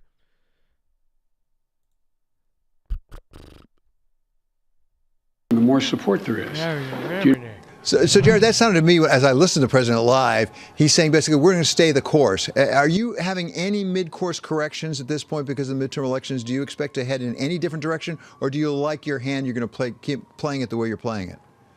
It won't surprise you at all. I was going to say this anyway before I heard that quote from the president, that I'm exactly where he is. I mean, again, if you look at the actions that we've taken to help ease inflationary pressures, I think there's evidence that they are yielding results. We talked a little bit about energy. We've got more work to do there, but some of our work to increase the global energy supply, I think, is showing some payback. If you look at our work on supply chains, where we've seen both legislative and non-legislative actions to help reduce the cost of moving goods around the world, whether it's ocean shipping costs, air freight costs, whether it's those, remember we had those maritime parking lot jams back in LA and Long Beach, and those are behind us. Again, that's work that we've engaged in with the private sector. We've seen in housing, we've seen shelter prices come down. I think that's a lot more to do with the Federal Reserve's policy. But if you just sort of tick through the things that we said we would do, deficit reduction to help take our foot off the fiscal accelerator and complement the Fed's monetary policy with complementary fiscal policy. I think if you look at all of our actions in this regard, and then you kind of connect them to not just today's print, but some of the trends in today's print, I think the president is on extremely solid ground. And by the way, I think there's going to come in some evidence from the election that people understood that.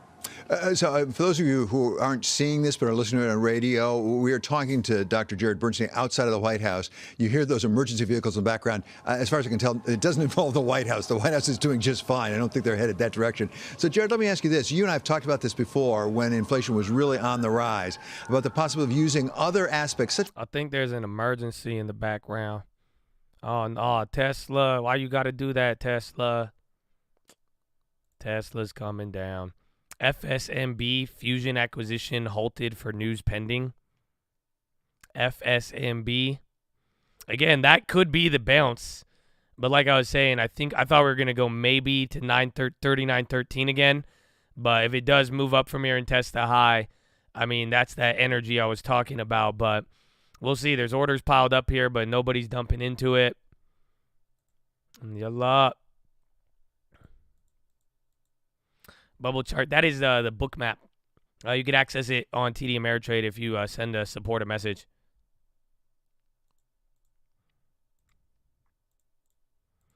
When are we going to reverse? If we don't get anything, I mean, this was it. This was a small one. But, again, it wasn't guaranteed to last too long. But we'll see here. It just depends on if we break this or not. And then 39.40 to 39.60 on the future. So if it momentum slows down from here, then we'll see. Otherwise, though, I mean, I think they're just reloading.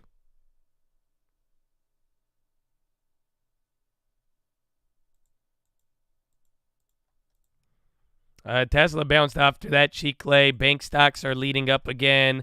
Microsoft's killing it. Amazon came down a little bit. Yeah, I think this might just allow a couple of things to switch places with the leaders. Now tech's not leading. It might be oil names. Yeah, they're coming. They're bouncing a little bit better. There are expirations today, but the real big ones are coming tomorrow.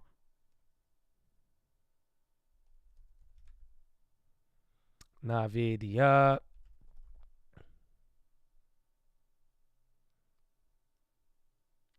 I wish we could have shorted MSTR. Isn't that crazy? MSTR is still lower than where I tried to do the short yesterday. Scammers.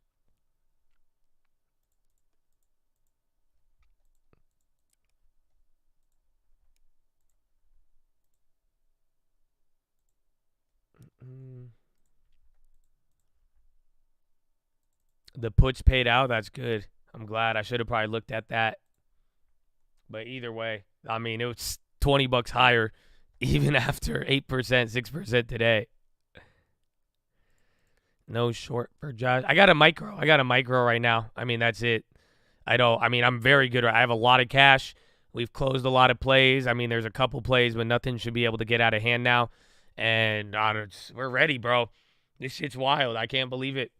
I think, and even moving forward, man, we got to start getting ready now for this final runway we have, and then even December. But next couple weeks are going to be fun.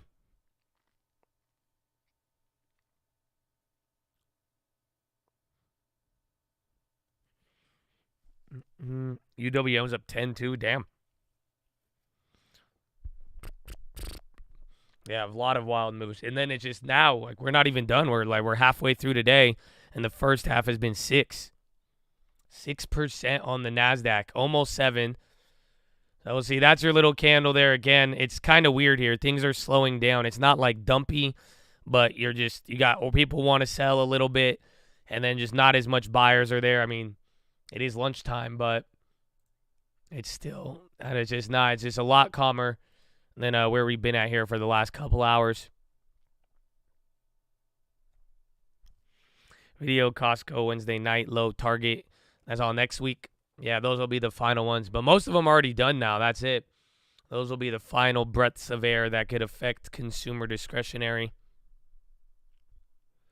Tesla, can you do something for me? Can you bounce off that dip for me? Yeah, like Tesla.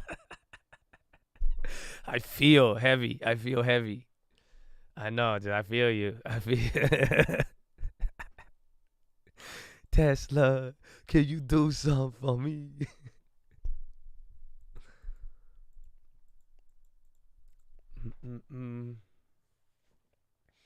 Don't you know?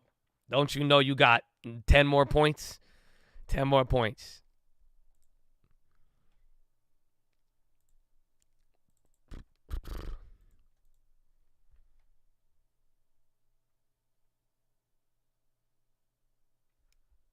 Value rotating into growth a little bit. I mean, but the Dow is still up.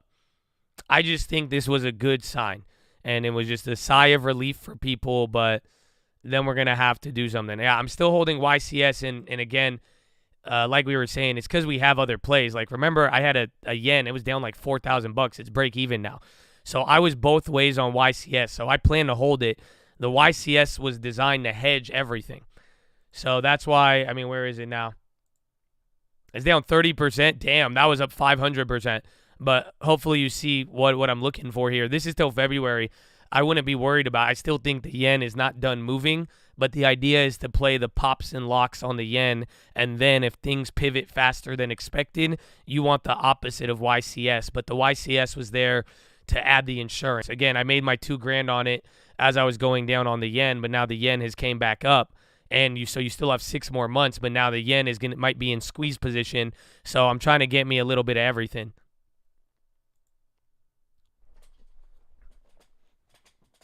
When will it be sold? I won't sell it until probably next year. So as we get closer to the deadline on it, and then once we know what's going on with the yen, I'm assuming by then I will add to more positions, either long or short, and then we're going to go from there. But the idea should be either make a ton on either side. That's what I'm looking for. Oh, yeah, you will. Actually, I think 9 p.m. Pacific, which will be midnight there, you will have a new Uncle release tonight. It's like new and old, but you'll have it on all platforms.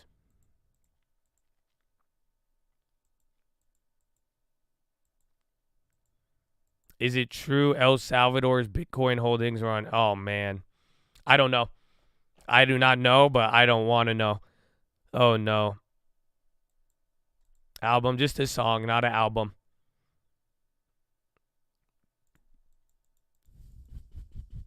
Ever gifted? Oh, they sent you an email? That's dope.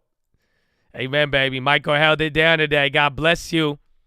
Oh, y'all got to see Michael. Michael, I forgot. Michael sent me this a while ago. He sent me this last week, and it was during the jobs report, and there was so much going on.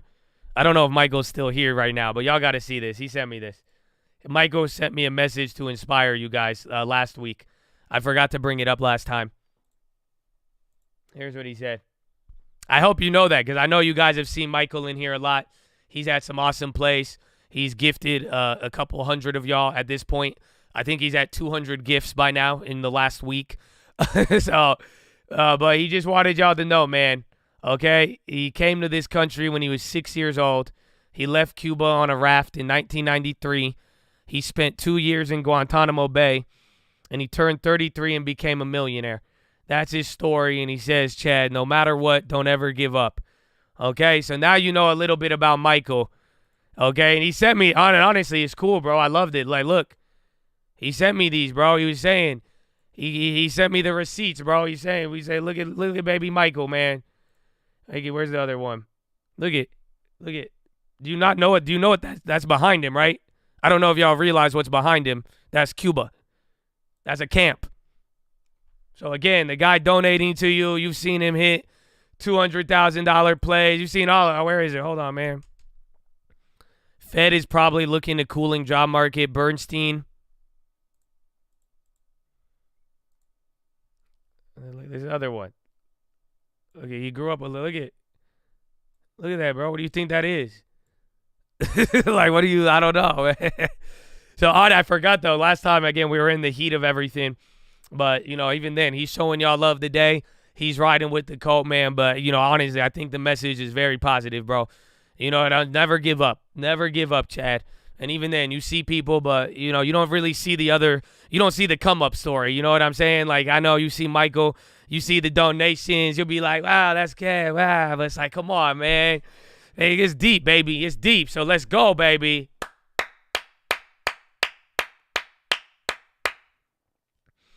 Yeah, God bless you, Michael. Amen. See, now he's sharing some love in the chat. Amen.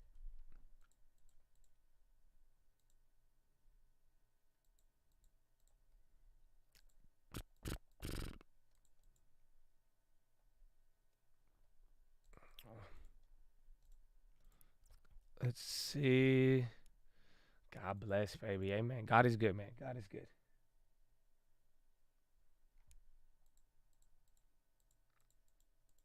Full hype, bro. I love it. I love it. And, you know, I think a lot of people are on there.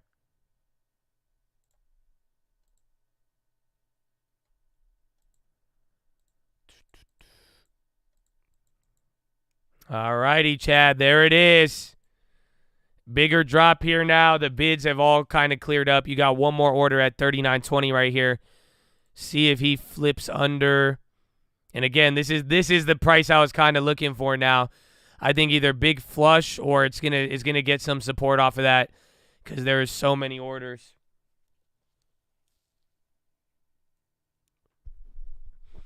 Cheek lay forming. It might, but again, there's all those orders are just waiting here. Yeah, they're lining them up here. You're even getting a couple people looking to bounce it here. Again, it's another low, and now since 15 minutes after Euro close, 30 minutes, you now have a downtrend that is now testing a high and a previous low. And dollars trying to climb. Again, here's all the bids. As long as it holds, it'll be good. But if that dumps or if it pops and comes back down, that won't be pretty.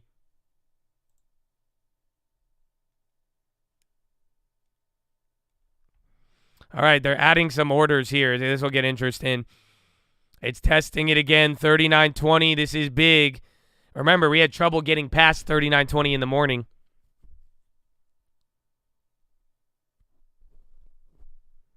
Oh, they got some bids showing up.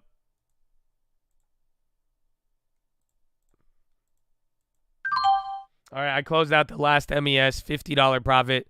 Again, they're very small. I'm doing what I did yesterday, just much, much smaller size. Again, I still think you could get the flush here, but, you know, I cut out right before. It's either going to be big or not. So I wish you the best of luck. Okay, getting crushed, 3.920. Again, they're eating those orders, and there's big ones there. But again, 3.920. I could only imagine you might get like a 3-point flush. But you see, this is where a lot of orders were. They broke past it, and now it's kind of piling on.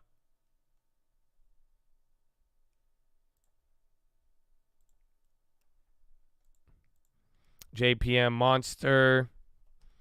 Watch out. That wick is still pointing down. It's fighting, but it's not. Hold on.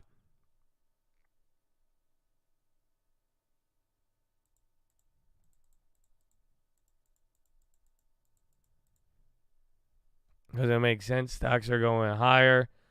I mean, I'm not looking for. I'm just trying to find momentum right now. It don't even have to make sense. The macro makes sense today until it's acted upon by equal or opposite force. Right now is just all about momentum and again, the amount of emotions in the market. I don't look for it to make sense. Everybody's it's random is the best way I could put it. But we want to see is there that momentum and where do we go from here? 319. Dollars still coming up. Again, this is that top level here. So you really only went 10 points higher. Fed needs to press forward on rate hikes to cool inflation.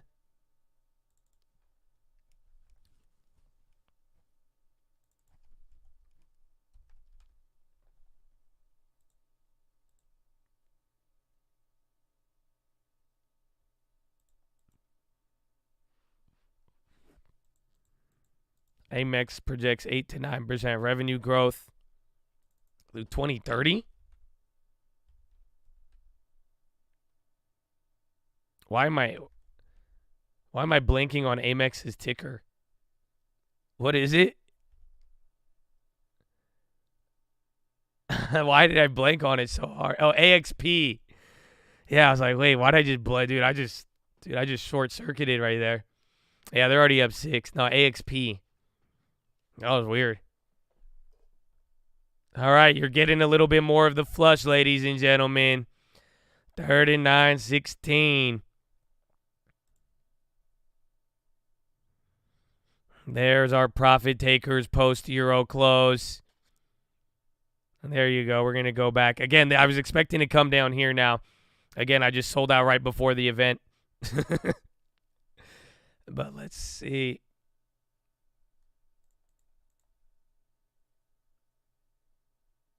$3,915.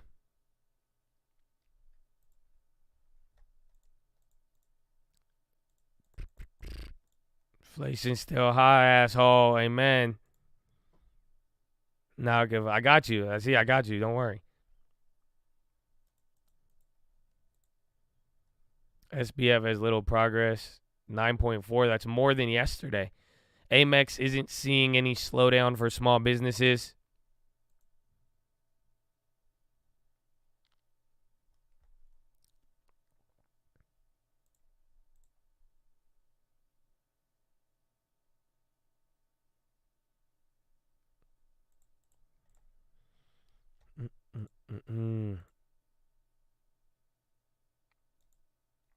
Every gap is made to be filled.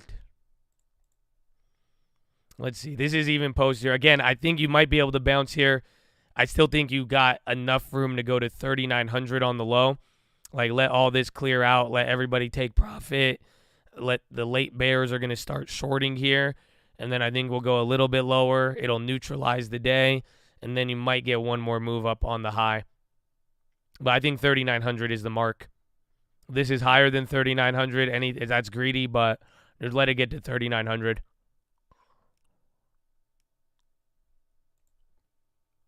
Again, all those orders are lining up, but the sell pressure over the last 10, 20 minutes have been large.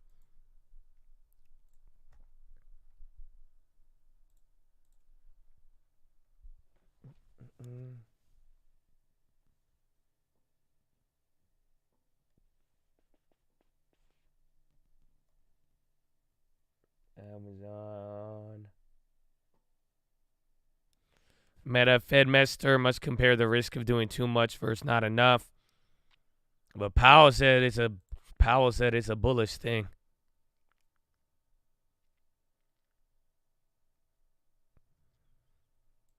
And you might dance a little bit. It could have a little green shoot, test up to 39.20 and then come back down again. But then again, I think 3,900, we just want to see if there's real support there or not. And that, I think, is where you go from here. This is a higher level. It could still establish like a move from here, but I want a little bit lower.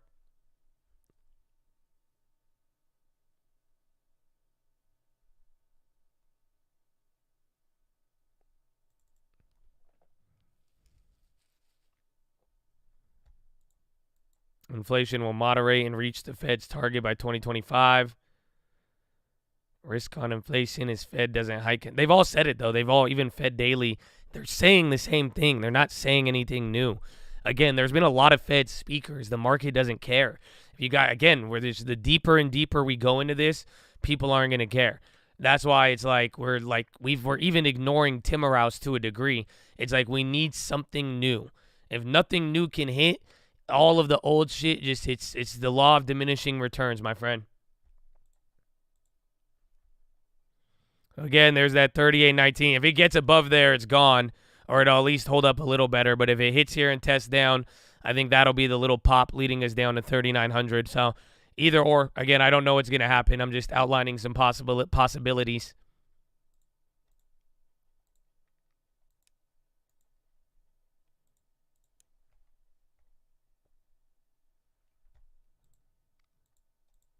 GS on the high. Yeah, banks are doing good. Again, American Express, they just had all that. JPM's like running towards the high. Banks are leading right now.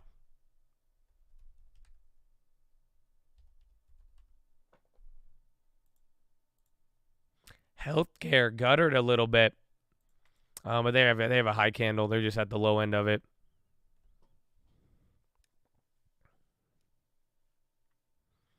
All I know, be careful. There are trains out there. Yeah. Just remember, any trades intraday, you're trading on a train track. That's all. That's the only thing. It's empty for now, but just there's bullet trains, and it'll just. So as long as you keep it small. I mean, that's it. I haven't made one big play today at all.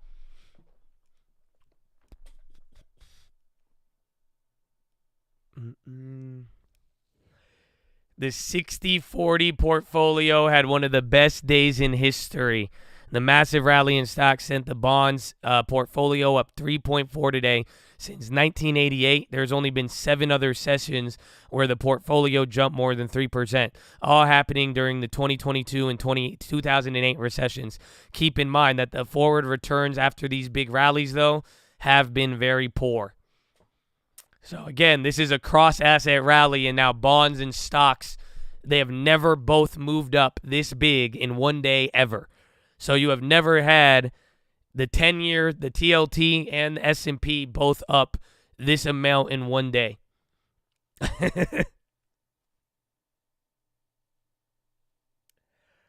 Oh, man, good old bond equity portfolio.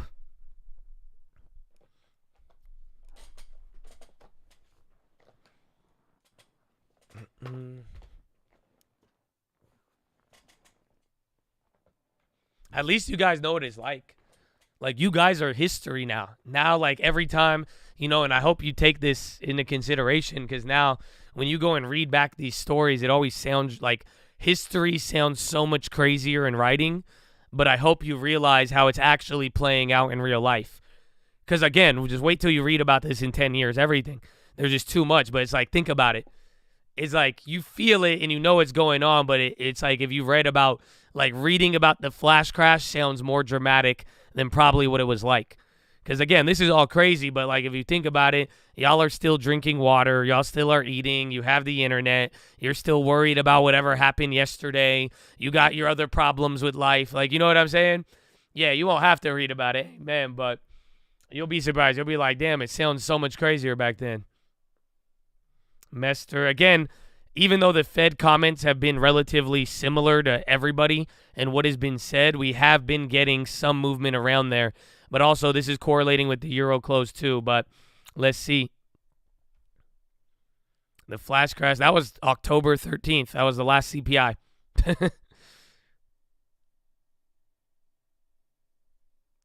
389. So let's see if it dumps here and goes down. That's what we want to look for.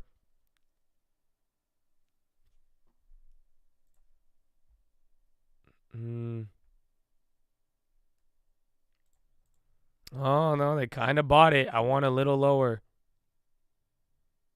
But even then, it's gonna be slow.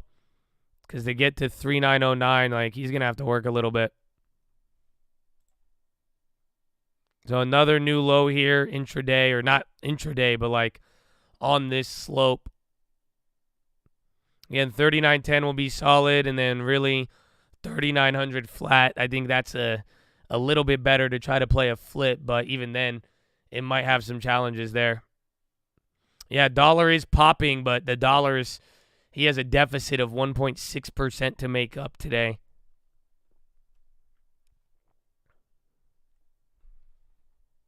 BWAP, dollar pop.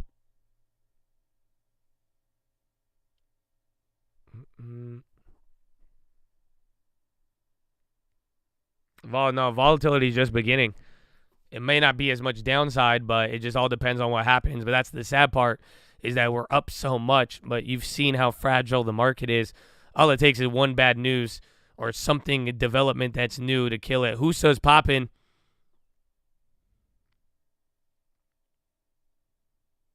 And then XLV keeps dropping.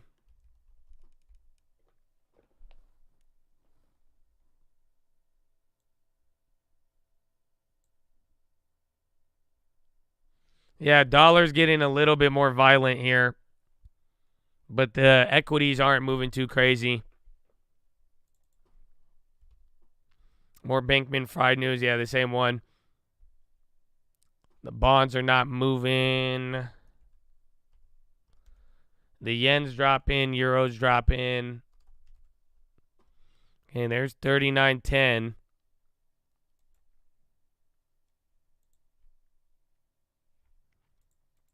Well, that was good. That first short we took was money. So I'm glad. At least we had good timing on it. We could have optimized it a little bit better. Maybe I should have went bigger or not hit him, but that was great. Great timing. I'll take it for now, but I'm waiting now for the next level, and then we're going to see. I think 390 would be around here.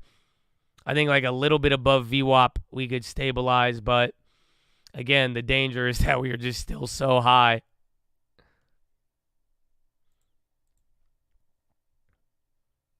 There's 39.10.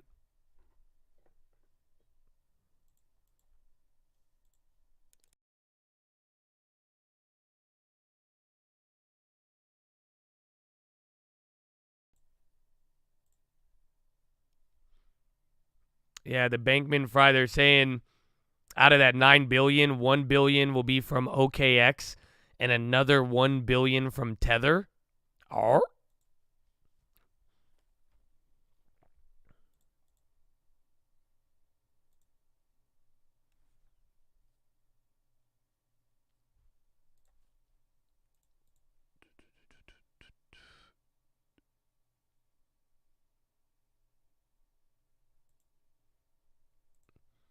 Yep, 3913. All right, we hit one from here earlier.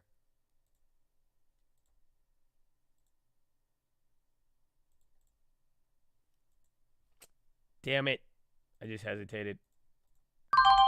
3914. I went 1 point higher. I went to the long side.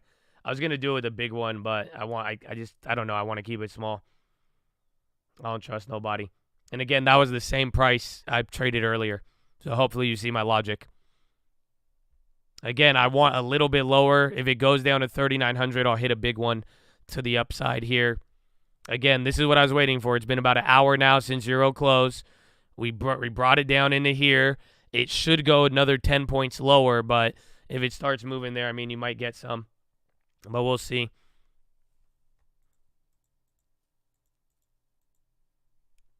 Mm-hmm.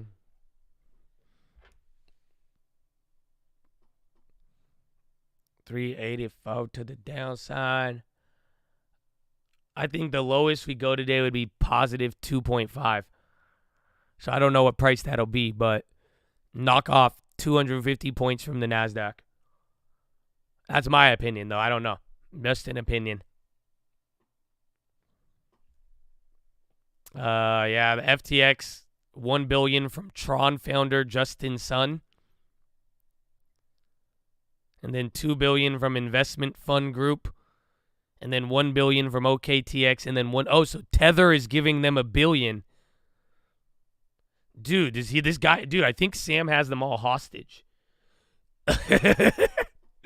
Bro, Tether is going to give him $1 billion because they know, they're hostage. What do you mean? Tether will collapse. That's why they're like, it's better to give him $1 billion than to lose your whole company if this motherfucker fails. Yeah. We might be watching Too Big to Fail Crypto Edition, and without a government, you're gonna have to see who has the biggest incentive of all of it. Interesting. They are saving retail. I mean, it depends, but I think the damage is already done. It's not, there's no saving it. I mean, it's like the potential that there is criminal activity and all sorts of stuff. You know what I'm saying? Is like the damage is done. I don't know about saving retail. This is just about mitigating the damage of who doesn't, like unnecessary damage of who shouldn't deserve it and other things. Because now just how it spreads gets crazy. But I guess, yeah, it's like exactly. They've already used customer funds and got clapped. So it's not like even if somebody saves it, it's like there's still the 8 billion shortfall that already failed. You're coming back down here again. So watch out. We're waiting. I said 10 more points in the tank. That could have been it. If this can't hold 3909, you're going 3900. They're just suckering in some of the longs here now. And then again, I think 3900 will sucker in the shorts, maybe 3895, and then I think it gets confusing from here. 3911. Less bid support now this time around.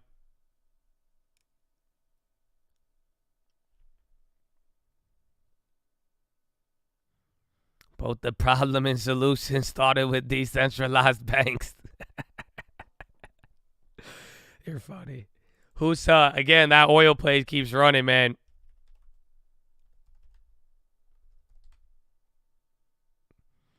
FTX. We read one of them early in the morning.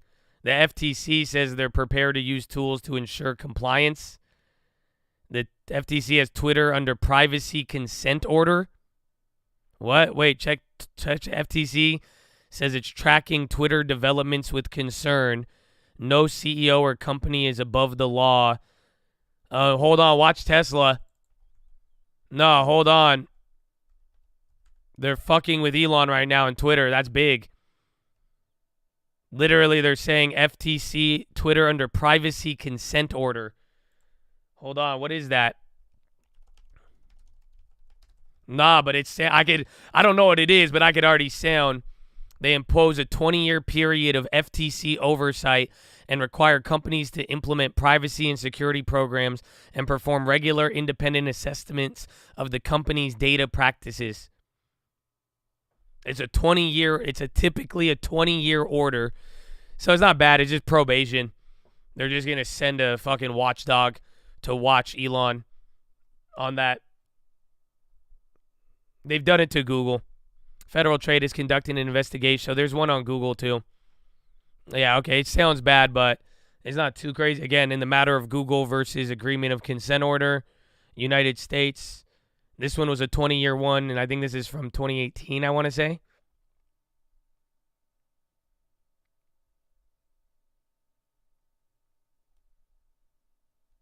It's ordered. Maintain, protect privacy. They want to see how you collect info, the extent to which they exercise control, to which the member adheres and complies with, is endorsed or otherwise participates in any privacy, security, or any other compliance program by the government or any other security industry.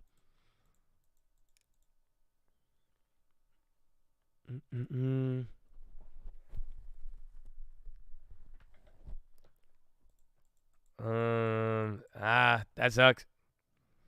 Are they doing that to FB or Truth? I don't know. Quite frankly, I don't know enough about it. Like I'm saying, it sounded bad when I read it. I had to go look up the consent order. It's not something you hear about too much, but I would say it sounds negative, but it also, there is some precedent that people have already used it. So it's hard to say, but clearly they're coming after Elon and Twitter. I mean, that seems to be the moral of the story. There's the flush. 39, still small though.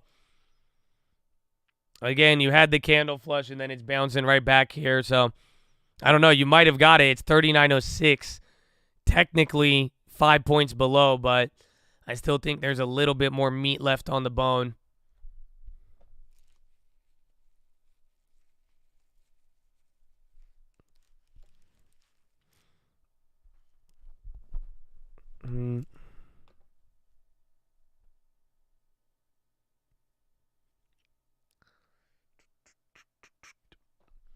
Watch if it bounces up from here. Again, that could have been the wick. The dollar's even coming down now on it too.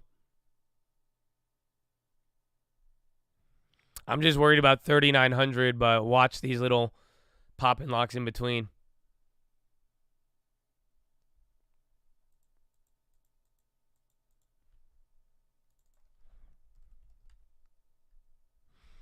The news from here is just going to be data. And again, this week is dry. Actually, tomorrow you'll have consumer sentiment, and that could actually have an effect. And next week, we're going to be getting PPI, Empire Manufacturing, retail sales, import prices, industrial production, housing market index, total TIC flows, housing starts, building permits, and then another set of jobless claims, and then Philly Fed business outlook, which I believe is very important.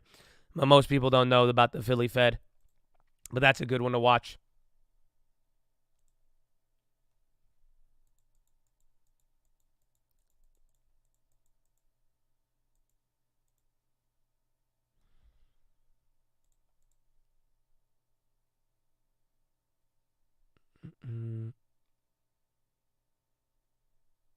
It's coming right back down. Give it a sec. Rohit. Oh, and Calvin. Oh, let's go, baby. I look at the Michaels today. God bless you all. Shout out to you, Michael. Even I know we had a couple on there, too, today. Mr. Sakin Calderon. God bless you.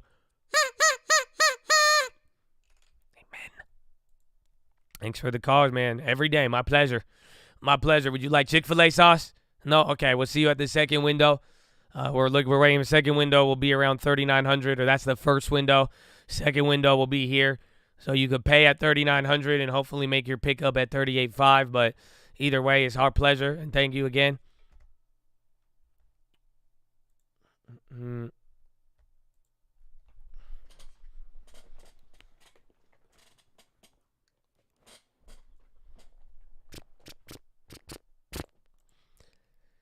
Come on, just flush or pop, man.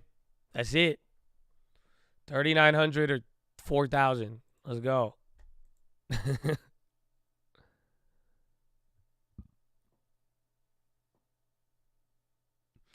Everyone I see in real estate keeps seeing builders will just stop building. But what do you think builders do for money? They aren't building homes to sell. I mean, I think everybody has an opinion on real estate, but I think Sam Bankman-Fried was a bigger threat to real estate and inflation than real estate. It's just all making sense now. I love it because I can't wait 2 years from now because we are going to know so much more. But when it's all said and done, I mean, it's real estate has already been a standout. It's already holding up like it has exactly in the 70s. It's already came down a lot. That was a question on the Cult Real Estate stream yesterday. They were like, what do you say if people think that the real estate market is going down? Well, one, nobody knows what's going to happen. That's just the reality. Everybody just has opinions. But two, the number one thing that I tell people right now, I'm like, newsflash, it is already crashed in front of your face. You just don't feel it, nor are you processing it the same way. You've already seen house prices and mortgage activity. It's been 9 to 11 months now, and it's already had effects. It's just people want more, or you've watched other things drop way, way more. You see what I'm saying? So it's there, and literally, the simple thing you could do right now, if, again, like I'm saying, it's opinion, right? Just follow the Fed. That's all. That's what I would tell. I mean, even for the agents out there, clearly nobody knows what's going to happen. You can't predict it. There's already been a decline, so what you're getting now is some stability in the middle of a decline. But when it's all said and done, though, it's like this is all going to just be with Powell and the rates, because you got to think about it. There's already been pressure on real estate. Powell, the futures, and what Powell is saying is that interest rates are going to be higher for a year and a half or a year. And then if anything happens in the meantime and the rates come down sooner, all that will do is support real estate. So really, you could expect pressure with rates on real estate for the next year. And then if anything happens sooner than that, it's ultra bullish for real estate again. But just follow the Fed. That's it. I mean, people want me to predict the future. You know how I feel about real estate. Again, it's still the best performer 2 years now in a row compared to everything. And it's just very simple. Just follow the Fed and let Powell give you the answer, and that's all. So that's where I am. But it's already went down a lot, and I feel like people aren't acknowledging that enough. But when it's all said and done, Powell has the answer. Follow the Fed. Don't fight it. You'll be straight.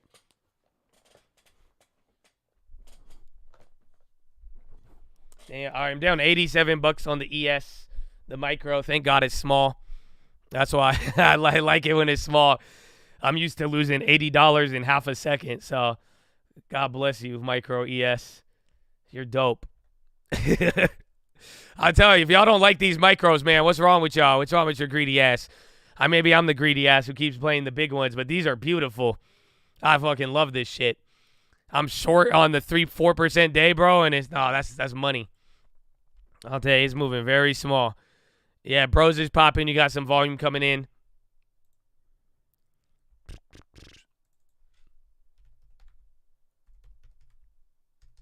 Nvidia is killing it. We're still coming down here.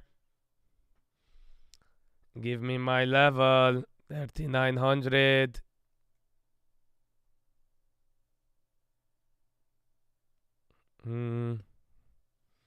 Josh Brown talking bros. It just, the commissions are high, so it sucks there, but that stability, or that just the fact you're not getting ran on a move is so calming. You have no idea, bro. Like, because I'm looking at this and I'm like, oh, shit. I'm like already prepared mentally, and I look over and I'm like, $70, bro? Fucking do this 20 more times. That's fine with me then. Shit, I thought it was going to be like 18 million by now. I thought I was about to get Bankman fried off of 2 seconds. You know what I'm saying? All right, you got a lot of sells there. If you can eat through that, that'll be good, but it's done this a couple of times. Any good course for options? None at all. Don't spend money on a course for anything, and you'll be fine. That is it. The course is the hustle. That's all. Just to give you need confidence. You don't need a course. Buying the course usually gives people confidence, but then if you teach yourself the wrong stuff, I mean, you're going to tell me AMC is the best investment for the next 20 years.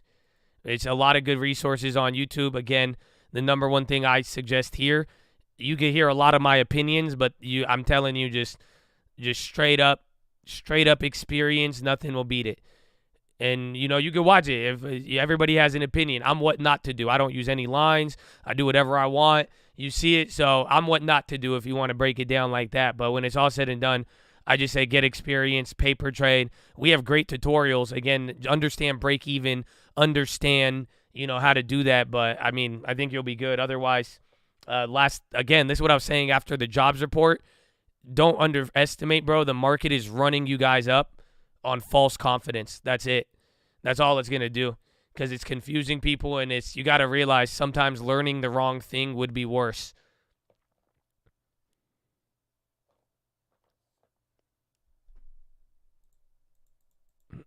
There was a decent move earlier on the short end of the bond auction.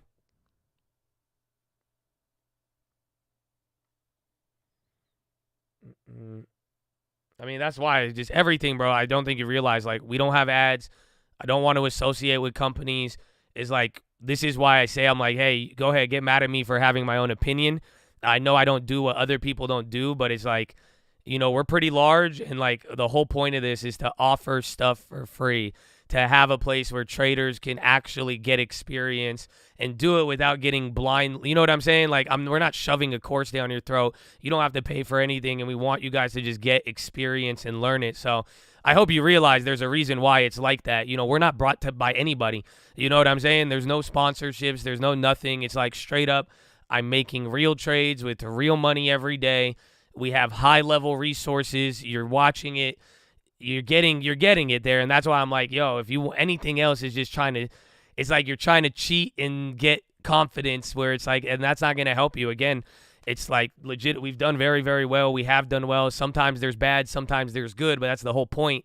You get to see the reality of it, and it's not incentivized nor biased by any sort of payment by anybody, nor are we trying to sell you anything. Again, that's all I want, is some love and respect, bro. That's it.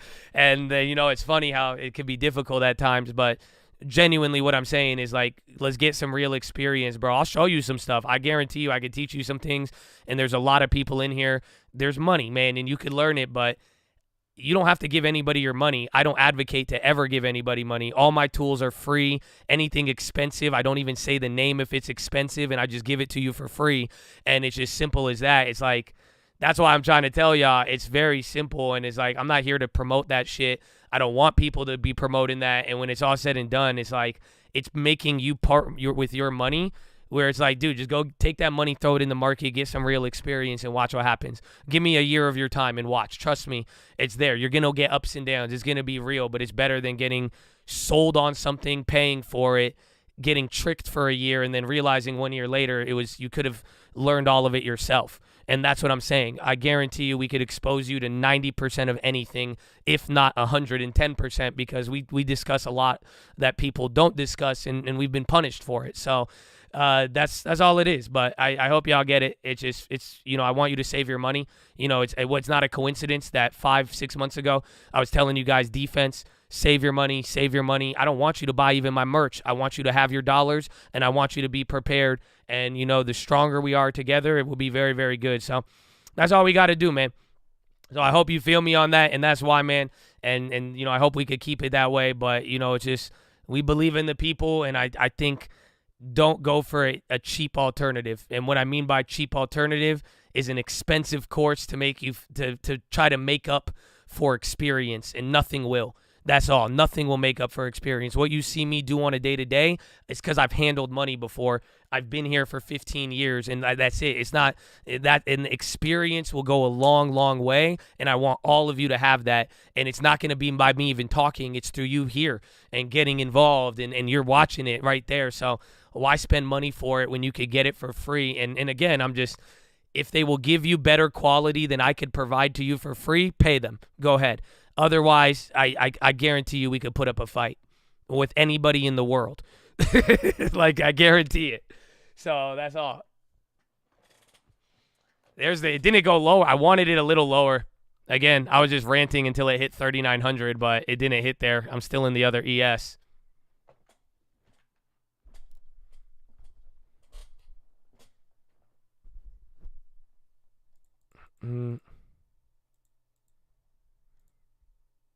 I pay more. I know how it is, man. That's all. I say this as like somebody, like, humbly, bro. I say this like as somebody sincerely just like speaking the truth. Like, I don't have nothing to gain on it. I don't want to gain on it, but I would rather be surrounded by smarter people. And I'm quite frankly, dude, I'm just sick of motherfuckers getting scammed left and right.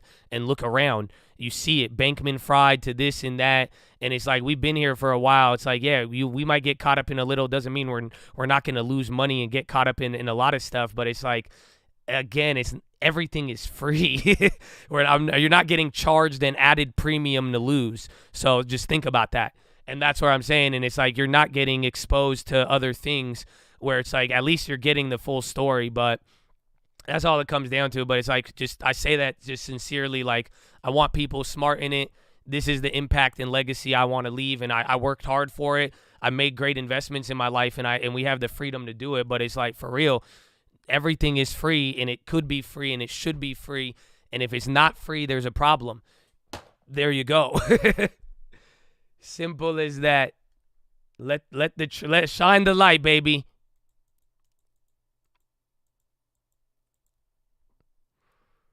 I got stuck on this. I told you it's going to lure in everybody. I got a little bit of gains, but this is still a trap zone. Again, 3,900, but if you don't get back up to like 39.26, 27, we're still not looking too good.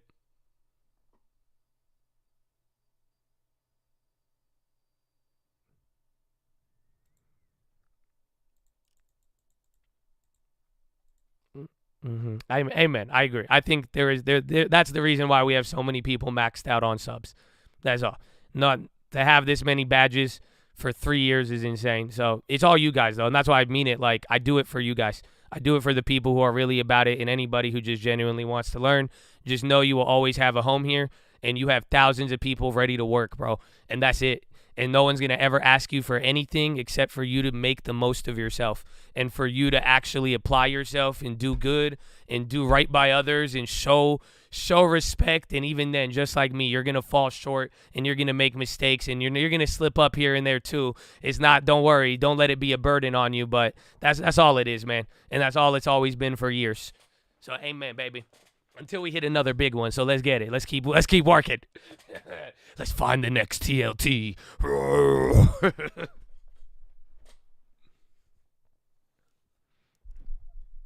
But yeah, put that money, any money you would spend on a course or put it towards your long term, especially when the S&P is down 35%.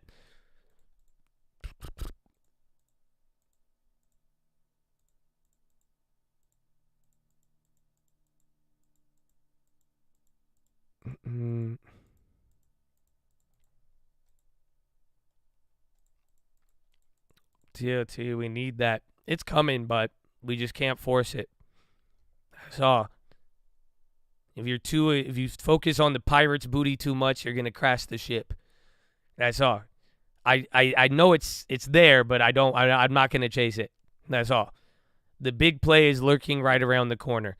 But just every other big play, we came to it. You know what I'm saying? It came to us. So it's there. We have the opportunity, and all we got to do is just ride through it and wait and make sure. Again, that's why I'm just saying, be wise. Be wise at every opportunity we can be, and we got 60 more days until the end of the year. So let's go.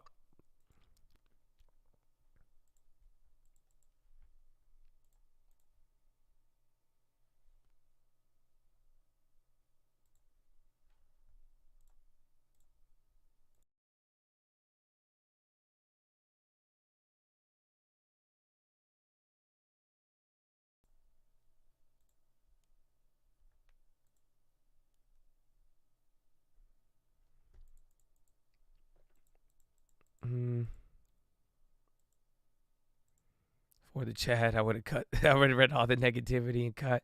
Oh, you held the meta. There you go, baby. Amen.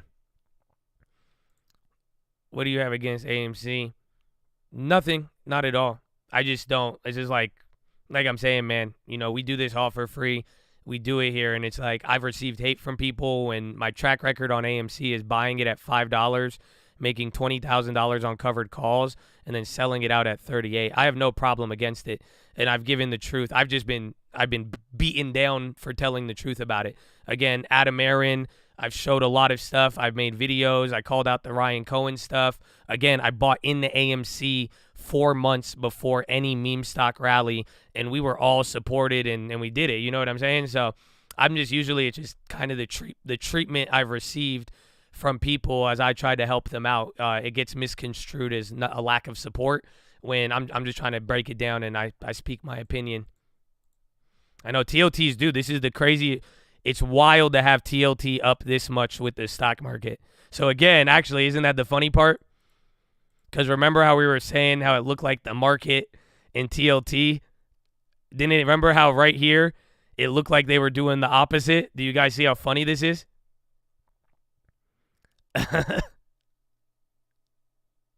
Dude, how funny is that? They look exactly the same now. Bro, look at this. Remember 3 days ago, I was like, dude, look it might be coming back to normal. I was like, this is weird. We haven't seen that since 2020, 2019. And then all of a sudden, it's the same setup, just a little lower. It's perfect correlation. Look at that. You're barely breaking out of here from the last low after. It's the same exact thing. My goodness. We're going to have fun.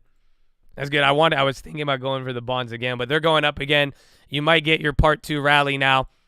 Again, 9.3. I'm worried about 3,900, but look, that bond rally didn't exist 10 minutes ago, and when the bond rally dropped, that's where you had more drops from here. So again, bonds are going to give us support here. Watch out. But then again, you're still in the downtrend from Euro close. Quite frankly, you're neutral high right now because you break out above here, you get some room, but you can see how it's playing out. It's still somewhat neutral. Any lower and you hit a new low, you're downtrending still on the last hour and a half. Otherwise, we're kind of basing out, but now bonds are in favor. And then dollars kind of negative, but everyone's been ignoring him because he got beaten down today.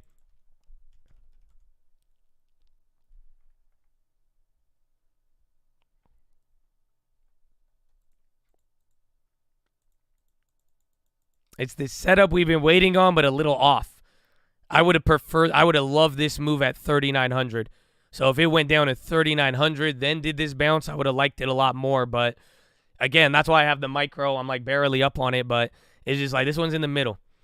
It's kind of like this setup. It looks like it, but it's not exactly what I was expecting. But it doesn't have to be exact. But let's just see.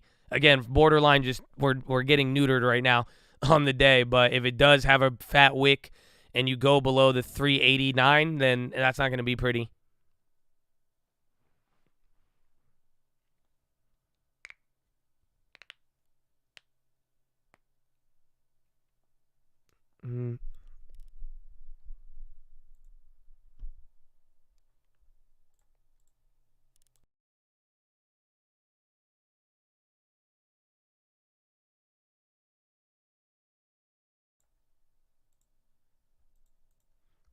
Nah, AutoZone was weak today. I don't think I wanted it to like have a big reaction. I think they could die, but I'm scared of this stock.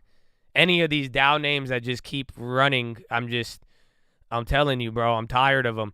They're not McDonald, bro. I swear to you, man, I dream of Ronald McDonald with a baseball bat, and then I wake up right when the bat's right in front of my face, and I'm like, and then I realize he scares me, bro.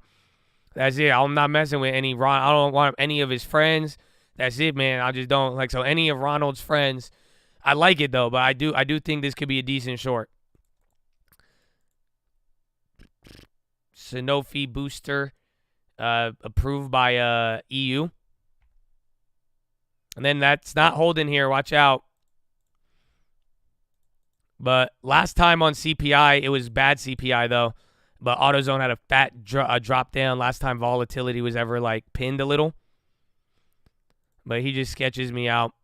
But again, used car prices are expected to go down, and that was, again, that affected 0.5 today.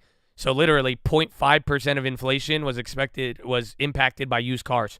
Like I told you guys I didn't know what was going to happen. I knew it would have an impact, but that was a big one. So instead of a gain of 0.25, it led to a decline of 0.3, which is about half a basis point inflation. Maybe that accounts for the drop in core. However, used cars are not mentioned in actually, I think they might be in the core. Remember they used to have the core of the core? Oh, y'all forgot so fast. God bless America. Y'all remember that? I can find it for you. I have it somewhere in my archive. You guys don't remember? You don't remember middle of the year? You had a core of the core? Oh, y'all don't remember that. Oh, because remember, there's headline and then there's core. Core is excluding food or energy. But remember, it got so bad and they were trying to explain it to you. They were like, well, there's a core of the core. And then they did core excluding automobiles, and then core excluding automobiles and some other things. So don't forget, that already happened. Yeah, we are ripping there. I was getting worried on that one, but again, it's the setup I wanted, but a little earlier. I did go early, so we'll find out, but let's see. New kid on the block. Welcome. The badge looks good. The badge look good on you. You're going to fit in just fine. Just show some love and you be good. Oh, rent. That's what it was. They excluded rent and cars. And they were like, yo, listen, core is bad. But if you exclude the food, the energy, the housing, and the automobiles, it's straight, bro. That's it. If you don't eat food, live in a house, or drive a vehicle, I don't know what you're talking about. Inflation. Shit is fine right now. I don't know. I don't know, man. Fucking go eat some underwear or something, man. Why are you complaining? That's it. The core of the core of the core is just perfectly in line. It's funny, but that happened. I'm just saying. We're allowed to joke about it afterwards because now we're like, woo, core finally dropped when it shouldn't have. But just don't forget. This logic comes from somewhere. Damn, I forgot for a second.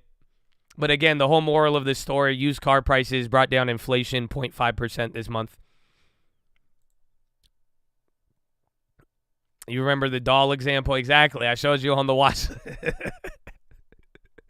The only thing, man, the only person who wasn't feeling inflation was stuffed animals for the first 6 months of the year. They're like, bro, if you don't eat, drive, heat your house, like, I don't know what you're talking about. It's solid.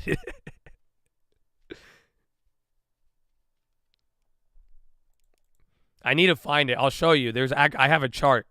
I have a chart that says core, and then I have a chart that says core of core pricing out what I just talked about. That's why it's just funny, because this is real. It's just not. It sounds funny, but that is just how bad the inflation situation was as of 6 to 12 months ago. That's what we were doing. That's where, like, we were trying to find out where inflation was going we were trying to remove everything to see where, like, yo, what's going on?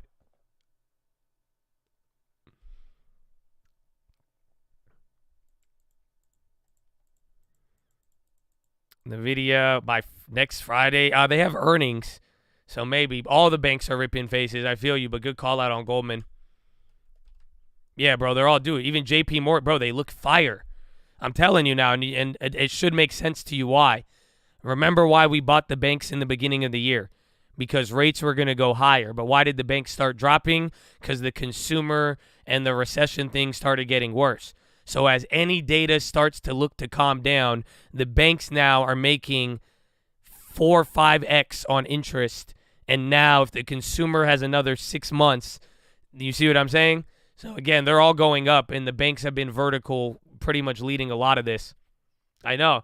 It's part of that, because as we've been saying, okay, do you know how much, dude, the Fed is paying them 4% on their excess reserves right now.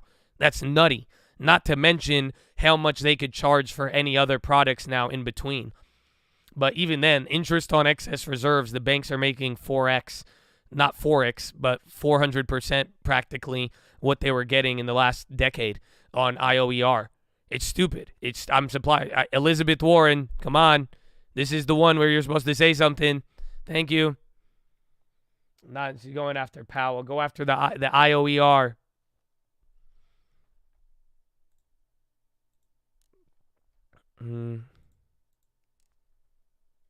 Yeah, 4x, not 4x. Yeah, I know I sound a little similar. My bad. We had one high purchase. I purchased high on JP Morgan in the beginning of the year because, again, I like the higher rates, but it was just before everything dumped. So I have one really high purchase on JP Morgan, but then we had one at 137, but then every other purchase was 127, and then the biggest purchase was 116. So right now we have about 7% gains on it.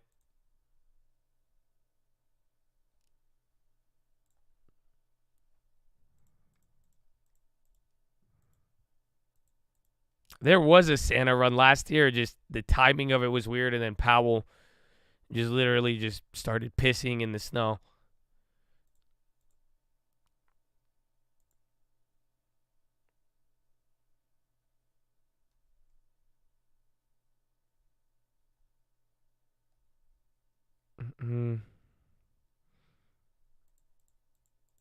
What would be just data? I mean, you got data tomorrow. Consumer sentiment. I mean, it has some inflation baked into it. I don't know if it could wipe out today, but it's at least something. That one, and then next week you're gonna get like PPI, retail sales, a couple more earnings, and then after that, before you know it, you'll be around another like big jobs report, and then CPI, and then Powell, and then end of the year. But right now, too, another catalyst will be end of the year rebalancing, tax loss harvesting. So if we get a midterm rally, I'm gonna use that to just take losses. Now would be a time, again, depending on your situation, talk with your tax professional.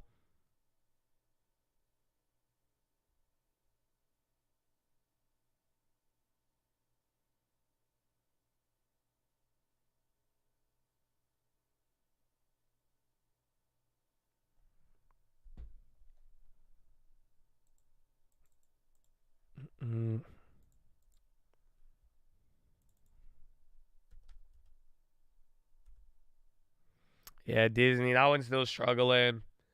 Him and Quali. Again, we took the Netflix today, too. That was 600 profit. Amazon still holding. Enter. Be careful, TOS, if you open like the limit order thing and like you don't have the lock, it'll fluctuate prices. I've been clapped on that many times. So either set the lock or set your order default so you don't get like tricked by it.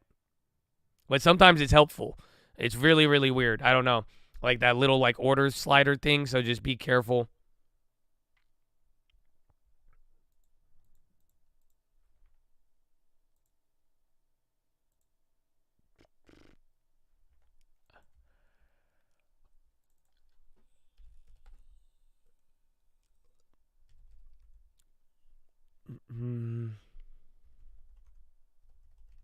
Apple's doing great. Tesla.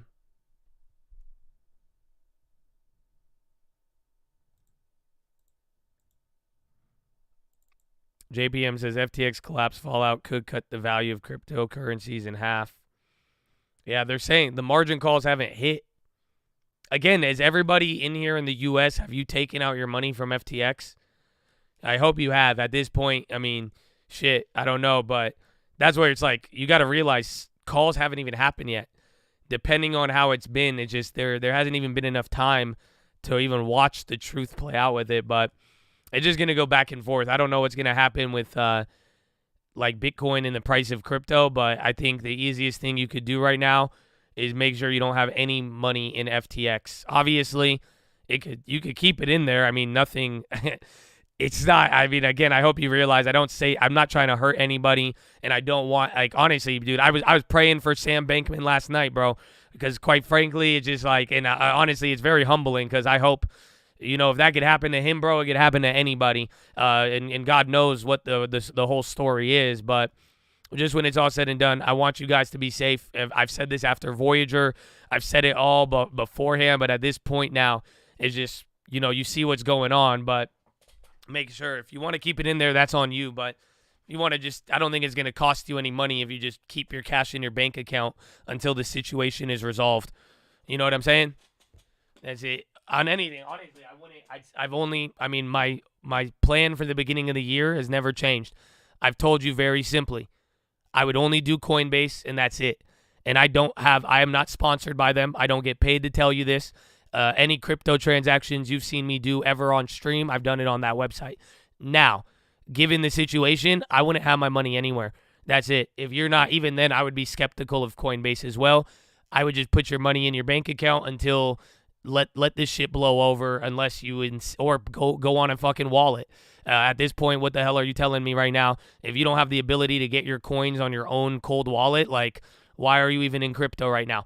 That's it. You have a method to get it off an exchange and not go to a bank account, but that's on you to do it. So, but like I'm saying though, if it's just any money on brokerages right now, that world is in hell right now. You don't know, and we don't know who. It's like literally, it's playing Minesweeper with your brokerage account. So I mean, do whatever you need to do, but that's it. I'm just saying, protect your money, and that this one, I think it's obvious, but I'm just saying it just in case it's not. Just make sure you protect yourself. That's it. Clawbacks in bankruptcy? No, they can't. No one could claw back anything for pulling your own money out. Go ahead. Let them try to sue. No, there's no such. It's your money. It's my money, and I need cash now. J.G. Wentworth, 877. Pull all your money from the brokerages. That's it. That's all you got to do. Put it on a cold wallet. That's all. It's not. It's your money. It's nobody. They are supposed to be your custodian. They are supposed to be your shepherd, managing it. You see what I'm saying? If you can't trust your custodian and you think they're all in bed together, and maybe it's not just one motherfucker who did this, then there you go. But all I'm saying is just be safe. It's as simple as that. I've always said Coinbase, but even then, realistically speaking, your only security right now of protecting your crypto is if you have it on a cold wallet, or if you have your dollars so you could go buy back in and you're not exposed. That's it. Otherwise, at this point, the crypto market is going ape shit, and there you go. Just don't tie up your money if it's avoidable.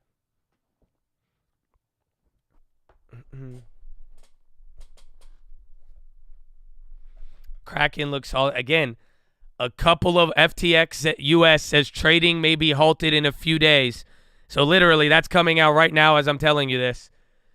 FTX is saying trading could be halted for a few days in the US.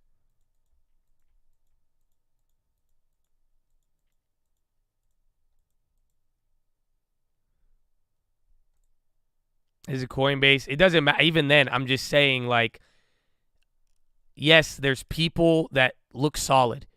I have always told you Coinbase is solid. However, after what we have just witnessed, I do not trust anybody. That's all. I know crypto. You should know it too. If it's not in a cold wallet, then you might as well go to cash. And I would not keep money on an exchange that is ran by God knows who it is. And with whatever else is going on right now, even Coinbase, I love it. I've always loved Coinbase. I will still own the stock. I whatever money I have left, I will keep it in there, but I do not trust it, but I'm okay. Take my money to zero. I'm not going to, even if I go to bankruptcy proceeding, again, I have time to live without it, but if this is your money and you want your money and you are not willing to lose it or not have access to it for a year or two or at a discounted value, then I wouldn't trust anybody. That's all. It's very simple. I'm giving you the basic human 101 caveman advice. Don't trust anybody. That is the moral of the story. Even if they look solid, we've already played that game last quarter. What happened? Voyager went bust. We said, oh, they look solid. Guess what? Somebody who looks solid ain't solid anymore. We can't play that game anymore now. Everybody's at risk. That's all. So that's all I'm just saying is just be smart with it. Learn to get it on a cold wallet. Otherwise, I mean, just have your money close to hand and it's not going to hurt you. And that's all. Because all you got to do is, I'm not saying don't stop. You know, I'm not saying sell your crypto, go. I'm just saying there's no point if just wait till this blows over. Otherwise, have it in a cold wallet if you don't want to sell. That's it.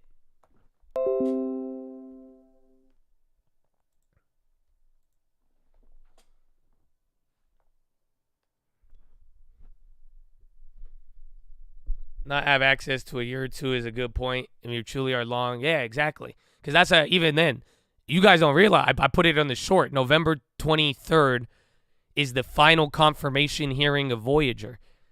Dude, they still haven't even confirmed the bankruptcy on Voyager. So you don't even know how you're going to get the money, the time frame, what the rate will be, who is owed what. Think about it. They haven't even, the court case is not even finished for Voyager, and that started in May.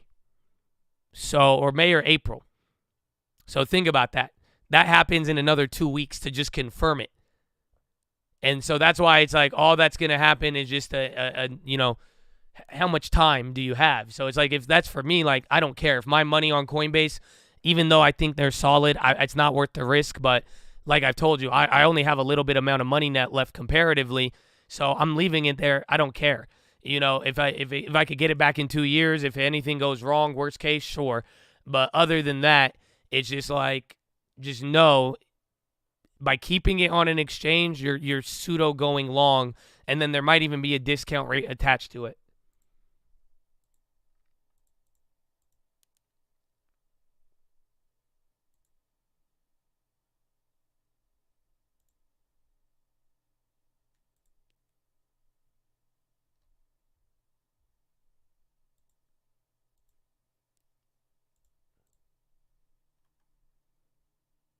Mm-mm.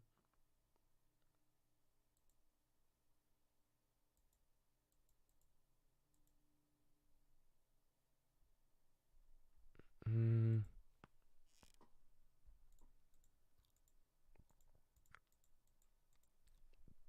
An FTX. It's fun. I think I have it. The email. At one point in 2020, FTX offered me over $150,000 to advertise to you guys. That was one of the big ones. I had a bigger offer from another crypto guy who went bust, but yeah. They were everywhere, bro. They spent so much money. They wanted everybody. That's what I've been telling you this the whole time. Nobody fucking listens. I'm like, why do you think you see, like, people are paying for you? They want to get in front of you, and they will pay. And all of these people, again, everything I've ever recommended to you, I have zero, and I get no money off of it. I didn't take it. No, I said, I'm sorry. Because why? Because I'm not going to put my name behind something. And then I'm glad. Every advertisement I rejected 2 years later, I'm jumping for joy. Because guess what? Whether you guys got clapped by it or not, I just know damn well you ain't never here. I've only given you good advice regarding where to put your money and what was safe. And it's all in wax. So you have it. Money or not. That's why I said it was just like, but it was everywhere. That's why we don't know the story of FTX.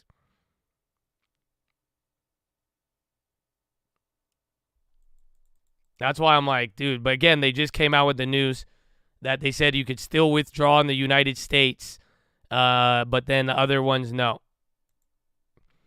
I have a break. You could don't detach positions on TD Ameritrade. So, like, if you're using the book map, like, let me show you. Or, like, if you're using the active trader, like, don't do this. If you right-click, where is it? It should say detach. Like, there's the ability to detach this, but don't do it. Because if you do, it will slow down everything.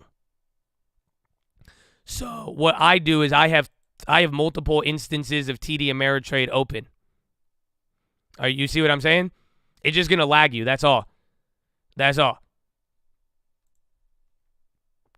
You could detach it, but what I've learned from I have a very fast computer, but everything just slows down the minute I detach.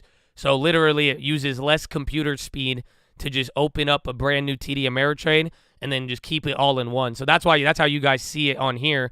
I have this active trader. I have it on my other screen. That's how I'm executing my trades and monitoring it. So I use this to look at the stuff, and then I execute on here so it's faster and that it doesn't just lag. Because, again, you've seen me lag and then I've fat-fingered on lag. You know what I'm saying? Even with the market orders and all of that, it messes me up. But I'm telling you, this speeds it up. I have a overkill computer, and my TD Ameritrade was still lagging. That's why I'm like, if you could use a little bit of this, it will help you out. I just solved your slow. Oh, believe me, bro, it killed me for a little bit. It killed me for a little bit. But trust me, do that. Don't detach tools. Just open up a brand new instance. If you don't know how to do that, even if you have TD Ameritrade open, just go to your TD Ameritrade logo and click it again, and then it'll let you, that's it, and just log in, and it'll open up a brand new thing. And you have to be on the same IP address, though, too. So, because I have multiple connections, it fucks with me if I log in on a different account with the different IP. So just make sure if you don't, you'll have to do a bridge connection if you're not familiar. But that's it. It's super easy. The other part sounds complex, but opening up another instance, easy. Yibbity bobbity boop.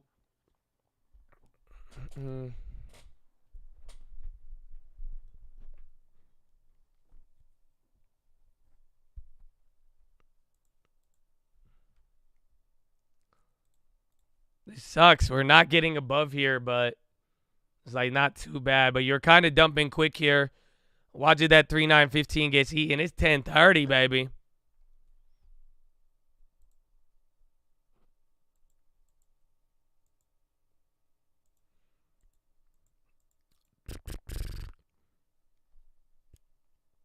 Why don't you have futures on E-Trade? I like TD Ameritrade a little better for it. And then after I got approved on here, it was a lot easier. I honestly think they have a little bit better tools for futures than E-Trade. But I like E-Trade. I just like E-Trade for the visual. And George, economic outlook. You're coming again. Another Fed speaker, a little drop, but it's catching some.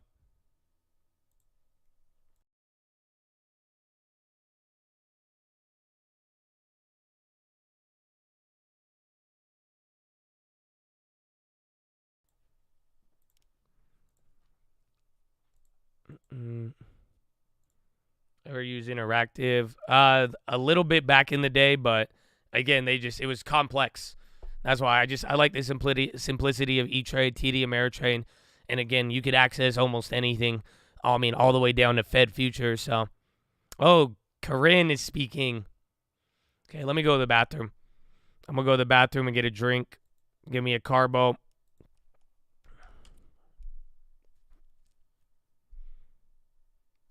Where's Corinne?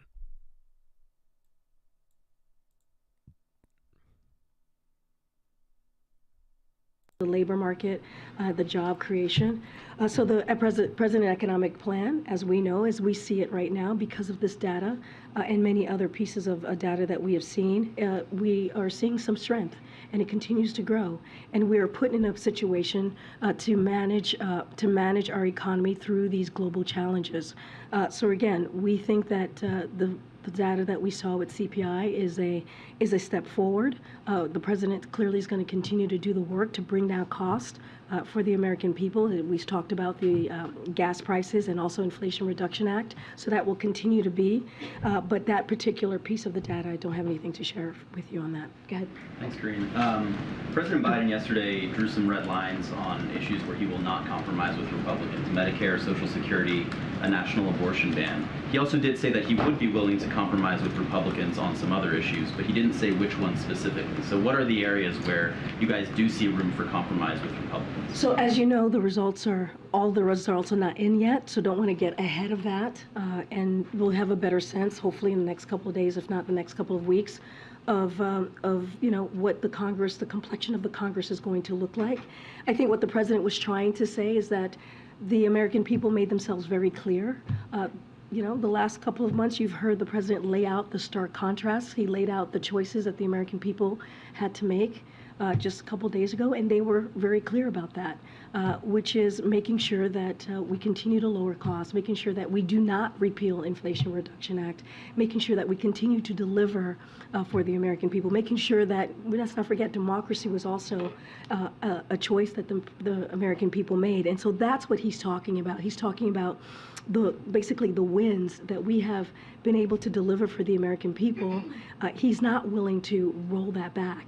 And as we know, congressional Republicans made themselves very clear leading up to Tuesday that they were going to roll back Medicare. They were going to roll back Social Security, not even roll it back, just cut it all off, right? Chop it out. And so the president's saying he's just not willing to do that. And let's not forget, these are issues that the American people see as very popular and important to them. So that's what he's talking about. You don't want to get ahead of the results, but it was the president who said yesterday that he'd be willing to compromise on certain issues. So has he not thought through what those issues would be? It's just No, I hear All right, your well, listen question. for a You're little saying bit. he's Y'all been getting willing jumpy. to compromise, but at the same time, we have to see what the relax. results are. And of course he's going to say that. He's the president of the Peace and United States. love. Of course he's going to say, I'm willing to work with the other side. We're talking about President Biden, who has done that. He also laid out that he has, since his administration in the past 20 plus months, he has passed 200 bipartisan laws. Signed 200 bipartisan laws. And so he is saying that he's willing to work with the other side, as he has said before. But once we know what we're working with in the next, hopefully, couple of days, if not longer, then we'll have those conversations and can talk more.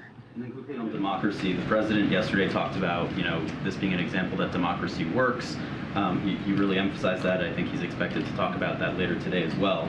I know that you guys have pointed to some statewide races where some prominent election deniers did not win, but I believe at the latest count, at least 145 election deniers running for the U.S. House have won their races.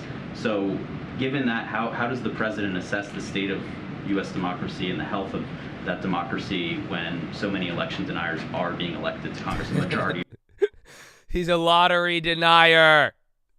They're denying the dude. Who won? I have tinfoil. You want tinfoil?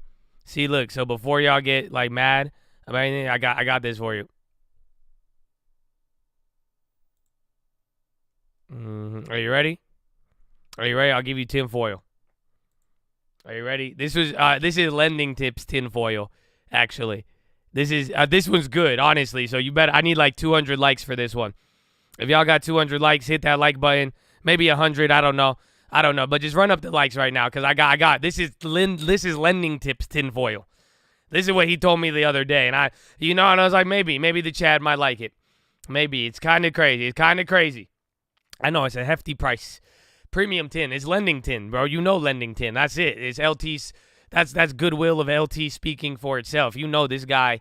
If anybody got the tin, bro, they called him lending tin, bro. This guy. Are you kidding me? Do you know how many fights this guy gets in public almost every day? This guy, I'm telling you, he's the king of the tinfoil. Bro, that's it. He went down the rabbit hole a long time ago. He kind of made it out alive, but still, you know what I'm saying? It's just he's not, man. You better be careful. Intel, big chicle on that. Don't know what it is. No news. All right, I think we got 100 likes. I'll give it to you. 11:30. It was AMD server chips aimed at gaining more ground. Yeah, it's AMD news. AMD, good news, bad for Intel, but we'll see if it holds again. Intel is a small mover. All right, so here it is. Lending tin. His tinfoil is that. And again, this is just opinion. This is a joke. So if you take it as not a joke, you're crazy. His tin is that the government picks the lottery winners. And he was like, that's it. He was like, how come we never seen them? We never see them. It's all anonymous. And then that's it. I think they had their last lottery winner. And then this guy was going full Kanye or something. And then they're like, nah, we can't control him. Hold on, security issue. Because, where do these guys go? How come, we don't, not one of them's famous, not one of them made a YouTube channel. I ain't seen one real lottery winner on TikTok. What do you, bro, you give me $2 billion, I'm giving $500 million away to the Chad, then I'm yo, meet up in Dubai, I bought the whole country, come on, let's go, bro, we gonna videotape that shit, I'll put it on, I'm gonna make my own social media, I'm gonna call it Truth, Facebook, Twitter, Tesla.com. Brought to you /Apple. And that's it. I'm going to buy it all. I'll be like, what do you mean? I got $2 billion. I know I can't buy any of that with $2 billion, but I won the lottery, so let me have my time. Okay, I know, honestly, after taxes, I won't even wind up with a tenth of what Bankman lost in 24 hours. But still, I'm just saying, I would have bigger, you would hear about it. This is all I'm saying. You would hear about my plans. But I ain't never heard one lottery winner in my life. I don't know. But yeah, that's the tinfoil. My aunt won 50,000. Now there you go, but that's like, but where'd the 2 billion go? Oh man.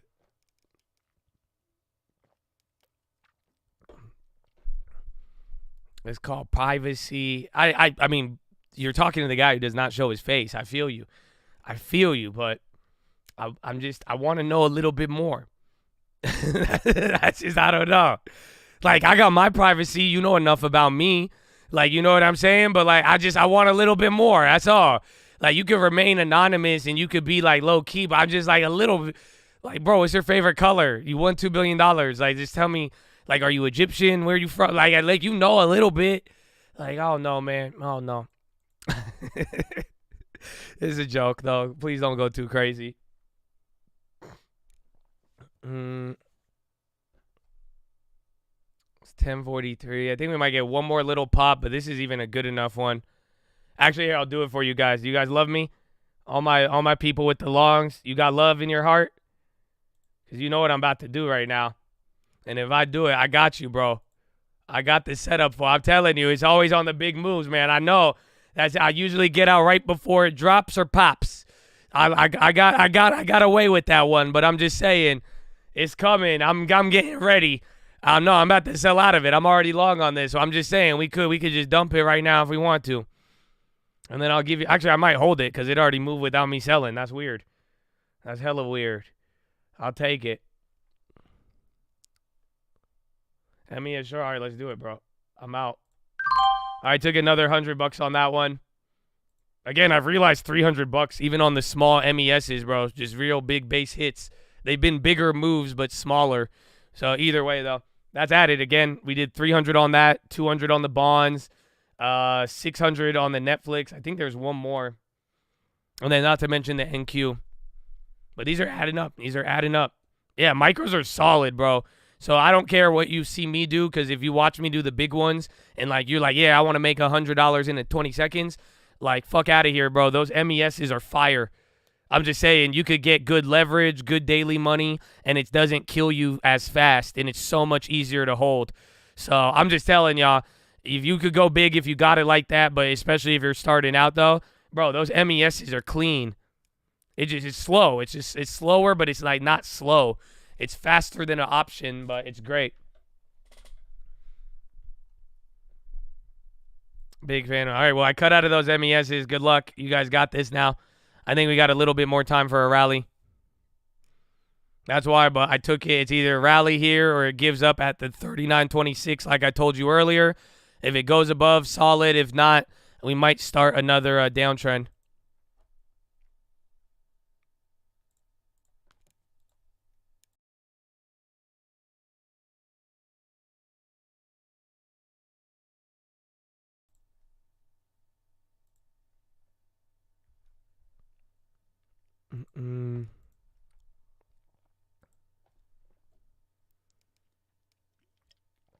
In MES, good job.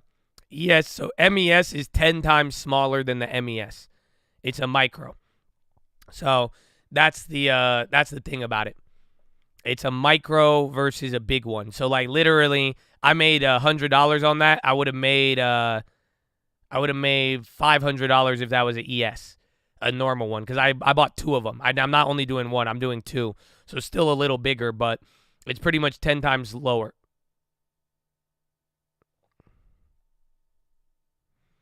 Josh, there's a show on HDTV where the entire premise is a dude that finds lottery dream homes for lottery winners. Might be a good place to investigate. Yes. Oh, amen.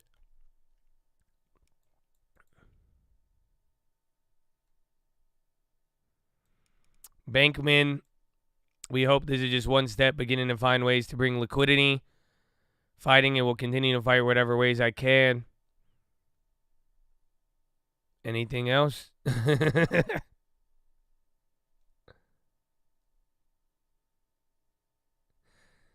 Yeah, man, it's done. All right, well, there's your move, Chatadonia.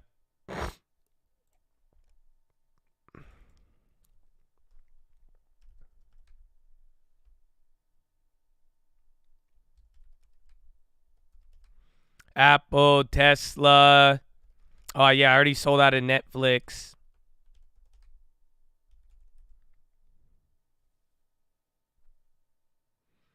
Coin popping on the layoff news. Yeah, they are. They're making the move up. Here it is. Here it is. 39.30 again. There's a big, so you actually have a lot coming in. And honestly, there's not even that many bids there to stop it. Hot dog. It's going vertical again. Here it is. You might be able to go up a little bit higher. Just watch to get daily breakout. Otherwise, it's done. And then it could turn into I guess not done, but remember, one candle here down back to 390. It neutralizes. Or again, it'll take another 30 minutes to get back up or something.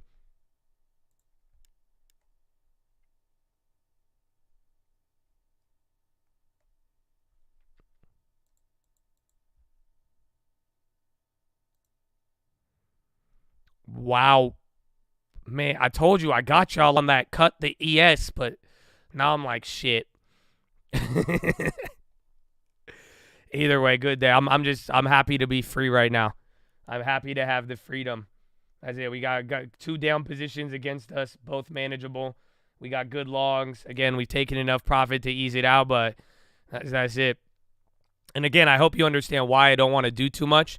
Simply because it's like, what's the point of getting out of all these plays to reopen at the same you know what I'm saying? We don't want to get into something there unless it becomes like solid. So I do want to short eventually. I cut the wheat stock play. I took money. I forgot that was the other one. I got like $100 on it, or a little less, I think. And then if you held it, you would have got $300 to $500 more because it ran. I cut early in the morning, and then I cut Netflix as well.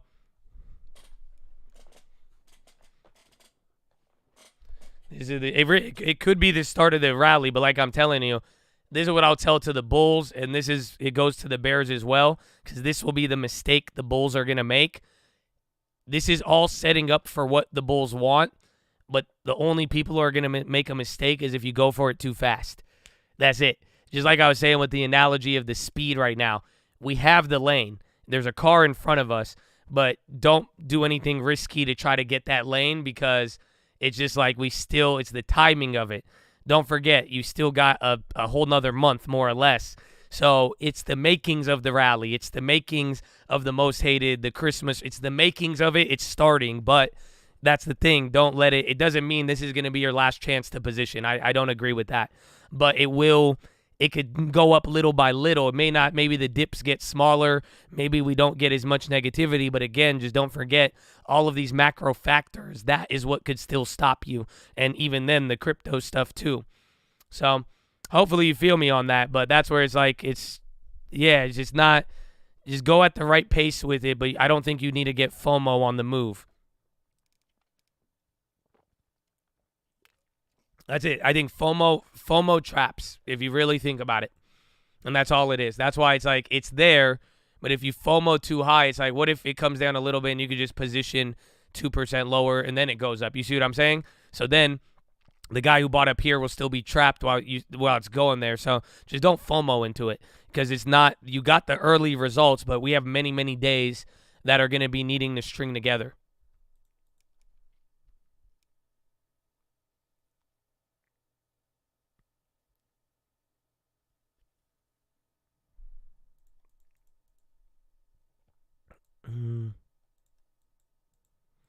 They bringing FOMO back.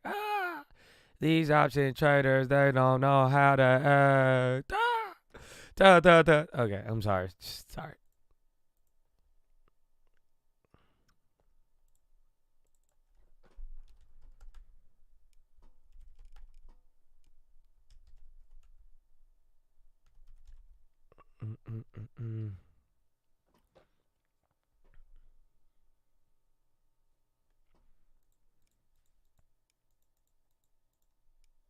Ba-da-ba-ba-ba. Same spot as last month. I am not DJ Khaled. No. It's a good question. Good question. Expedia on the high.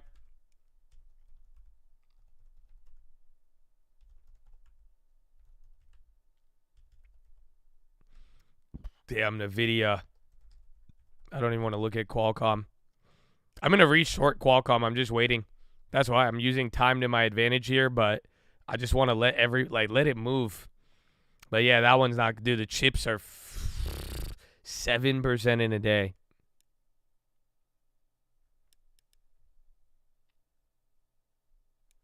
Where's Amazon? Again, that candle's holding up a little bit. You're still in this upward, about to test the highs again. And 39.35. That bid got cleared up. I don't know if that was a seller or buy right there, but you really don't even have that much sell pressure at the top. Again, I'm waiting for 39.40, but now with how it's moving here, again, that was kind of the setup I wanted, but just watch out 39.40. I think it might have enough juice to get it to 39.50.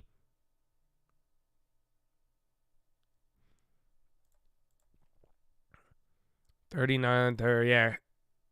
It might have enough juice on this move. If it fails, it'll look ugly, but if it hits, it's fire. Gonna be interesting.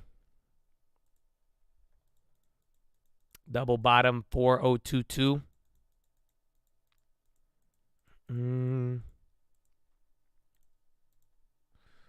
I sorted ES. Another one.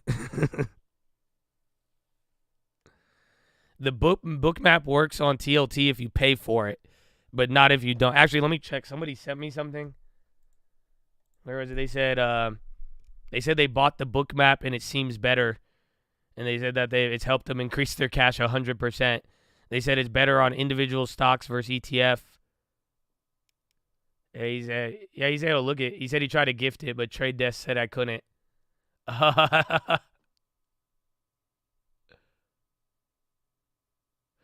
Interesting.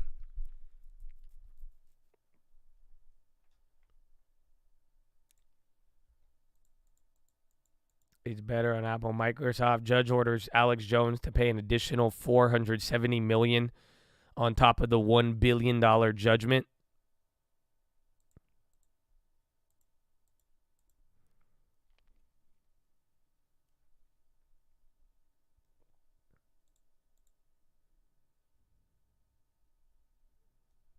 I don't pay for it now, but I mean, it seems, like I'm saying, I mean, we done good with it. Like, Bookmap fucked me up in the beginning, if you don't remember that. I was looking at it too much, and then it messed me up. But then, once I started, like, not using it as much, but then, like, kind of integrating it subtly, but not, like, too crazy. Like, it's good to watch, but I'm not, like, if you've noticed, I'm making my entries without looking at Bookmap. I can't. If I look at the Bookmap, it fucks with me. If I don't look at the Bookmap, is solid. But it's just more or less kind of getting a general idea, but it's I've only used the basic one, so I don't know.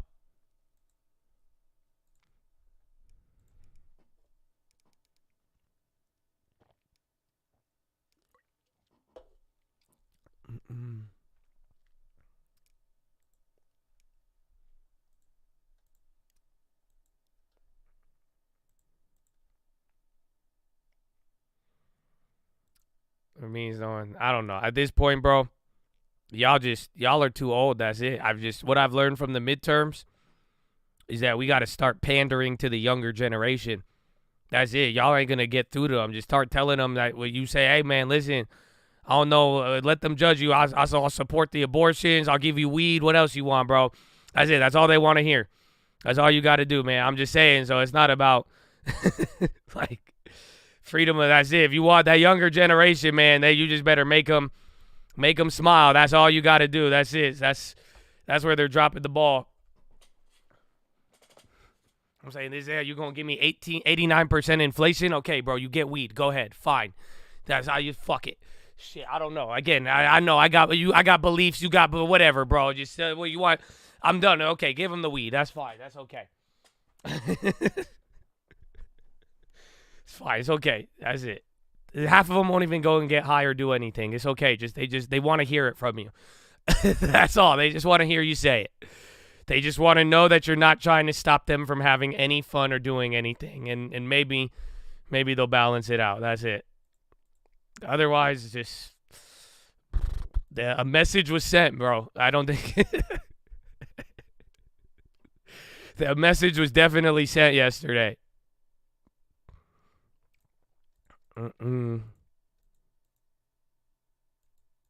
FTX warns of trading again.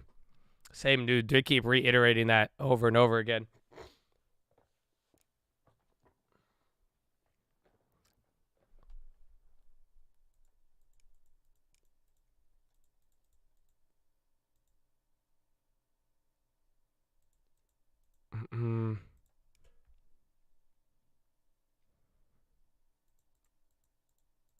Almost as they wanted to be treated like people.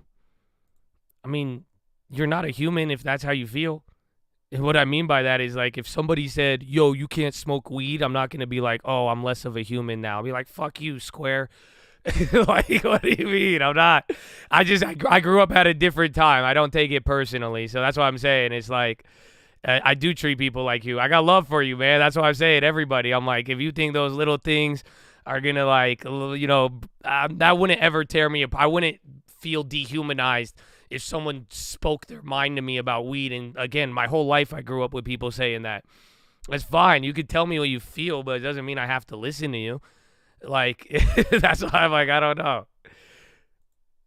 I agree. Like, even then, people in jail and other stuff on certain things, like, it's just welcome to the system, bro. That's all.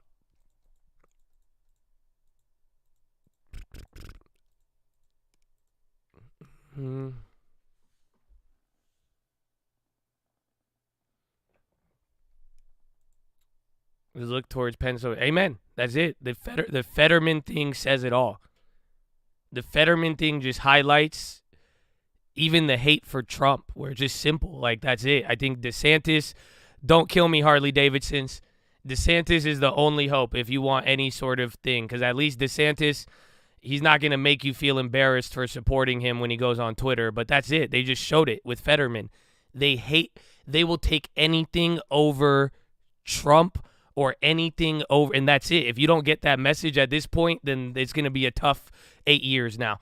But it's very simple. That's it. They'll take DeSantis, but they won't take anything with Trump. That's the message I got from it. I could be wrong, and this is just my opinion. So that's all. It's just very simple. I am serious. I mean, bro, how did he win? That's just somebody saying, bro, I hate everything about you. I will take the worst option possible consistently, and I will do it. That's it. That's it. They don't want DeSantis either, but at the end of the day, if you look at his results, he swept everybody.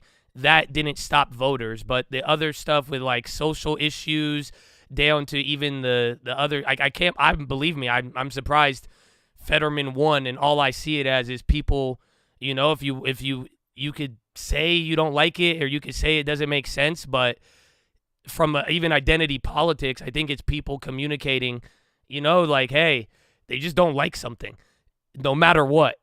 That's the problem. So I don't know. It does. Yeah, it doesn't make it okay or this or that, but again, it just kind of shows how crazy it is.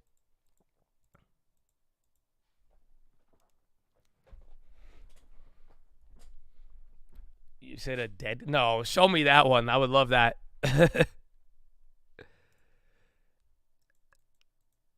Carrie, I don't know enough about it.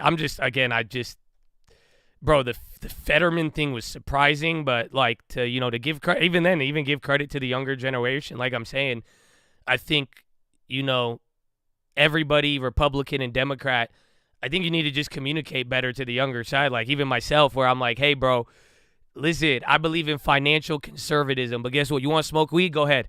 I'm down with you, bro. Go do whatever you want. That's not what we're arguing about. Like, that's what I'm saying. And if maybe we could go read a history book while smoking weed, and I could show you some things. But otherwise, it's not like, that's where I'm getting at with it. It's just like, and it's I'm just trying to see what's being communicated, no matter what, even if it seems like it doesn't make sense or like this and that. But it's like people are communicating. And in a weird way, and then there's, again, I just hope you realize, like, that's why, like, even the midterm so far, it's already mind-blowing that Joe Biden, after this performance, his political party did better than Obama and George W. Bush. I'm telling you. I know. I make fun of both of those guys. I'll make fun of all the other politicians. And to think that to think that after this performance, there's something being communicated, man. But that's crazy. But again, I could sit there and say it's crazy, but then you gotta kind of look into it. But it's just wild. But like I even told you too, I'm already getting my mindset. That's it. I'm ready for another 2 years of what we got dealt with. So, but younger guys, I'm there for you. I hope you know that, and I really hope certain issues don't tear us apart. Hey, I got y'all. That's the moral of the story. Mm-hmm.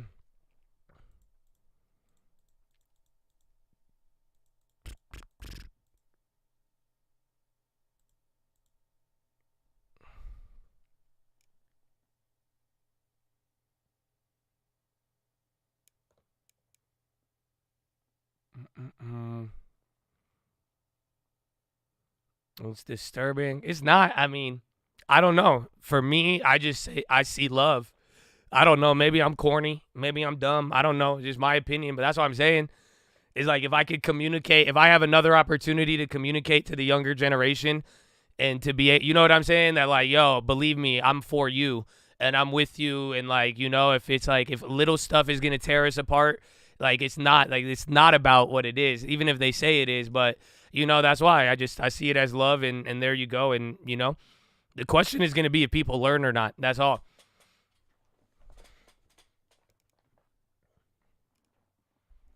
Mm-mm.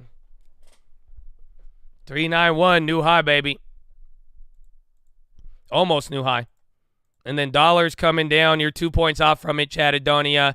The bids are stacking up, but you're getting a little bit of an order trap.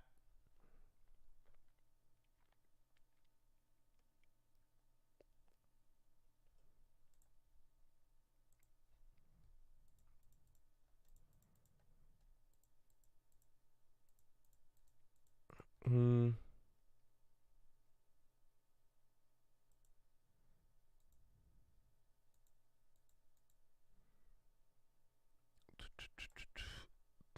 $39.31. All right, get ready. I think you got momentum to take you up to $39.40, Chattadonia. Get ready. Because, again, it's either going to get, wick and drop, or if there's fuel on this, again, look at all these orders lining up now at $39.35. This could be big. But remember, you have 30 more points until the next level, and we haven't been at that level in a very, very long time. Last time you were at this level was September 12th, a couple days following the CPI. So this was actually the last, was it September? Or was this Jackson Hole? It was either Jackson Hole or CPI, but this is the support level from then on the future. So this is big. It's either going to get there today or not. I mean, I think it has the makings to make it there, but you're going to need momentum above 39.40 to hit that.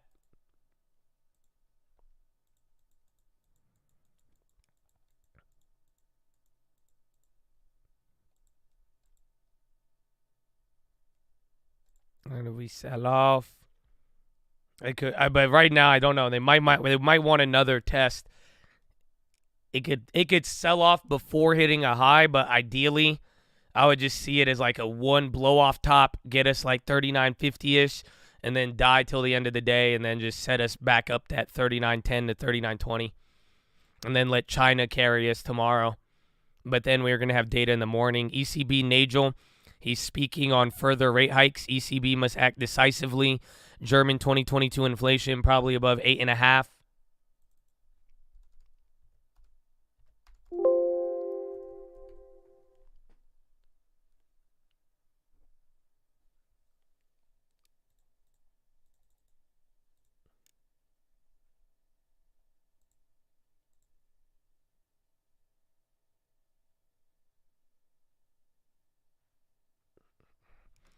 Oh, I have an idea. Hold on. Unfortunately, I don't like these ideas. They might cost you. Because I have an idea for an option.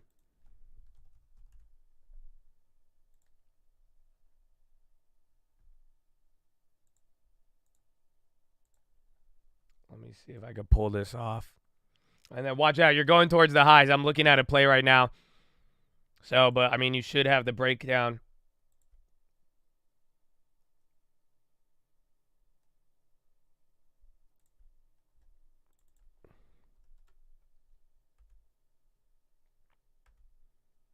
No.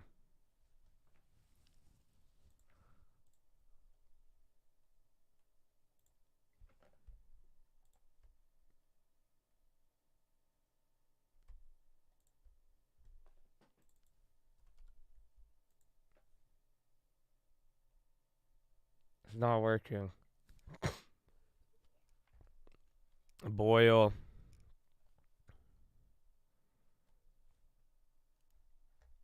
I have a butterfly idea. I'm trying to pull off another free butterfly. I have it, but I can't. If I say anything about it now, everyone's going to destroy it. It's close. It's almost free and it's fire, but I can't get it for free right now. The cheapest one I could pull off would be 3 cents, but I don't even think it's worth it. So by tomorrow, we could get it. If tomorrow rallies, it's very liquid. If tomorrow rallies, I might be able to have another free butterfly that could hit. Or at least, again, you saw it last time.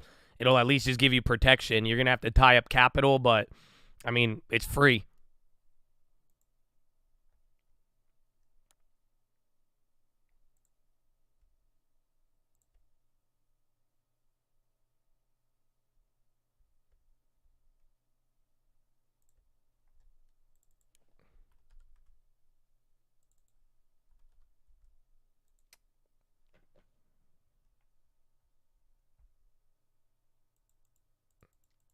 It's free to open. Yeah, you could lose on the swings. It is, but again, if you set it up a certain way, like you even saw the last one, I had risk on the last one, but like it sets you up pretty good. There is risk. There's definitely risk, but you know, hopefully I could show you how we could statistically, you know, make it a little bit better. Where it's just like some plays, is it really going to drop that low? But again, you never know. But I have one. You'll see when I tell you it, but I don't have the shot at it now. And again, I'm not telling you now because if the premiums get all jacked up, then it will eliminate the whole idea.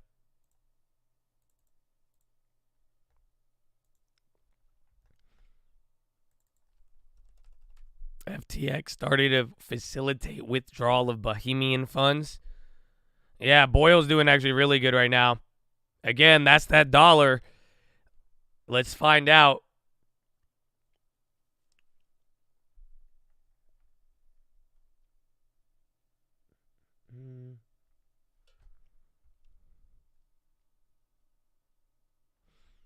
You and me, baby. You and me. Just the two of us. We can make it if we try. Just the two of us. You and me. Oh, the two of us. Buying cars in the sky. Just the two of us. You and I. Banger. Banger.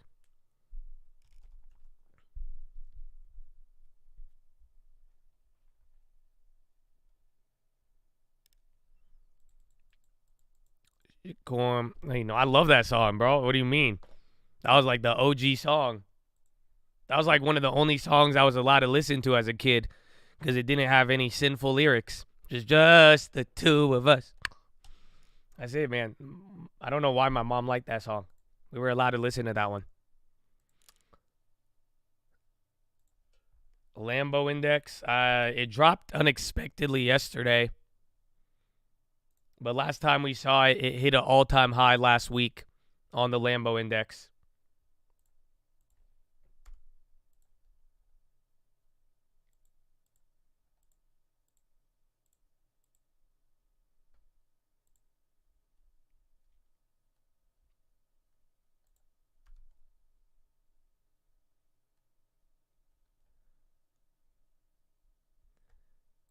Yeah, it's still the same amount as yesterday, but it's lower. It dropped 25, but it was at 488 the other day. Now it's a little lower, but I mean, I'm seeing them. They're all, bro, they're dumping. I was trying to sell these cars a year ago, and dude, look at all of these that say good deal, good deal. Like, dude, people are just dump. If you want money and you need it, you're gonna just dump the price of this. That's it. Because again, luxury cars are very illiquid. Gallagher calls for national ban on TikTok. Watch Meta. Again, remember, it's already ran up leading into all of this. But there it is. Watch Oracle to the downside. That might be the easier one to go after.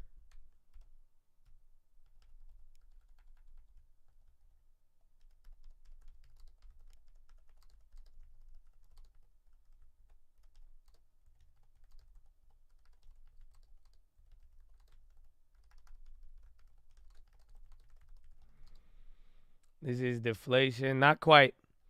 And usually the first one will fool people.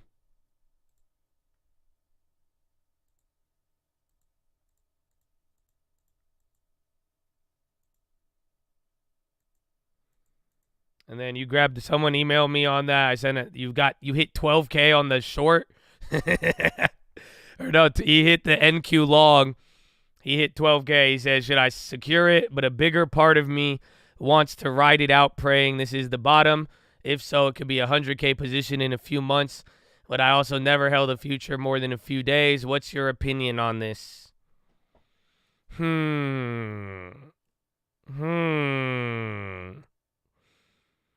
So it sucks because by asking me the question, you are going to blame me no matter what happens. But I love you, man. But just how would you feel if it went to 0? That's all. But you got to do what you want to do on there. But you should be wise at every moment. And that's it. But you're trying to powell me. So listen, I'm data dependent. All I can tell you is I took mine. But I'm ready to trade a lot more, and that's it. But, you know, I'm data dependent, but just be wise, my friend. Be wise. Be wise. And just think about it, though. It's like, would this really be the only opportunity?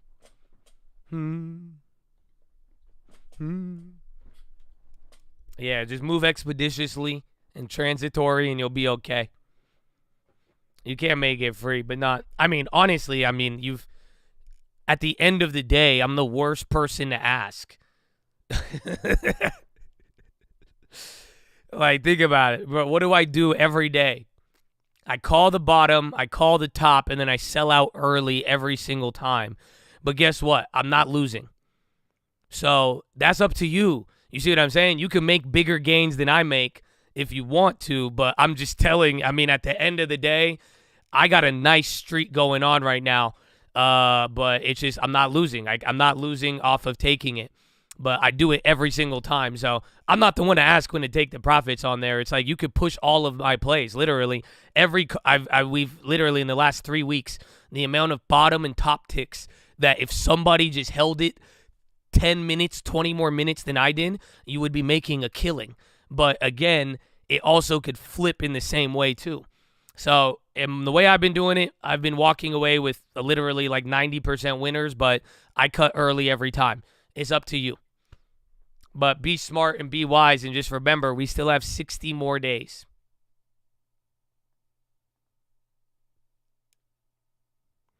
You cannot sell half. You can. You could sell and just go buy 2 MNQs and go buy 3 MNQs and just go MNQ and trade out a big NQ for a small NQ. That would be a way to do it. I'm starting to dig cutting early. There's money in. I know that's why I can't get mad at it. That's why I laugh at it, and it's just like you see it. But the problem is with taking early, you don't want it consistently. Like my problem is that I'll draw down big. I don't give a shit, as you've seen, and I can ride it. I'm cool with it. My balance control. I'm not trading. Literally, I have 4 or 5 times the amount of cash now than any of these ESs. But at the end of the day, what's the point of drawing down $4,000 to only make $400? But that is where you'll get killed because you want the good gains to hook you up when they hit. But at the same time, there's no point of forcing it. You see what I'm saying? Is he willing to lose the capital? That's the serious question. Amen. And like I'm saying, the wise answer is easy. That's all. Trust me. You never feel like an idiot turning down $10,000 until it's not $10,000 anymore. Just remember that always. I never feel like I always feel it's a smart move whether I need it or not, but you will never feel like you're an idiot till after. That's all. So whether you know the answer, you know what is wise, again, you have ways to go. Meta news is going to be the TikTok news. TikTok and all of that. Watch Oracle. If Oracle doesn't move, I mean, there it is. Oracle's starting to get hit now.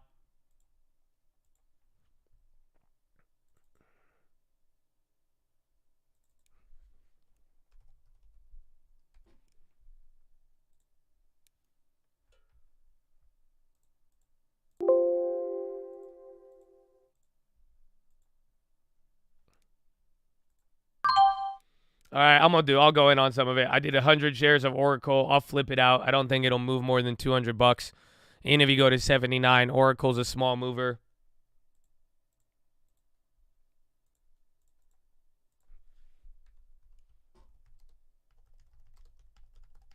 I'm going to flip this on the day.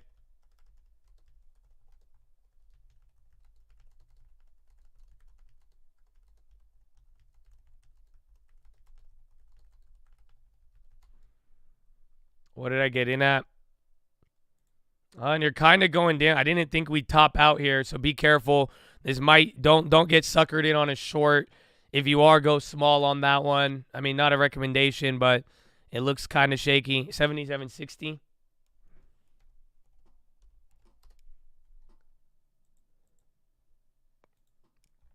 Tesla dumping. Meta's killing it, yeah. Dan Loeb not interested in FTX bailout. Tesla cancels solar projects in mass and scales back solar division. That's the news right now from Electric on Twitter. Yeah, so Twitter, and again, you had good solar news today. But Tesla's back cancels solar projects in mass. I don't know if they're saying mass or if they're saying Massachusetts. Does that make sense? That's the headline. Is this Massachusetts or does this mean a large quantity? In mass across the United States. Yeah, okay, in mass.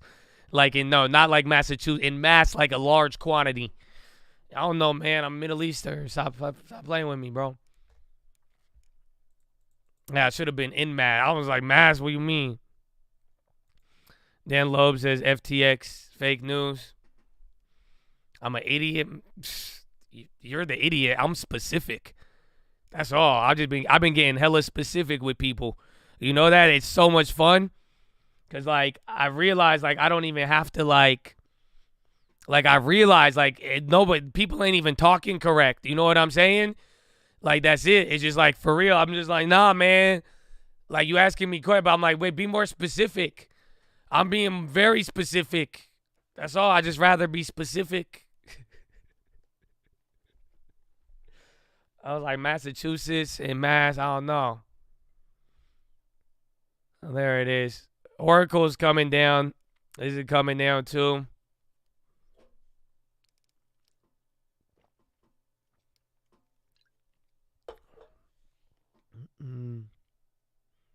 It should be in Mass. I don't know. Either way.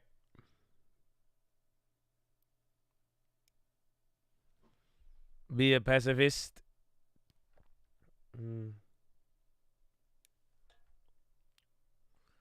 All right, I'm scared of this one. It would be a nice dude. Meta keeps dumping or going up, but Oracle's not going down too much.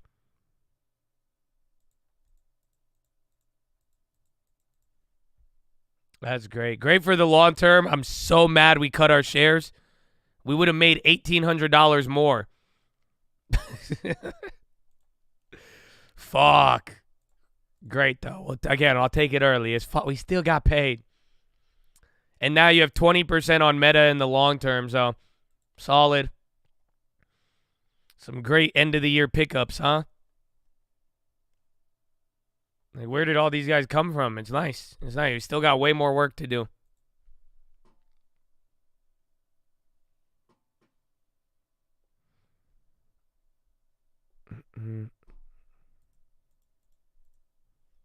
Oh, there you go. You're getting a bigger drop now on the ES. This could be another one. Like I'm saying, if you short it, go small. None of it's a recommendation, but just don't get trapped. Because like I'm telling you, that steam leading into 930 or 39.40, that's what I'd be worried about. But you have mad meat on the bone if you want it.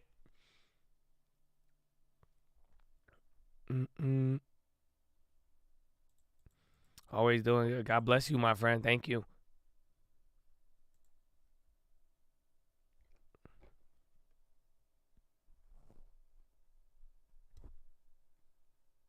When you like your average BS, I know. I like Netflix though the whole time. I just liked it. Again, they're still good from earnings. I might even come back into it, but we'll see.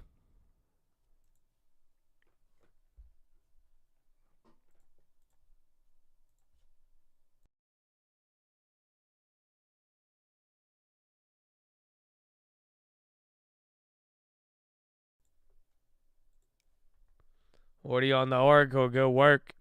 It might break down here again. I know Meta's going up with it. It could bounce. We got a decent amount, but I mean, Oracle has moved up a ton. And then again, even on 100 shares, even if it hits an all-time high, you'll be down $5 a share. So it's just a really slow mover. Just again, dollar for dollar, it's not that crazy.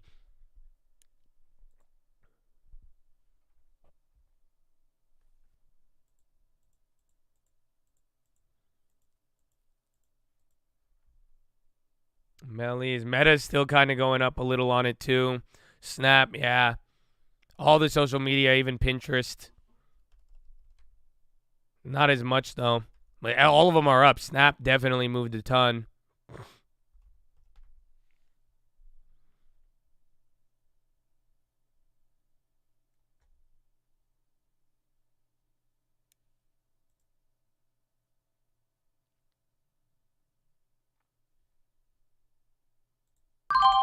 All right, I closed the Oracle. I took $50. I don't want to hold anything right now. I want the money, man. I don't know why, but I'll take it. I mean, 50 cents a share, not bad, considering it doesn't move a lot.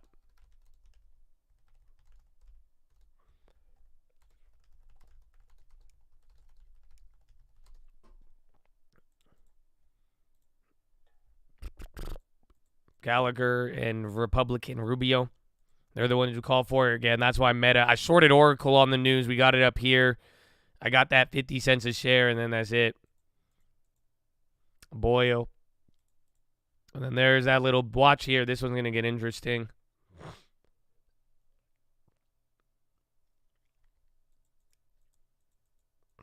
Push. I know. We've been lacking on the push-ups. Let's get it, baby. Let's get it, baby. We're live Monday through Friday, 30 minutes before open. I know we have push-ups at 8:30, but ladies and gentlemen, we're actually getting into the end of the day. But get that body moving. Get beside your desk. Do 10 push-ups. Can't do 10, you do 5. Can't do 5, you do 4. Can't do 4, you do 2. Can't do 2, you do 1.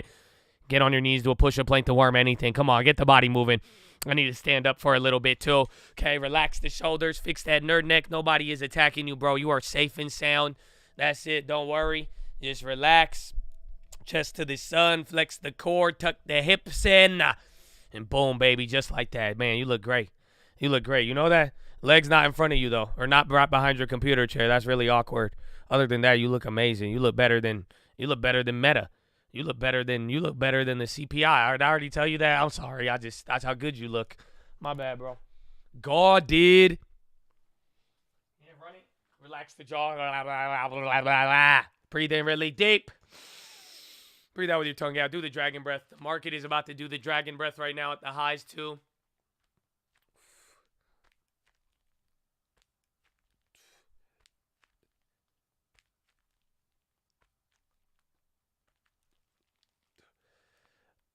Oh.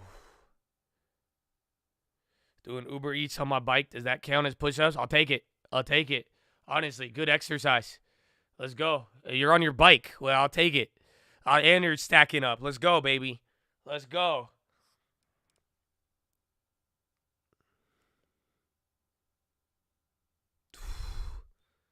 Dollar. Yeah, maybe, but dollar looks like it's going to drop. And don't even, what's it called? Like, don't get too caught up in it because we've ignored it for most of the day. Regulators contacted Binance.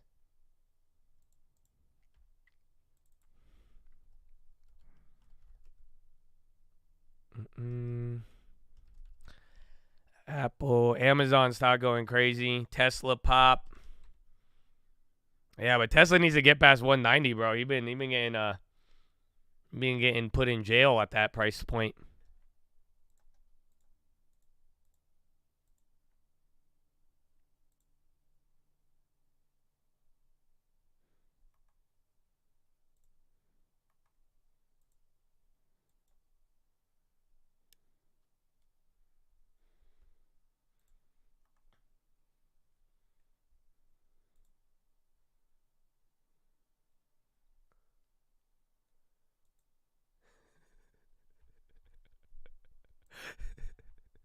Like, oh,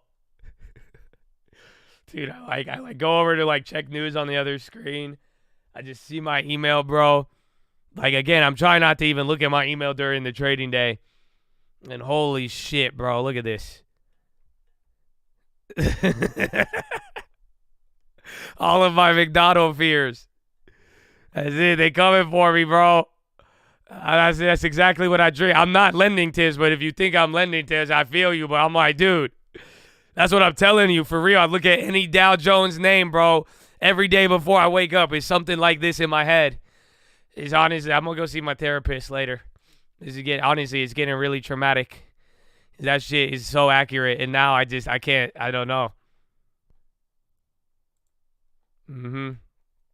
Yeah. It's horrifying, I know. You're telling me? I'm the one who got violated by Ronald. That's it. You saw what that McDonald's did. It was, bro, literally, I went short McDonald's in the Dow, and then the biggest Dow rally in history ever occurred. What? Like, what do you mean? No, I feel targeted. You don't know what I just went through, bro. It ended today. Like, it ended today, but even then, I'm still like, I got memories and shit, dog. Like, what do you mean? I can't forget any of that. I'll never forget that. And I'm like, what? And then just Ronald, man, and just, he's there. He's there. Oh, that Amazon. Again, we're making the move up right now.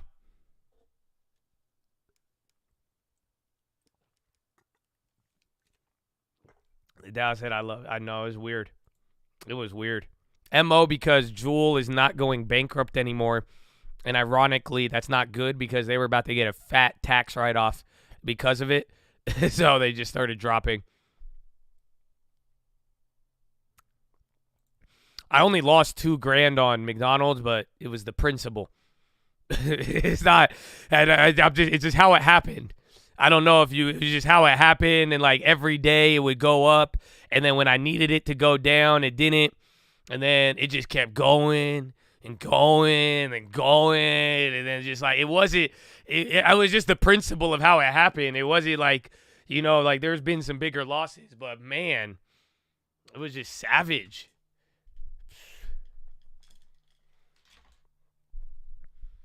HD happy. Oracle's still dumping and Meta is still running.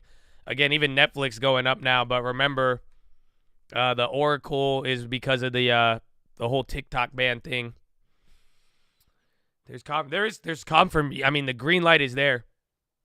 Like the green light for rally is there, but it's just how it's gonna play out. There's Oracle. Micron now available, 4th gen AMD, DDR5. Nice play, yeah. You got a little bit. That's another $30 if you want it.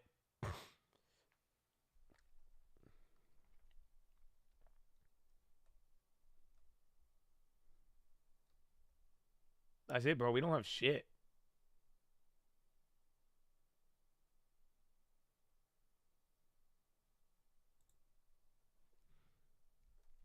Option premiums. I don't know. I haven't checked yet, but I'm not. I mean, again, the shares I just like on easy mode. Even then, sadly, out of all of this, one of my biggest losses is going to be a Qualcomm play.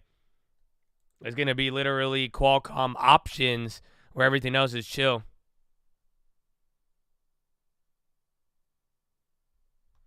Is 14K worth making 200? Wait, on what? But are you saying for some of these plays?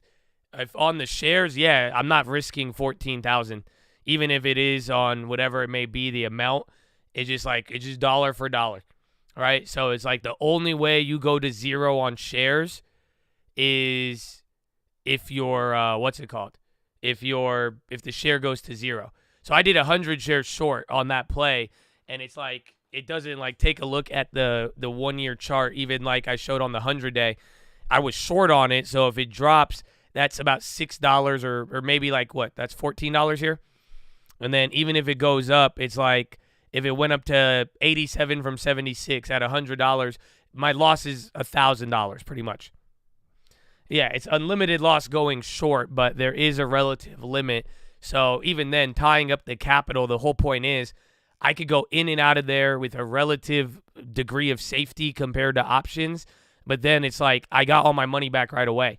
So it's not like, again, when I'm putting the money out there, if you actually think about it, my money isn't as exposed as long. So like even then, like the amount of cash that I have now, I just don't have any futures. So every time I put futures out, I'm getting cash back. I'm putting futures out, I'm getting cash back.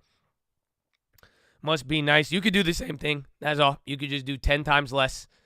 It just makes, it doesn't seem like it, but if you did every trade I did and just did 10x less, you would still walk away profitable on the shares, in the sense that it's just not, you could, if I do 100, you could go at 10. You don't need to do that much, and it still will pay you. That's it. Like that 1 month, I think one of the months we did like 4 or 5K. I think it was last month we did like 8 or 9,000 on shares, but I think 3,000 was options. But either way, it's just like even if you did 10 times less than I did, you could have walked away. That means 10 times the amount, 10 times on every trade less. You still would have walked away with like $900 in that month. And it's pretty solid comparatively to just getting burned on Theta.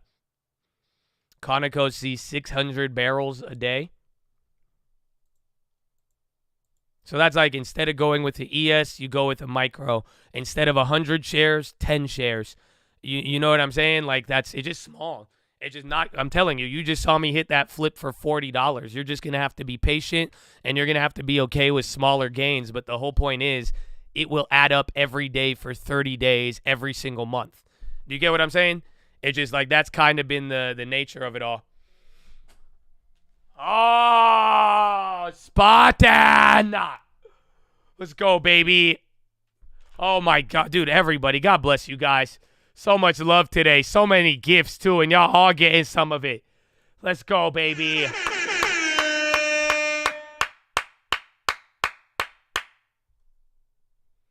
Oh, God bless you, Spartan. Thank you, my friend. And then tell him, chemist, is what I've always told you about the long term, and it's the same thing here. Not trading shares because you can't do big size is like not filling up your gas tank when you're on empty because you can't fill up all the way. That's it. That's what some people, they go into the gas station, they're like, I only have $20. My gas tank's on empty, but I don't have enough to fill it up with 100. So I guess no gas today. Like, you see what I'm saying? But just go small. That's all I'm telling you. The shares, we have proven it over the last 4 months now. There's opportunity there. It'll be slower, but guess what? It's going to be safer. And that's what you need in this market right now. So, it's good. Ionic, I have not seen it, nah. I mean, making and losing 25. Amen. As long as it's small. That's it. As long as it's small, it's like even then the mistakes aren't going to hurt you. And then if you just apply general patience and logic, the time isn't working against you. You see what I'm saying? So it will mess with your settled cash depending on how much you trade. That's what I'm worried about. I had that issue the other day, but I don't know why, because I have the margin. Usually they should let you do good, but I think one of them got tied up, but then it cleared up. It was an issue pre-market, but by open it was fine. Oh, Charlie. Gift on, baby. Amen. You know Charlie loves Twitch. He even came into YouTube for a little bit. He even got the mod wrench. He said, nah, I'm out of here the minute the Twitch came back. So y'all better show love to y'all. Know Charlie. You know Charlie holding it down for y'all. You know that? He ain't even switched like that either. He's all about Team Twitch too, man. Oh, and you guys got a bright light. You guys got a bright light with Charlie. Y'all know that, right? I hope you realize that, Twitch. He's carrying. He's carrying. He's carrying. I'm telling you. He's carrying.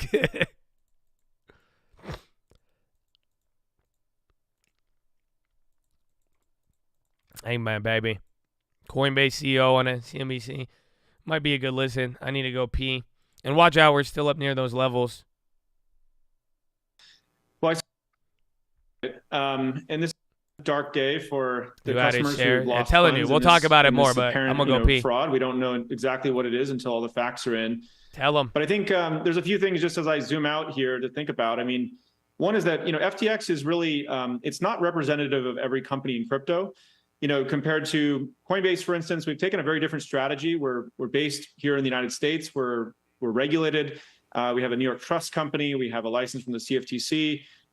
We have money transmission licenses, and we went public. And so we have publicly available audited financial statements.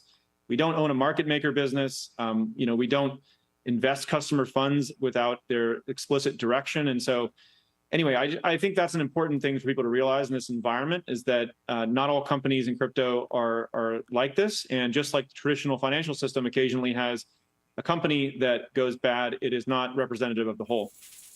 Right. What do you think happened here? Well, again, it's tough to speculate, without being inside the firm. But what appears to have happened is that customer funds that were, deposited in FTX were somehow made available into Alameda, their market maker, or more like hedge fund activity, and they took some risky positions, and the firm appears to be underwater. But again, I don't have any specific knowledge of what's actually happening, and this is what I've been able to gather from a brief couple of phone calls. I did speak with SBF and CZ briefly during this process, and then just from speaking with outside participants. Did you see red flags? I hope you Your guys are venture arm listening. Took an investment in Again, FTX, it's CEO I of believe, Coinbase. It's the back same in thing. Nobody knows right now. In 21. And of course, for many, for the last year or two, it appeared that this was a firm that was shooting to the moon. This is CEO at of a time Coinbase. that you were competing with it. You know their numbers. You know your numbers. Mm-hmm. This is partly, I think, why so many people in crypto feel duped, and I do as well, is that I look back at all the interactions that I had with Sam, and, I felt like he was a very bright and genuine and eager person, perhaps a bit young. He's perhaps a bit reckless in certain moments, but not corrupt. And again, I hate to use that word because we don't know exactly what happened. Sometimes people, they get in over their heads, or misunderstandings happen, and so we should wait to reserve to see what happens. When all the facts are in. But the other thing, you mentioned the numbers. I was aware of our revenue last year. We did $7 billion in revenue and about $4 billion of positive EBITDA, and I was aware of their revenue just as an investor, which was more like around $1 billion. And I was surprised at how much cash that they seem to have, and Sam seemed to have, to go out and perform various, investments in the market. He's like, we made way more money and we weren't that rich. 9% of Robinhood and various political donations. And I did wonder at times, I was thinking, where is all this cash coming from? And so, you always look back 2020 hindsight, but I certainly didn't feel. He's like, bro, we made 4 times as much money, and so he has more I was money as than me. surprised as anybody. You said you had spoken briefly Wow. to Sam and CZ during this process. Wow. What did Sam say to you? Well, when he reached out, he was in the mode of trying to raise financing, emergency financing. And so we briefly discussed that. But, it quickly became apparent to me that this wasn't the type of asset that we would want to invest in if it was actually that far underwater. And, if there had actually been... Dude, it just means it's that bad. Either fraud or just, misrepresentation to either customers or investors. And nobody knows it. We can't say anything for certain. My view was that the firm didn't have value for us to participate in anything, even if we could. And so anyway, it was sort of a moot point. And at that point, I offered to be helpful in any other way I could, but there was not a... It is. You have to realize this is also damage control for them, How too. concerned at that point were you about fraud? This is everyone trying to separate themselves now. Funds. There were some red flags that had been raised to me by others, but I'm not really at liberty to say exactly what. So I was concerned at that point. But again, I we didn't go in with forensic accountants and look at the balance sheet or anything like that. I was basically reading the room, and it felt like a pretty bad situation that we wanted. He to said, stay "I didn't away even from." look at their balance sheet, but I just know there was no point, value and in the there company, because everybody looked like just they were put out shitting a themselves." notice on Twitter, literally in Yeah, the it's last hour, crazy. about this new credit facility. Do you see a possibility of this being salvaged? You know, from where I'm sitting, it seems incredibly unlikely. I don't know why investors would put money into this, given the allegations. And so it's surprising to me that Sam is still pursuing that line of trying to raise money for this venture. But again, without being inside the firm, I couldn't say exactly what is going on in there. And, you know, I guess just zooming out for a minute, I think this is a very interesting moment for the United States and the regulatory environment. We can talk about that if you want as well. I want it, but I'm risking 10 points if it pops. In the sense that many firms Again, like there's an ours order are being trap. regulated in the way that traditional financial service firms are regulated. You know, we're a New York trust company, we have a license with the CFTC, et cetera.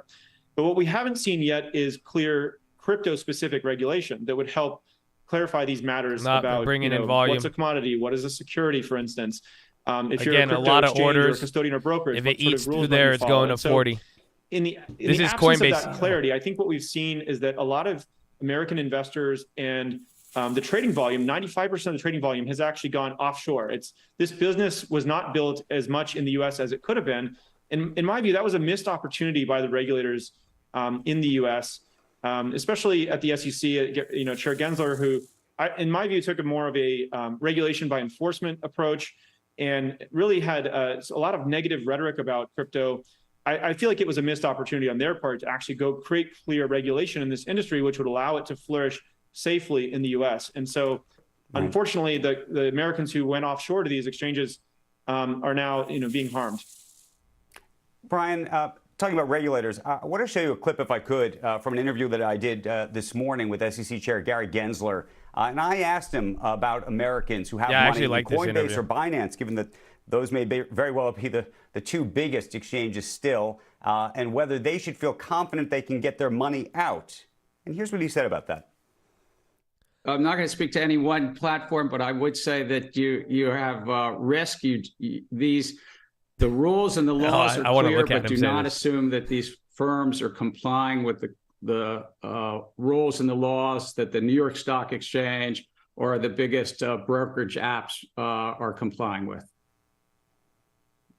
Brian, should investors worry? Yeah, so for Coinbase, this is a non-issue. And the reason is that we hold customer funds one-to-one backed.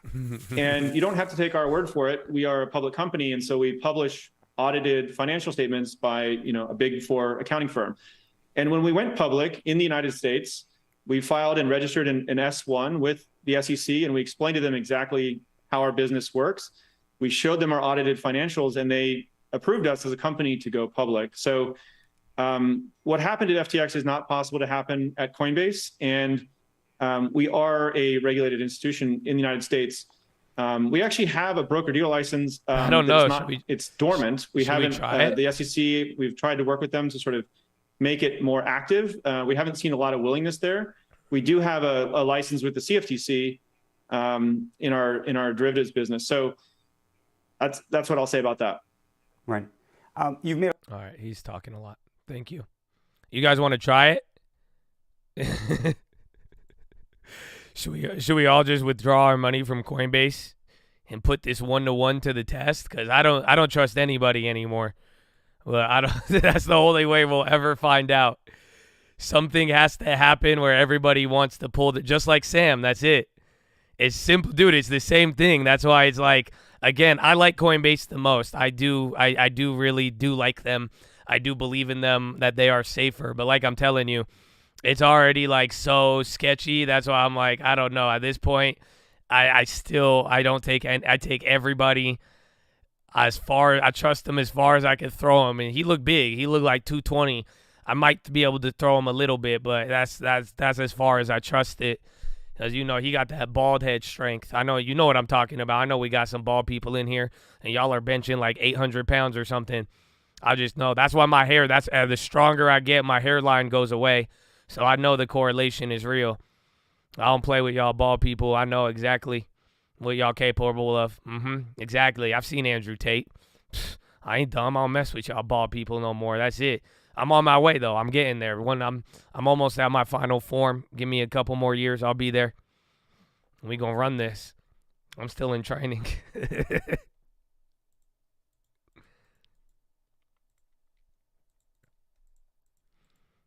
I actually moved 90% of my funds off Coinbase today. That's good.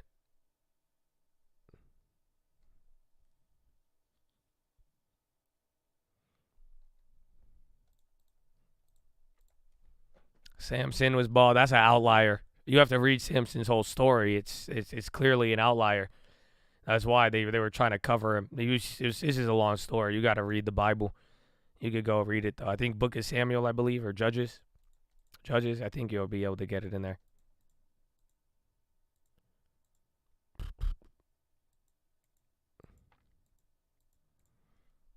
Let's see. We're still holding again. I made that short MES while the guy was talking. Nothing crazy. Do with this songbird? Nah. All I know is that this whole thing, like, have you guys ever seen it? My girlfriend showed me and she watched the documentary. Has anybody ever heard of Quadriga? Does that sound familiar to anybody? There's a documentary on Netflix.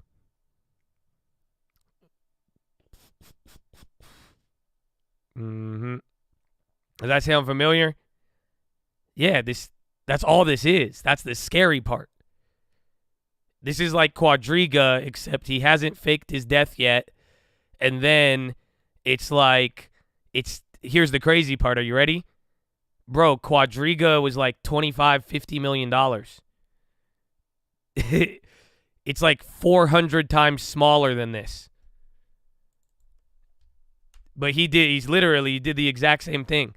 The guy created a brokerage. This was in the early days of crypto. Everybody put their money in here. Yeah, Bowen just had a cheek lay pop and drop.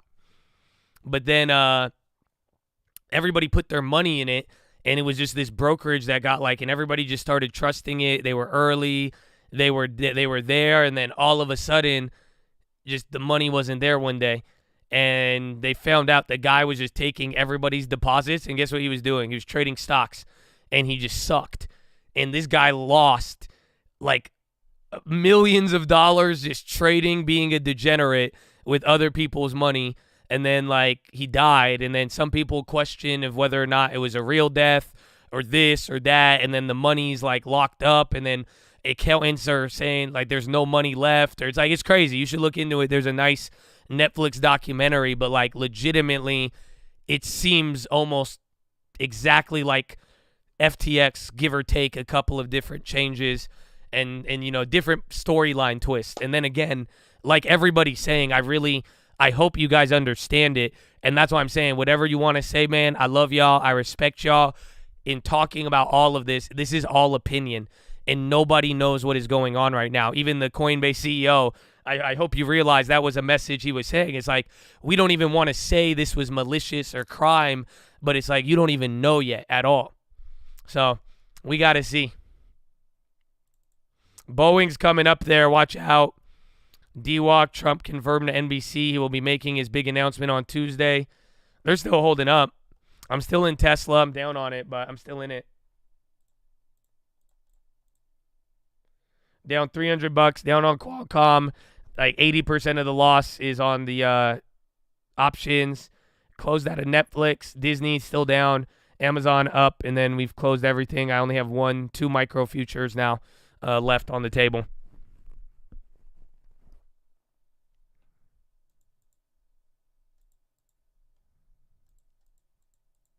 Spy pin up until we got power hour coming, so I think we get one more move, and then we might even come down here if we move down faster. Dollars dropping. You might get your pop, though.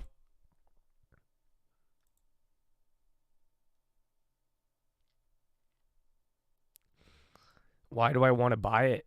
What's wrong with me?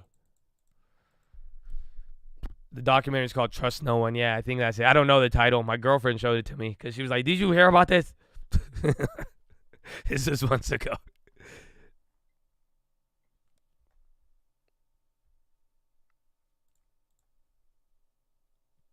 Did I go long or short? I went short on the micros. It's eating. It might be able to do it here again. If it can pop, you got a couple more points to the highs, and then it goes from there.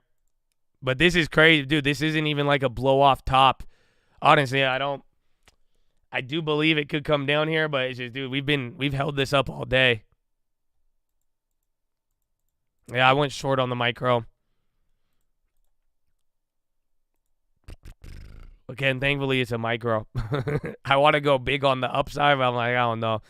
I think it could pop to 40 from here if it breaks 35, but then it's just how big of a run do we get? Do we go to 350 or not? 39.50 or not? That's where I need to be at if you want upside. Otherwise, this is just a trap for nothing. But let's see.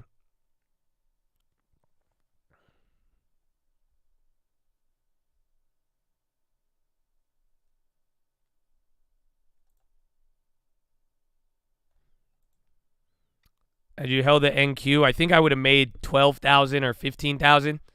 Again, I mean, I walked away with $7,000, $5,000 being net, and then with all the other stuff, it was great. But add that to everything. Remember, we've still been doing just about under or above $1,000 a day on everything else leading into it. So I'm happy. I'm very, very happy. Definitely could have made. I could have made double or triple, but I'll walk away with that. And then again, every other trade this week was positive on any big futures. So the ES, the NQ, everything leading into it, we were hitting. We have data. You have tomorrow. Yeah, you're gonna have what's it gonna be called? The consumer sentiment. There's the pop. There's the big one. So 3937. That's what I said. It might be able to run up here, then 3940. Let's see. Big volume coming in. This is it.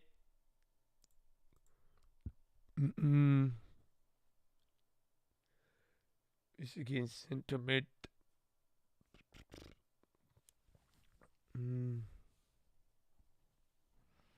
That looks bullish. It is for now. Everything. You've been in a constant uptrend from the morning, and nothing has given back. Any pullback. I'm surprised we even got anything on this one, and we hit it good, but it's like, dude, this ain't stopping. If anything, I think we might get an end-of-the-day sell-off. I don't know if it's worth going for it. I think you dump after the opening bell tomorrow if we're going down. Does that make sense? I think you've seen it before. What day was it? It's going to be like Wednesday, Thursday kind of, where you're going to run up, hold up from here, and then I think you're going to come in here the next day. I think you'll have a little bit in the morning, and then it'll come back and level out until something happens. But otherwise, it's just this isn't stopping.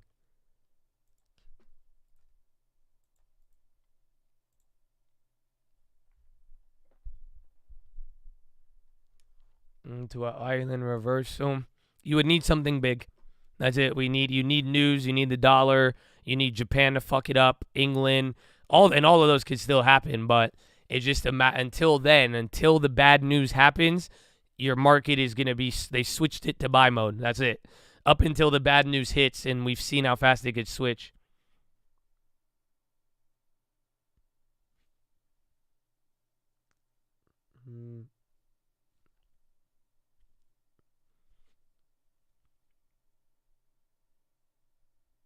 Meta is re-rating. Amen. Bro, that's what we said when we bought it. Remember I told you guys, I said all Mark Zuckerberg has to do is come out and say, I messed up. And all Zuckerberg has to do is make a comment about spending less, and the stock will be up 20, 30%. I think we're up 20% since then. But that's it. That's all it was.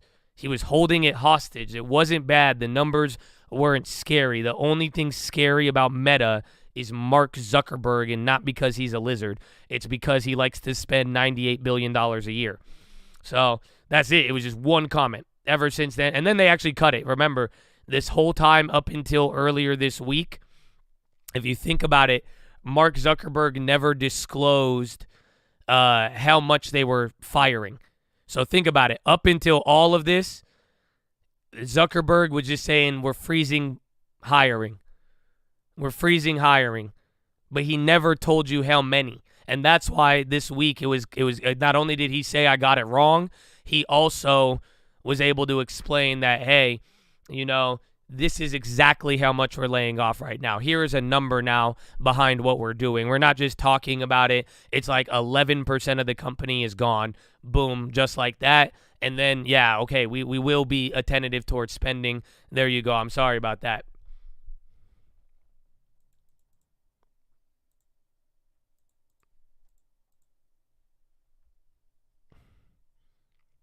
Isn't it scary? He's a lizard. I mean, I get confused for a lizard pretty often too, so it's not that bad. It's not that scary. There's friendly lizards out there. I think that's the point we just forgot. Oh, D-Walk, there you go. There's that Donald and them. Bro, it was break even. It was at 0.8.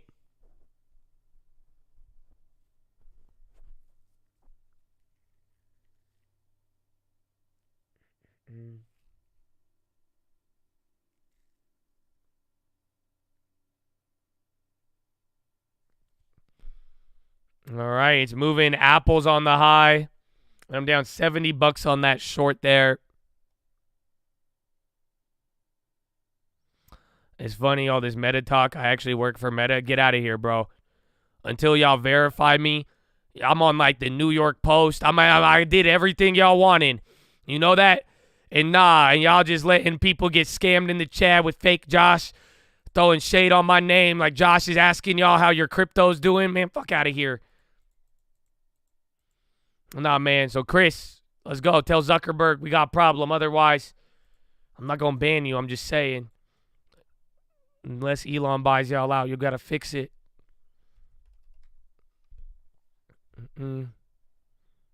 City of Chester files for Chapter 9 bankruptcy. Damn, Pennsylvania. FTX invested $500 million in VCs. We're close to circuit breaker on NQ.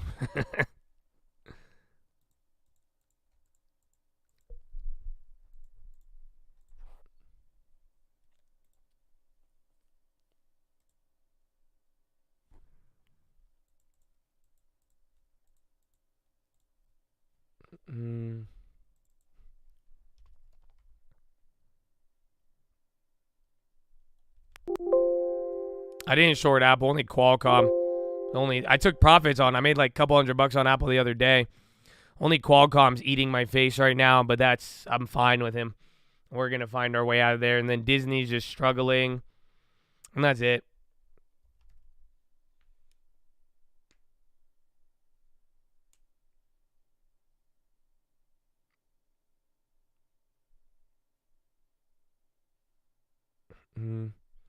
Run things up till no circuit breaker. Yeah. Voyager takeover, because the Voyager bidding ends November 23rd, and even back then, Voyager called out FTX for being an asshole. Dude, you want to know? It's funny, bro. It's a scam. I'm telling you, bro. It's wild. It's wild. Like, you got to think about it. There is one more piece of it. Wait, where? Do you know when you heard about Sam trying to help Voyager and how he said that he was going to help him out? You remember that? That sound familiar? And remember, he was like, oh, we'll buy you out. And then they said no. They said this is a cheap attempt to lowball us. Do you know the details? I could sell them to you for about 100 likes if you would like them. But what was Sam trying to buy? What was he trying to buy from Voyager? I don't think people realize it. And now, once I say it out loud, you'll look back and you'll go, oh. Yeah, he wanted to save their clients, but he didn't give a shit. You think he wanted cheap assets? He didn't give a shit. He was trying to buy back his loan. Voyager gave him a $300 million loan. So when he was trying to buy them out, he was trying to finesse to buy back his own debt, pennies on the dollar, eliminate $300 million in debt, and then get the company or whatever else. But that's what you got to go look back. My guy was trying to buy a liability. He wasn't trying to buy the company. He was trying to get his loan off, hoping they would go BK and that he could get 300 million written off just like that. Go look it up. And again, Voyager bankruptcy proceeding November 23rd. It's wild. It's massive brain, yeah, but looking back, it was right in front of us. I'm telling you, that's why, like, if you go read back all of the FTX headlines now, it looks disgusting. It's so crazy what hindsight does, and it's just I don't get it, bro. I don't even get how I didn't even see it, bro. Because that's like it was there. It's just there. Everybody, but like, and that's why I'm like, all these billionaires knew it too. They knew he didn't have money, but nobody said anything, and it was just weird. And I don't know why we accepted it that he was the billionaire crypto wonder child, and nobody had any questions, myself included. So yeah, it's crazy. That's it. Back then, we were just like, oh, he's a billionaire, and he's going to save him. Not so much. Not.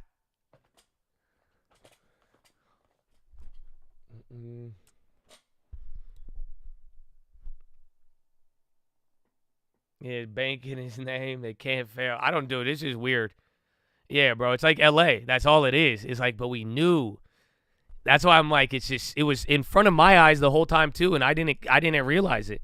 That's why I'm saying, like, nobody knows what's happening right now, but oh man, if you don't think everybody got, like, in a weird way, this got everybody. That's why I'm just shocked, dude. But yeah, you should go look into the Voyager loan thing. It's interesting.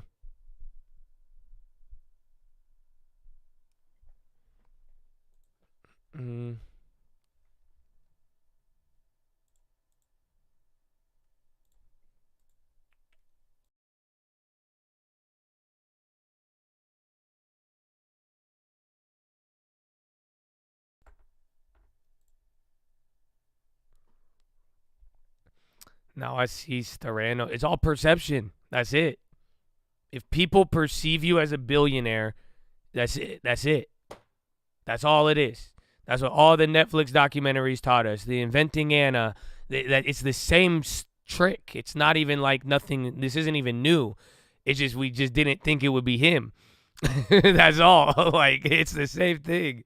Where it's just like, in a weird way, everybody else did the work for him. Where everyone's like, yeah, look at this guy. Yeah, and like, I believed it. I just didn't think, I don't know why. Like, if you told me that, Josh, at one point your net worth would be higher than Bankman-Fried, if you told me that months ago, I was like, I don't know. God willing, maybe eventually. But I was like, I don't know, man. That guy is like, dude, he was I would have never expected it. That's why I'm like, dude, it's, even then, I hope any of this talk, bro, I pray that all of y'all realize one thing about this. There's one thing in this story, if I could speak something to you, like, I really, like, I hope I could tell you this right now. And we're talking about it because it is news, and it has, like, you know, bigger there. You assume, no, that, dude, he had more than one Billy. He had multiple Billies. That's why, and he was young. You know what I'm saying? Yeah, for real though. Like, I say everything that I report on this, Chad, I hope you know I say this very, very, very humbly, because this shit is a very reminder that this could happen to anybody, no matter what. Yeah, maybe he did crime, maybe he did fraud, we don't know. But regardless of the case, man, like, if this does not show you, like, yo, bro, like, yeah, you might be smiling now, but this is the age-old, you know, tomorrow's not promised, and, you know, things can change very, very quickly. You know what I'm saying? So that's just where I really hope it is a lesson in and of itself, that where you can watch back and just realize things change very, very fast. And, you know, that's why you always want to be, just be wise, man. Be wise, and it's not, I don't think nobody's safe, and that's what it shows you, and it's very humbling.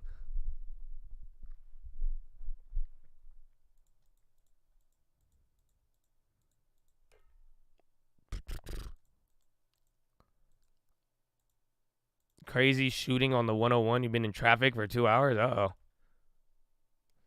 Wasn't there a police chase yesterday, too? We don't know with Sam yet. That's the whole point. Is like right now, like, we just genuinely don't know anything. And everybody knows, like, if you know what's going on, you know you don't know what's going on. That's it. And that's why it looks like fraud. Is there a high chance of fraud at this point? Yes. But we still don't know. Like Coinbase said, it's either Sam was a criminal or he just got in way over his head. And it's one or the other. That's all. He either did something wrong knowingly and he misrepresented things purposefully to get a benefit, to do this, to do that. You know what I'm saying? But he also could have just made a mistake. Like, legitimately, he's either Bernie Madoff or he's just not. That's it. Just too much money, too young, and then he lost track of it. That's the only, I don't know. Nobody knows. And we're popping now. Damn, I'm down 115 on that.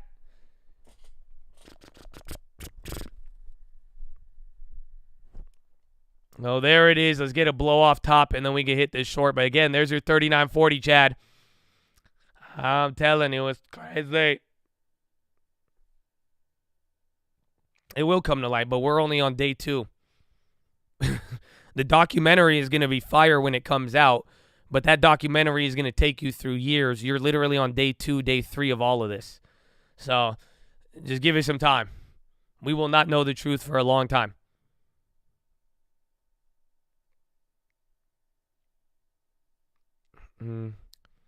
Get your space helmet. Can y'all just wait one day? That's it. I just need my moon boys. I just want y'all to just wait for the day after. Just give us one extra day. Because y'all just getting everybody on board all of a sudden now. And we've done this wait. It's same thing with the Bears, okay? Just y'all got to wait one extra day. That's all. I know, get your helmets, get your bear cakes, whatever it is. Just one extra day. That's all, man. Because we keep doing this. We've done this for the last 3 months. I had a moon hat at 4,100. Yeah, exactly. And again, I had a Dow put right here. So let's just relax. Just one more day. But look at that candle. 3942. As in, NASDAQ's going to go limit up. You're 0.5% away, bro. It's going crazy. Trading halt. NASDAQ is halted? It might. I mean, it's about to get circuit breaker. I don't know. We have a little. I don't even know if they'll even halt it on 7.5. It's usually to the downside. I know they have up limit. They have limit ups, but I don't know if it's going to circuit break. JP Morgan sees oil industry at 0 net debt by 2024. Nick Timmerow's tweet again. Amazon, big stick. Little bit. Bro, he's running. He's going to 39.50. Major bid support right now. They're running it. They're going for it. 39.60. Again, I'm in the micro down 150. Oh, no. I took out half of my gains on the ES today, but, geez, it's so much different. I'm going to wait till 39.60. I'll be down to short it there.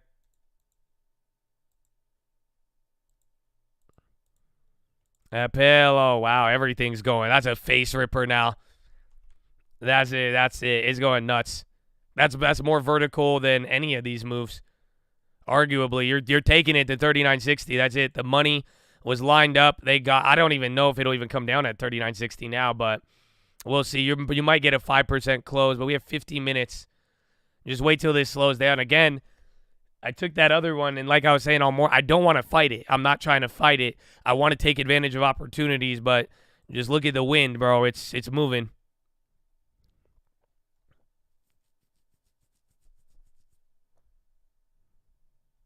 S&P 5, I've never seen that in my life. This is the biggest gap up in 2 years, and most of you will not really even see days like this ever again. This just doesn't happen a lot. It's huge, massive. Terrific, splendid, probably, very probably, terrific, awesome, wonderful, simple market. Used to do this when I was around.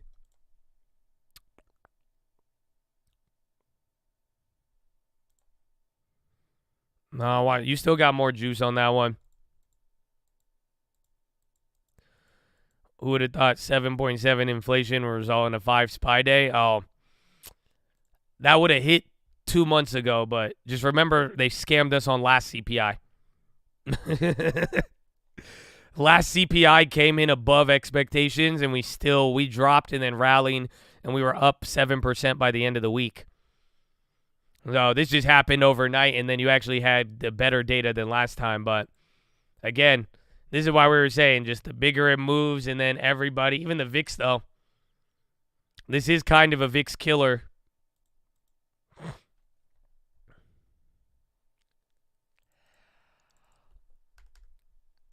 This juice will push the butterfly. Amen. Amen. Amen. Don't worry, we still got some tricks up our sleeve. And we still got 60 days.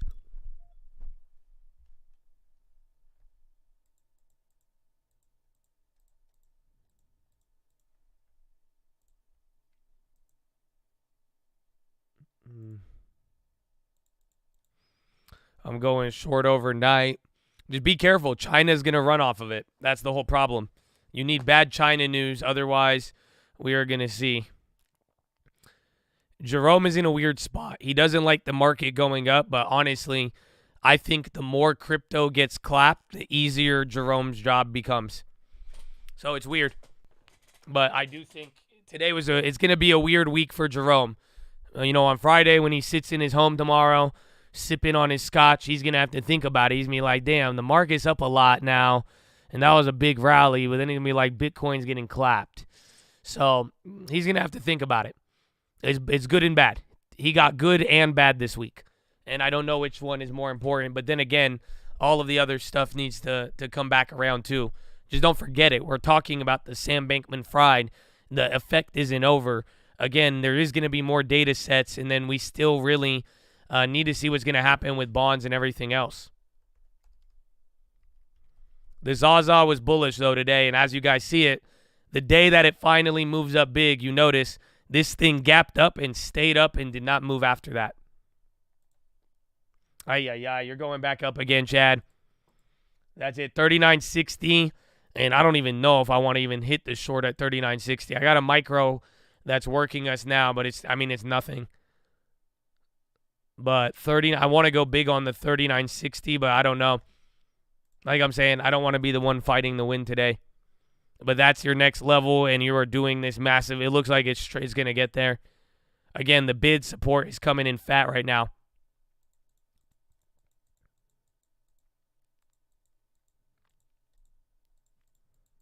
I don't think the shorts are scared, but the shorts are, that's it. You're going to get tired. That's all it is, bro. It's very exhausting knowing very bearish from Powell and then going short and having to go, that's it. You're either going to run out of patience or money, or you have to wait. That's it. Like we're saying, this isn't the bottom. I hope people know that. No matter what anybody tells me, I would not accept this as the bottom. It's deep down, everybody knows there's more to this story. There's more to Powell. There's more to all of this. This could be a temporary rally. This could be the midterm rally. This could be relief, but this is not the bottom. And that, I think that is the tricky part about this. Oil top? No, because dollar's down. If dollar is down, I would be careful shorting any commodities. That's it. So oil, all of them, I'd be careful with that.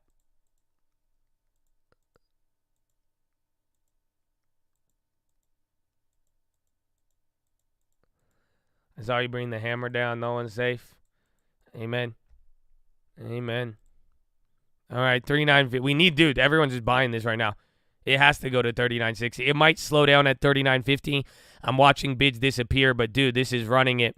And, again, this is like blue sky breakout at this point just because we have not been here in so long.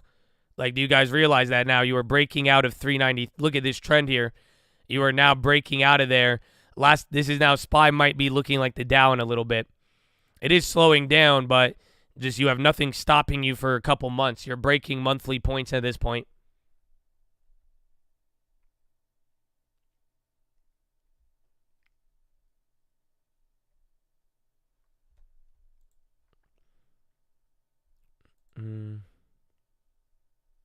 That was nice.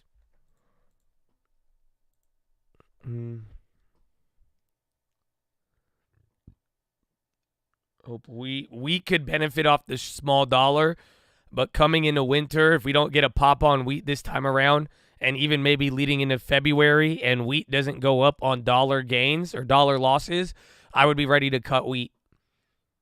Again, we need to now think about it. All of our commodity plays, we're about to enter weaker dollar and winter. This is supposed to be our moment. So if nothing materializes by April next year, that should be your time to exit and don't ride any of those anymore. Or at least that's what I'm thinking.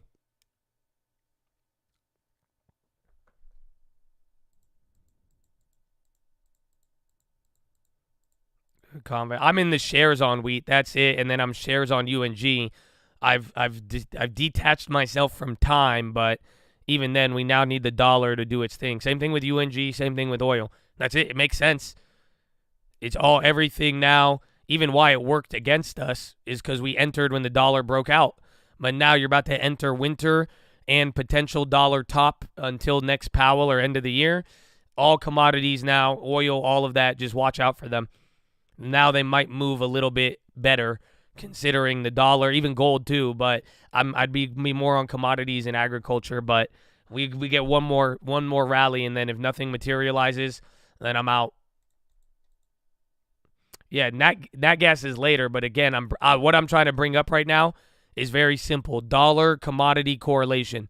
That's it. And we brought it up all week on the watch list where I was just saying, hey, if the CPI is very good and solidifies it, this will be the temporary bottom or the top on the dollar. That's why we gap down below here now. We're getting into August levels. Any other gap down from here, if this rally continues, we chill out for a little bit until it bounces back up again. But that's what you got to just pay attention to, is just don't forget that the dollar going up, it distorted a lot of the moves you've seen in the last quarter. Don't get that twisted. But now, if the dollar comes down, it's going to unlock a lot of plays that were kind of operating a little weird, aka commodities, because now the dollar is not there. Labu. Yeah, the LABD's on the low, so Labu's probably killing it. 22. Damn, yin. Oh, it's around the price we sold it at. I forgot. Would you sell a call here? Can you wait till tomorrow? If you want to go anything short and you don't have the capital to get punched in the face 20 times, just wait till tomorrow. Again, like I'm saying, this is nice, but I don't want to fight the wind. Again, all you see me play is micros today. And then, again, shares on stuff that doesn't move a lot. I flipped everything quick, but that's it. But what I'm saying is that you just don't want to fight it. I'm looking for a short on the day, but I'm going to look to scalp it. But what I'm trying to tell you is that just if you could wait a little bit on a short position, use time. Don't use the movement right now because it's all happening today. Give it time and let things calm. Let them get tired. Right now there's exuberance and people are excited. You don't want to throw your bullet into the wind like that. And again, if the stampede is big enough, it'll make your bullet seem like it was nothing. So that's why I would wait, or at least that's what I'm trying to do. By short, so it's like if you want to sell a call, I assume that's what you're talking. I don't know or do you mean take profits? If you mean sell a call, take profits, nothing wrong with that. But if you're saying short the stock market, sell premium to the upside, I'd give yourself a little bit more time, but it's up on you. It just depends. If you and anything, even if you are going to act now, I would just say if you insist on making a move today, do it small. And that way you could lead into it and scale into it rather than getting blown out on a gap up, gap down, because, that's just the market that we're in right now.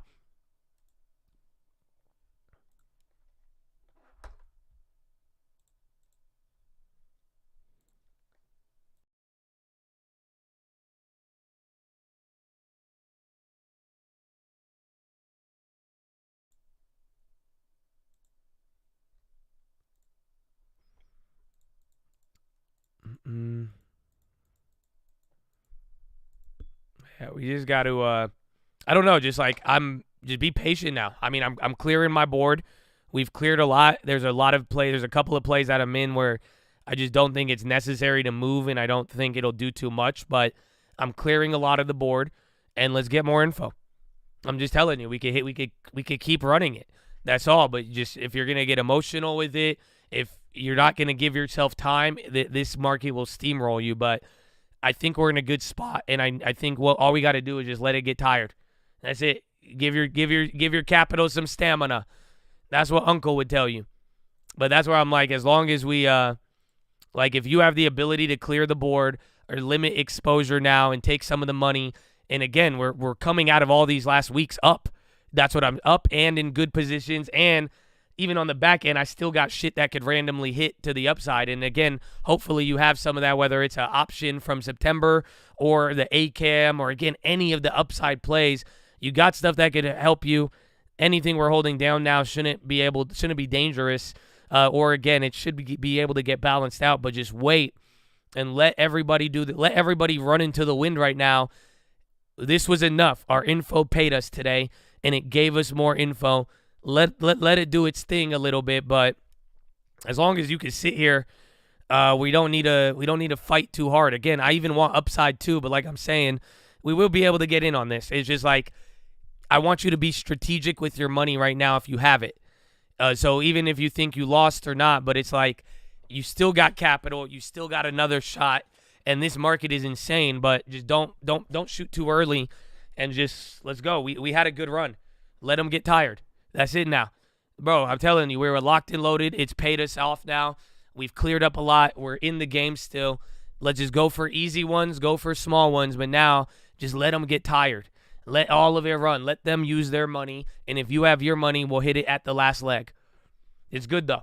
But again, we should be prepared. You should know about the upside and the downside. And that's where we're going to run. That's it. But little by little. I'm not running to the wind. I'm swimming upstream. I'm Egyptian. I don't swim. So I feel you. I don't know how. That's why I wouldn't even get in the pool. You know what I'm saying? That's it.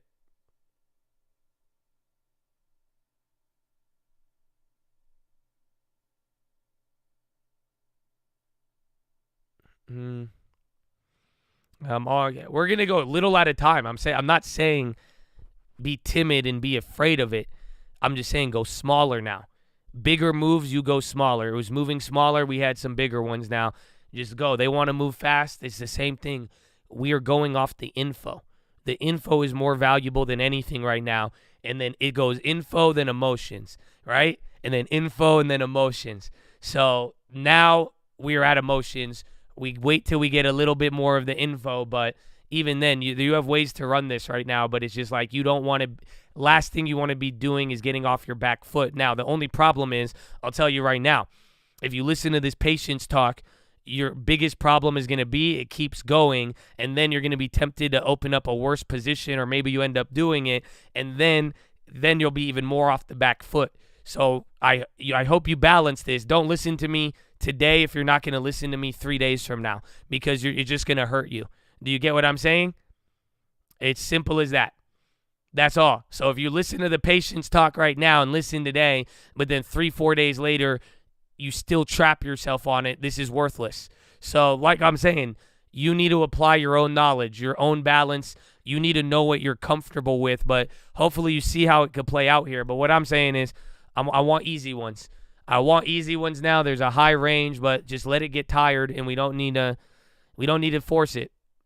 But we did good so far. That's it. Killer. I'm telling you, killer. To come out of, bro, from August till now and even culminating it here, closing out big losses. We got a couple of them. You know what I'm saying? So it's just like, boom, we good.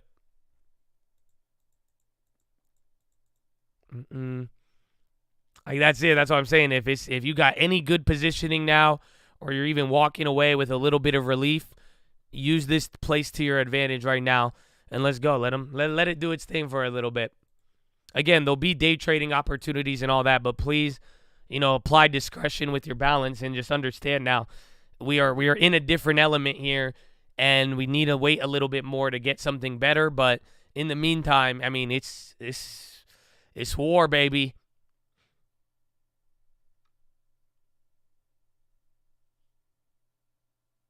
Good or bad? BA is disgusting, so I don't even know.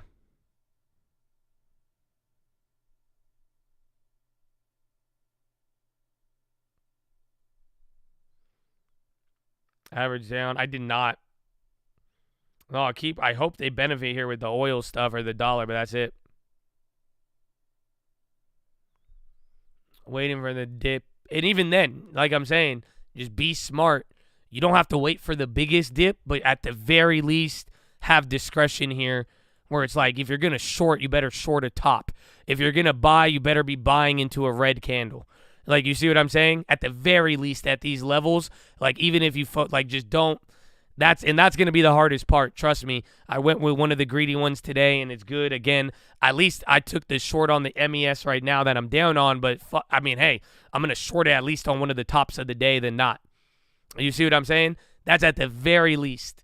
If you are going to force anything, just make sure you're at least on a more favorable end than not.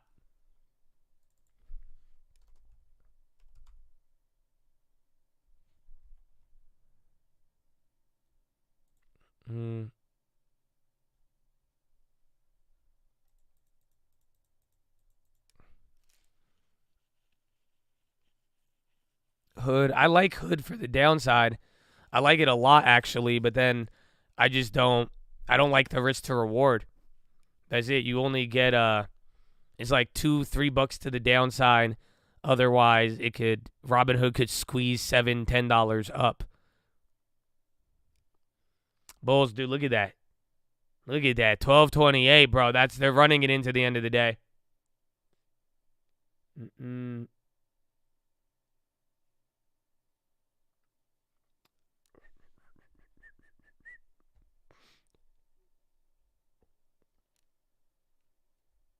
Beautiful day.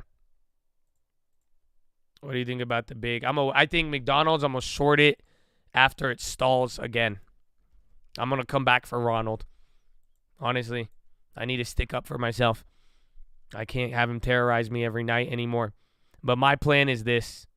It's going to top out, or I think you even saw it. Like you've seen it before. This is kind of a good example where it's going to run up, hit the high, right? It'll come down, but it'll hit two highs. You could consider this as one, but really what I want it to do is trade sideways and then short it. I don't want to short it while it's moving up. We have to get McDonald's trading sideways and looking like this, and then we could go for it. Otherwise, Ronald will dominate us. That's the only way. You need fat momentum stalling. Otherwise, I'm not going anywhere near him. But does that make sense, though?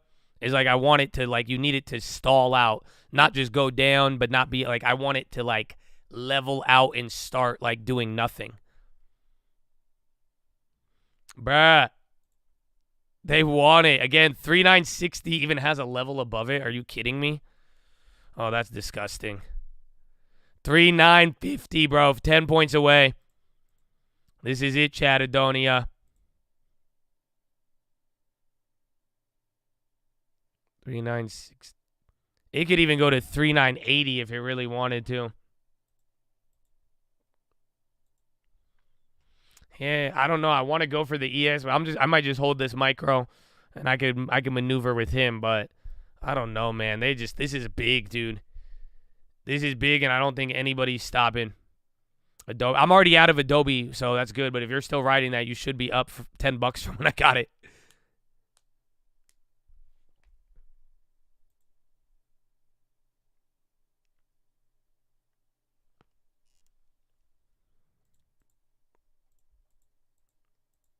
Mm, 4,000 will be top. Dude, it's running. Holy crap. Bro, the volume is getting real big now.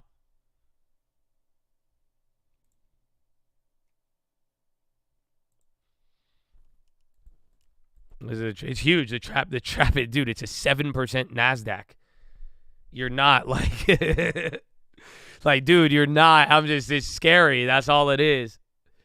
That means if you go short on a future, if it did fill the gap, you could potentially be down 12 to 15 grand in the morning.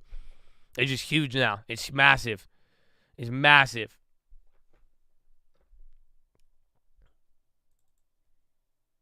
Again, hopefully you see why. I'm glad I closed out my Dow this morning too. It doesn't even show it up on there. Thank God. Again, even that 10,000 would have turned into 15,000 loss. I'm telling you, this is insane. It's a whole nother 3.5%, even on the Dow at minimum.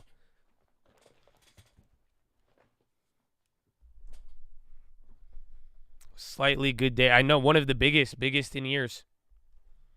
So there's your first candle.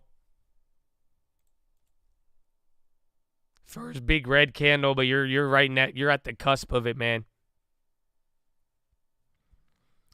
Smells like risk-free market. Nah. The market has to take you guys out first. That's Powell's job right now. That's the whole point. Powell wants to eliminate anybody. We do not want that thinking. Trust me. That's all. Respect it. Be cautious. There's good. Take it. But if it turns in, that's what the last thing Powell wants is anybody to think there is anything as risk-free right now. I'm not fighting anything but staying as close to the door as possible. Very wise, my friend.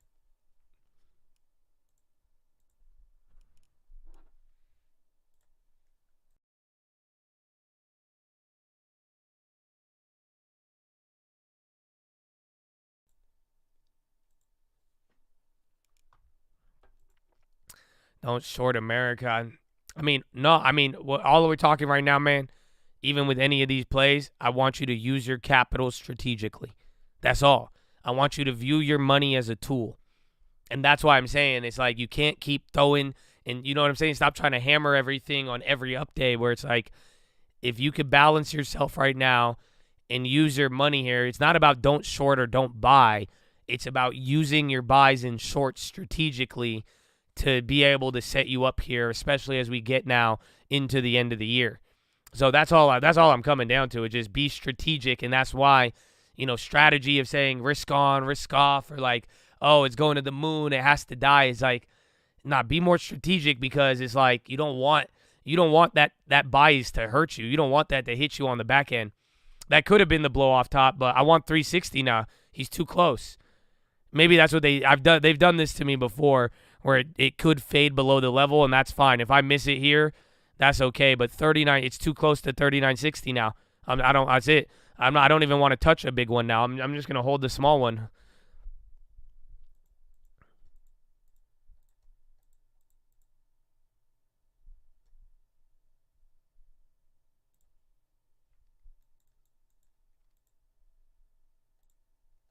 Could be though.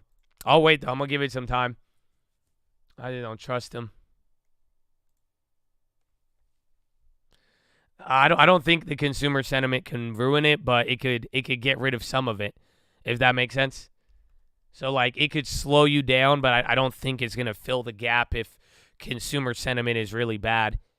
I think it will have some effect, but if it comes in borderline, everyone's gonna say, oh, it was nothing. We already knew that. Boom, back to the plan. And then China. That's the thing. Only thing that could derail this, like legitimately, it's Friday. So Bank of Japan or Bank of England fuck something up. Or what's it called? Bankman. Or there's one more thing that could mess it up. What is it? I want you to think about the Japan and England, though. That's another one. What is it? There's one more thing that could kill this tomorrow. I know. Today's Thursday. Tomorrow's Friday. That's what I'm saying for tomorrow. Oh, my bad. Yeah, tomorrow's Friday. No, not the Fed talks. There's one more thing I'm missing. Oh, dollar. Just dollar for whatever reason, even if individual currency leading into. The data is going to be important, but I know they're going to be able to brush it off.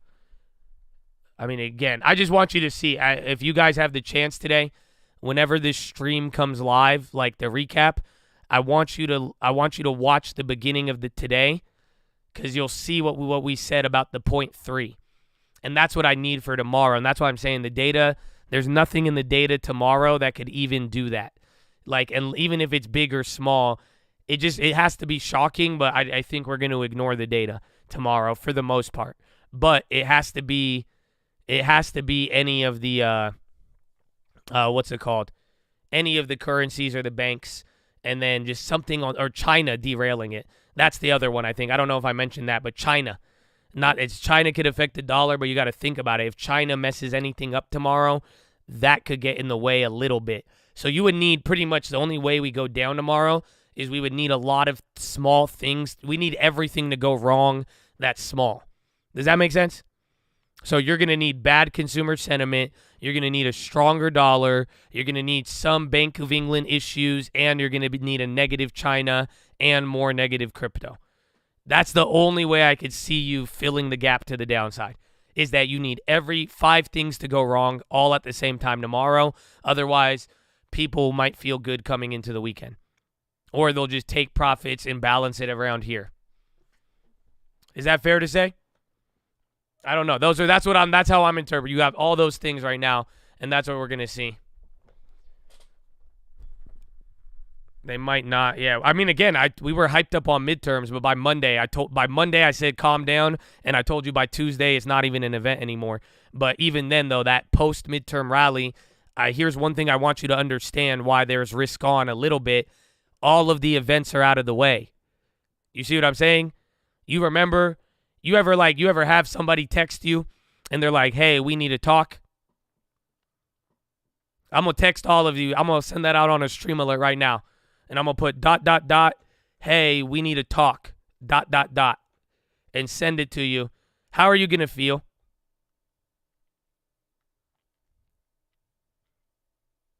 Think about it. I say, yo, we need to talk. That's all I say.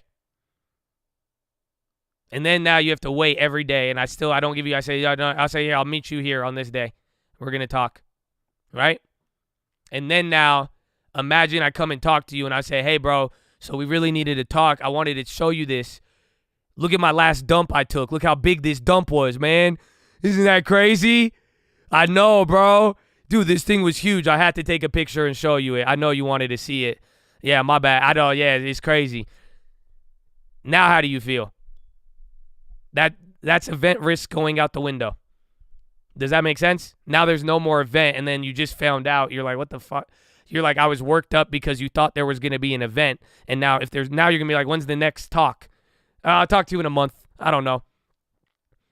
That's it. So that's where I'm saying midterms are gone. There's just no more we need to talk moment. It's over.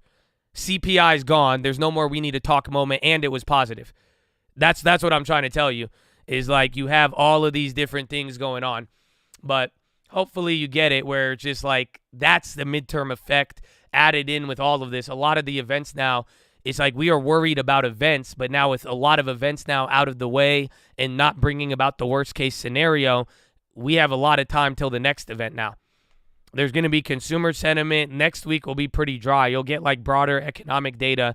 You'll get PPI. Then after that, it'll be more jobs, PCE, and then leading into everything else, and then inflation, and then Powell. Or Powell and inflation.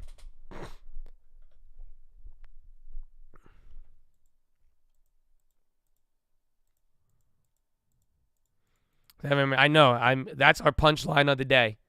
Inflation's still high, asshole. But it was a good start on core today. That's it. I agree with you, man. And I hope that phrasing reminds you of it all. It's just inflation's still high, asshole. That's it. And where nobody is, that's the sad part, is nobody is trying to say it is. But it's just like, that's the thing that's going to beat the market back down when Powell pulls out the bear. You see what I'm saying? Is just that's the reality of it, is that inflation's still high, asshole. But it doesn't, market will do what it needs to.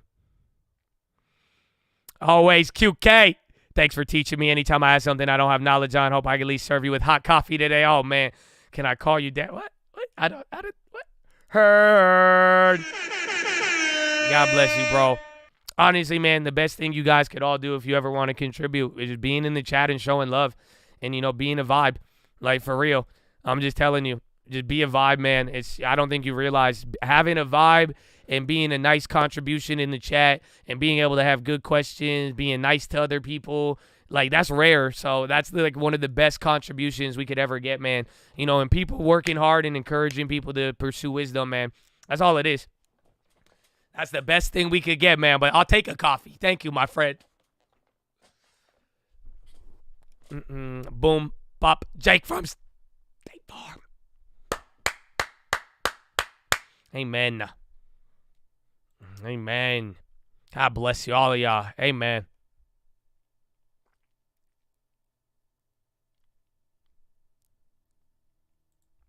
There it is.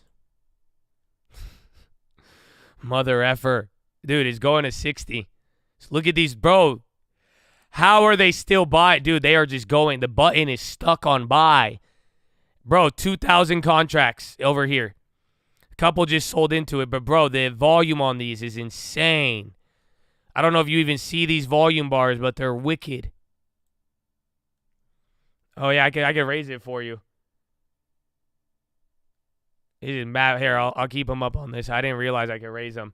You guys can't see all of it, but I'll just tell you now. If you could even see the bar on your screen, it's massive.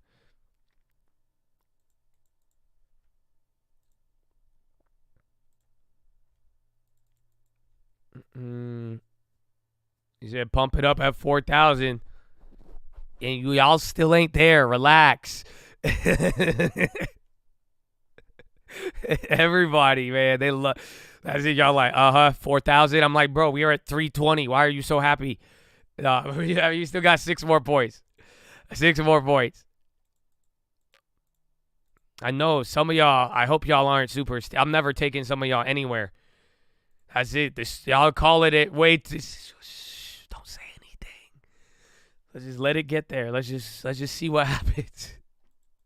I don't want to jinx anything. They'll kill you for it. They'll kill you for it. There's no limit up. I mean, and now there's just no more time. That's it. It shuts off at 30. I haven't seen this in a while. This just reminds me of COVID. This is 2020 and even like 2021. That's the last time we've seen gap ups of this size. But this in a weird way, it kind of reminds me of like 2013 with the Euro debt crisis, kind of, because it's just like when everybody gets happy, or kind of even like 2015, 2014, when Yellen brought back the QE at the last leg. It's just like very, very bad. Then you get one of these positive news rallies that has everybody like hyped up. But I would say it's surprising if we weren't sent through the ringer all year and have done this 7 times. 1, 2, 3, 4, 5, 6, 7, 8, 9. No, it's our 10th time. We've done this. That's why. So it's like the size is surprising, but in reality, not really. Again, go watch the watch list. I mean, a lot of great watch list call outs and even the setups I was expecting. I mean, it's there. So it's like, that's why it's not like too surprising. And it has, it smells like history, but also we have a little more. I think you got some this time is for real, but I'm just saying, I hope you don't fall for FOMO. Don't let them get you again. That's all it is. That is all it is.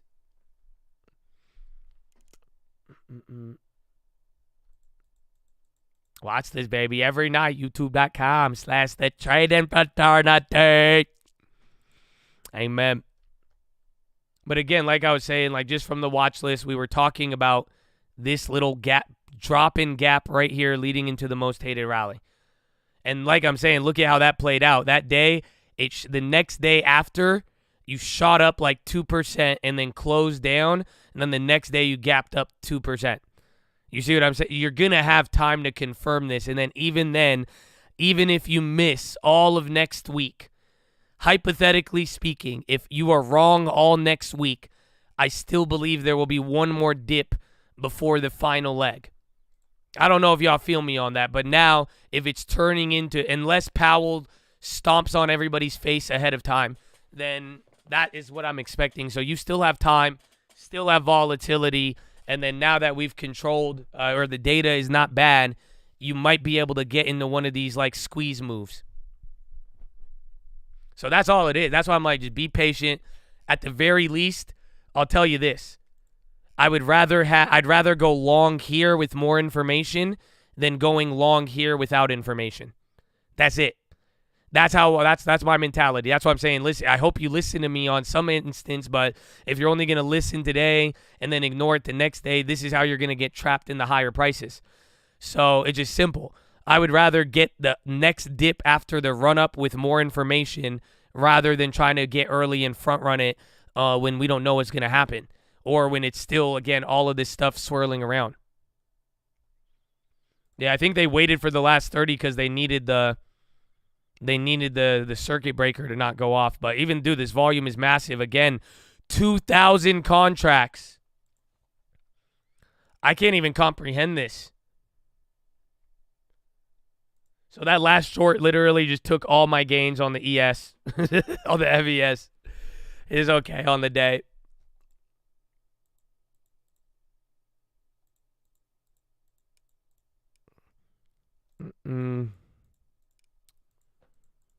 CPI will inflate during the holidays. It's hard to say, but I think if used car prices keep coming down, it's going to combat a lot of anything else.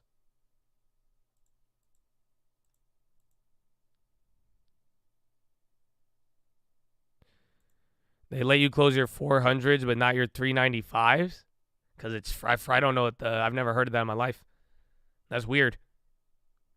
Long term's great. Long term down 8 on the small one, down 14 on the big one. I mean, even in this last quarter, we've had a lot of things go back to positive. Any of our new additions are just killing it. It's great. I mean, we got a lot of growth that hit and even some dividends, but still got some work to do here. But overall, a pretty solid day. If MO didn't drop so much, it would have hooked us up there.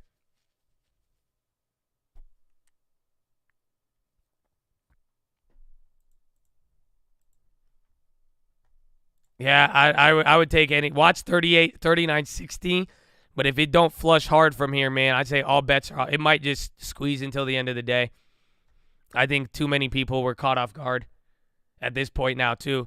This was like the day when I went short on the NASDAQ, and remember I got squeezed bad? It was just like this. I forgot. I think it was on one of these days. So that's what I'm saying. It gapped down and then went up the next day, so be careful. But it's doing one of those moves. That's it, again, because I closed early in the morning on some shorts, but it's starting to get squeezy, and then if you waited this long, it's ugly right now. Again, if you have enough time to hold out till tomorrow, I think, get ready for there. That's it. I mean, you had a chance to cover shorts in the morning, but if you didn't and you tried to wait it through, that's what I did last week on my short. I think you guys should remember that. It's like I waited, but it never materialized, and then if none of the bounces materialize or the low and then it goes up, it's just you get squeezed. That's it. It turns a $2,000 loss into a $4,000 loss, and then now your mind, you're looking at it and you're like, fuck, and then it's like if you close it, that's why it just keeps melting up because now people have to close and you're holding a 7% move on the NASDAQ. That's it. Nobody in their right mind would have thought that would hold. That's it. It's just not like everybody thought you'd hold 5%. I was saying 2.5 worst case, but that's it. It's holding now, and then look at all these pops are now. This is just emotional. I'm riding MES. I'm not worried about him, and I don't think you should be either unless you're on a super small account, but just wait. Again, same thing even with Quali. Again, I'm down double what I was on Qualcomm in the morning. That's what I'm telling you. It's moving hard. That's why I said don't average down, though, in the morning, because look, bro, that one short options didn't move, but now I'm getting more of the loss just by the second. Just this right here is hurting me just as much as the morning. And that's why now, because it's not coming down and it is not providing an opportunity to close. That's how I got trapped in the Dow play. But I wouldn't freak out. So even if it is squeezing you, just know what you could take and what you could handle, and you're going to have to it's just unknown until your first drop. But again, I think you'll get pain after tomorrow morning. Even if it gaps up, I think they'll buy the gap up and then they'll sell it off and then bring you down to a level. But then again, I could be wrong. You got 10-minute rig now. It's going up. 39.60. Dude, the vol, you could even see it here. It's actually crazy. 2.4 billion to the buy side. How is that even possible? Market's not closed. Only the bonds are closed, and that bond market closed is usually rally day. So be careful on that, though, too. But then again, I think it'll be there. Bad meta. Amen, baby. Amen. We should have. Again, if you average down or even if you held through, you should have been able to turn the meta to profit. That one was nice. And then hopefully you got it in the long term. Jeez. 3 point. Yo, whoa. How come I just processed this? Oh, dude. The yen is up 4%. Oh, my goodness. Yeah, I'm up on the 6J now. Fuck. Uh-oh. Damn. I want to go look at that paper trade one I had too. Yeah, the YCS is down. That's fine. But now, any mother effer who shorted the yen from intervention number 1 is about to get squeezed along with the S&P 500. Oh, my goodness. Again, that's why I held the YCS. It was to allow me to be in this position that I'm in now. Because now, the yen could rocket. That's it, bro. Everybody, you might have a whole set of speculators trapped on this now, just like the pound play. And I'm still getting squeezed on that one, but, oh yeah, I'm getting really squeezed on it, but they might switch out, but he's going to come down eventually. Pound is not the yen. That's why it's easy. But now we're going to get it. Honestly, we might be able to get both. Let them squeeze the yen back up. We'll make a couple thousand on the way up. Honestly, we might be able to make another $6,000 on the way up. And then we should still have time on the YCS. Let it come back down. And then the final yen drop, we're going to buy all of it for the long. There it is. SPY's done, dude. That's it. That's it, Chad. God bless you. Keep the peace if you got shorts on there. Again, don't panic. Be smart. You'll be fine. Congrats if you have the longs. Again, we've closed out a very profitable day, but I have one short going against me and another Qualcomm. But again, I want you to be strategic. Don't worry. Don't get caught up in the emotions of this. It is getting squeezed right now, but I want you to come up with a plan and control the balance if you are getting squeezed. That's it. 39.60, man.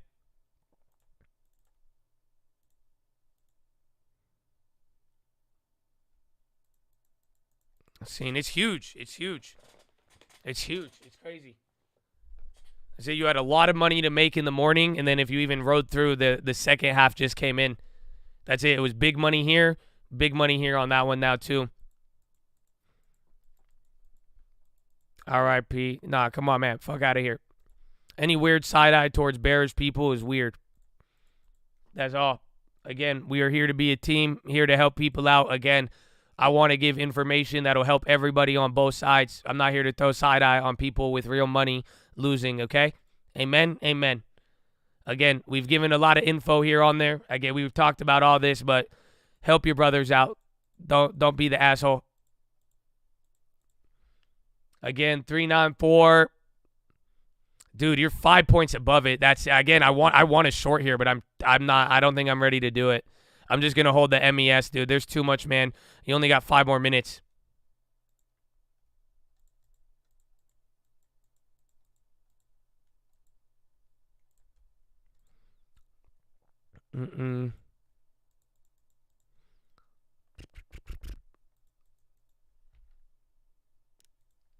Righty.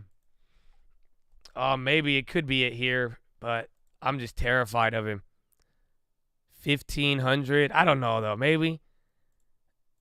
What's the worst that's going to happen? I don't think they'll get me too much. 3,960, 3,961. No, he was just at 3,965. I can't do it. Bro, it's only 5. I can't do it, dude. I can't. Dude. Look at those orders, though. Nah, I don't want to. Dude, we made very good money today. I have the MES short. That's good enough for me. I want it clearer. This is all high risk, high reward. But why ruin an amazing... Dude, we killed it. There's no point to ruin a good day right now for a couple $100 or, again, keep the momentum into tomorrow. Again, this is amazing. But it's also, again, it's going to present challenges too. And even then, though, we got to keep moving from here. And I hope anybody who doesn't, if it's working against you, you got your opportunities.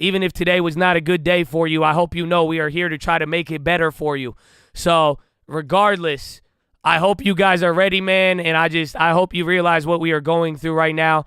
And there is just so much, bro. And this has been a wild one. This is another day of history shared where the market doesn't really move like this.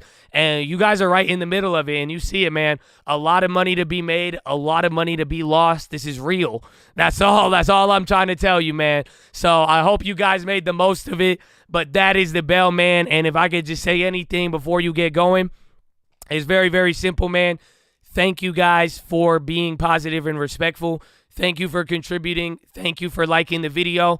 I don't know if you heard my rant today, but like I'm saying, bro, we do this every day. We want, when I grew up trading stocks, bro, I was poor. I did not have money. I was a little kid. I was a son of an immigrant, and we didn't have trading tools, and I had to teach myself everything and go through and do all of that. And that's the whole point, man, is it's all here for free. And I work very hard, and everybody in the chat does too. You have people who contribute and everything, and it's just like, this is a place for everybody, and it has no barriers, no paywalls, and it's like high quality. So all I got to say is thank you if you help make this possible. That's all. If you contribute, if you're willing to help people out, if you're sharing the stream, telling people about it, liking it, even giving your boy a little defense, because people misinterpret a lot of it, when at the end of the day, man, this is here for the people and community. So I just hope you know, if you contributed and were here positively, you're doing something good for the community, baby. And just God bless you,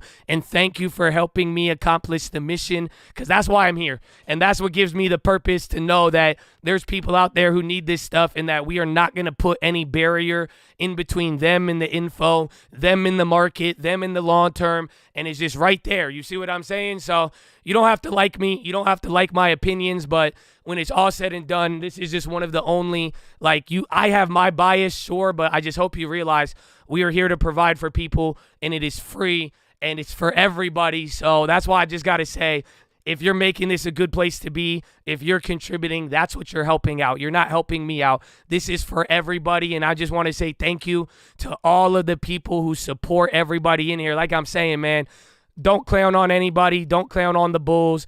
Don't clown on the Bear. You know what it's just like, yo, it's like you're goofy. That's all. I'm just saying, I love you.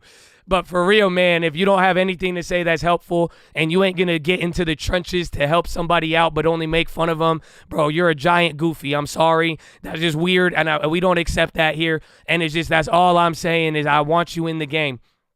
My bias is that I'm human. That's it. I'm human, and I'm a piece of shit.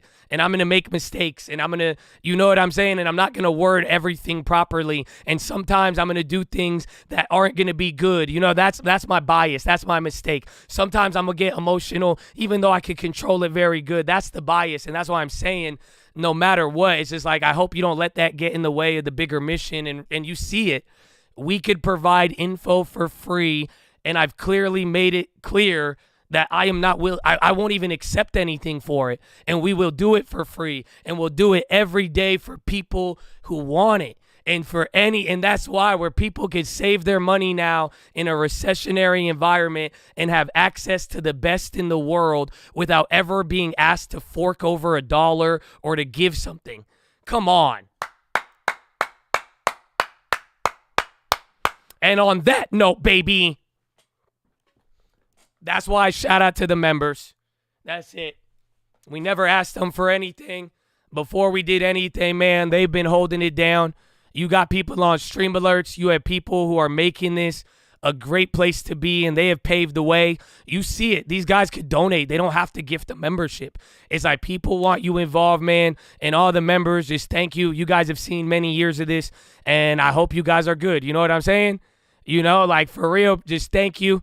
And you guys see the badges, and that's it. It's a good sign, I hope I'm making real positive change, and that kind of shows me that a little bit. But God bless you. Without the members, we wouldn't be here. Same thing for the Stream Alerts as well. And I love you all. Do you guys not realize what's happening? I don't know if you can hear it. I hear it. Oh, no. That's it. Fuck. Another day. No. God loves y'all. You know that? God loves your ears. Because on these big days, He doesn't let my voice go out till the bell. I don't know what it is, bro. That's it. That's it. It's gone. It's gone, bro. It's gone. Let's go. We did it. We did it.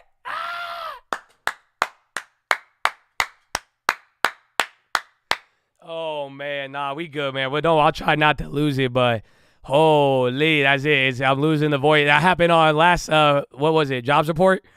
I don't know what happens, bro. I make it to the bell. I didn't even go poop this time, and then my voice just it just goes. I don't even know. So I don't know. We'll see. I'll get you on the watch list. If not, I don't know. Maybe a live watch list. I don't know. I might be able to do it. I might have to. We're gonna see. Going all in. I'm excited, man. Honestly, I'm excited. I'm excited for everybody. I am excited for everybody. You know why? Because I know people did good today, and I'm glad, and I hope they walk away a winner, and I hope the last 4 months have compounded for you, because it has truly been great and an awesome opportunity. But then I'm very excited too, because let's go. Even if you feel guttered right now, even if you don't feel like you did good, if you feel behind, I know we have more opportunity, and let's go. That's it. I'm not here to clown on you. I'm not. Let me show you how to get out of it, and let's go, baby. I'm excited for everybody right now, and I hope you could take that, because we have opportunity, and we've been on it. That's it.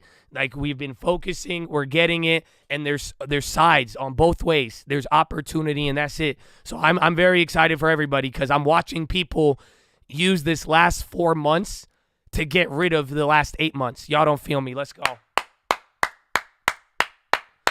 So I just want you to know it's possible. And that's why I'm like, let's go. And no matter what, you're gonna be able to fight back and claw back. And like I've always said, just don't give up, and you're gonna be good. So I'm excited for all of you, and that's why, Chad, if you want to keep it going, just be helpful, okay? And that's all. Everybody in here, man, again, that's word to the Twitch Chad too, like I'm saying. Everybody just be helpful, and let's go, because this should be exciting for everybody. You have an opportunity to keep running it up, and you got an opportunity to help people turn the ship around, and let's go. If we keep moving like this, we just got to do it for 2 more months, and let's go. It's going to be a great year. Let's go, Chad. Oh, man. I'm trying to tell you this before I lose it all, before I lose all my voice. Not the money, but my voice.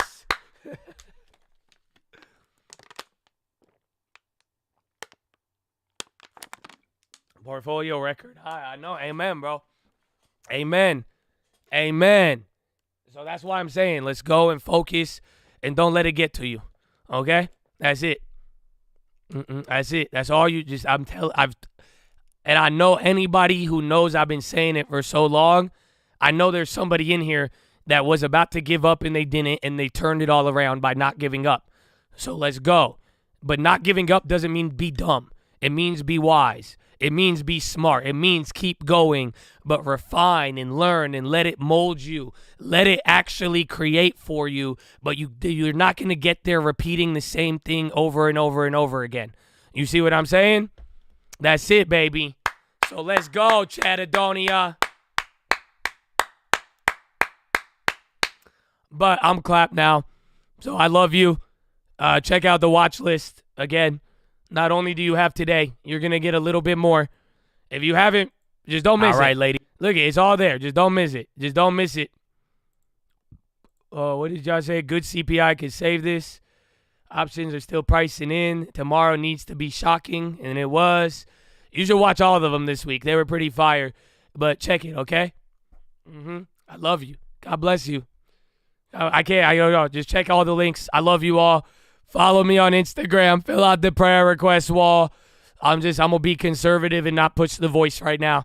So I love you, and thank you for praying for me. And I'm going to pray for all of you and pray for everyone in the chat, bro, and show some love. And just remember, man, that love and respect, we need it.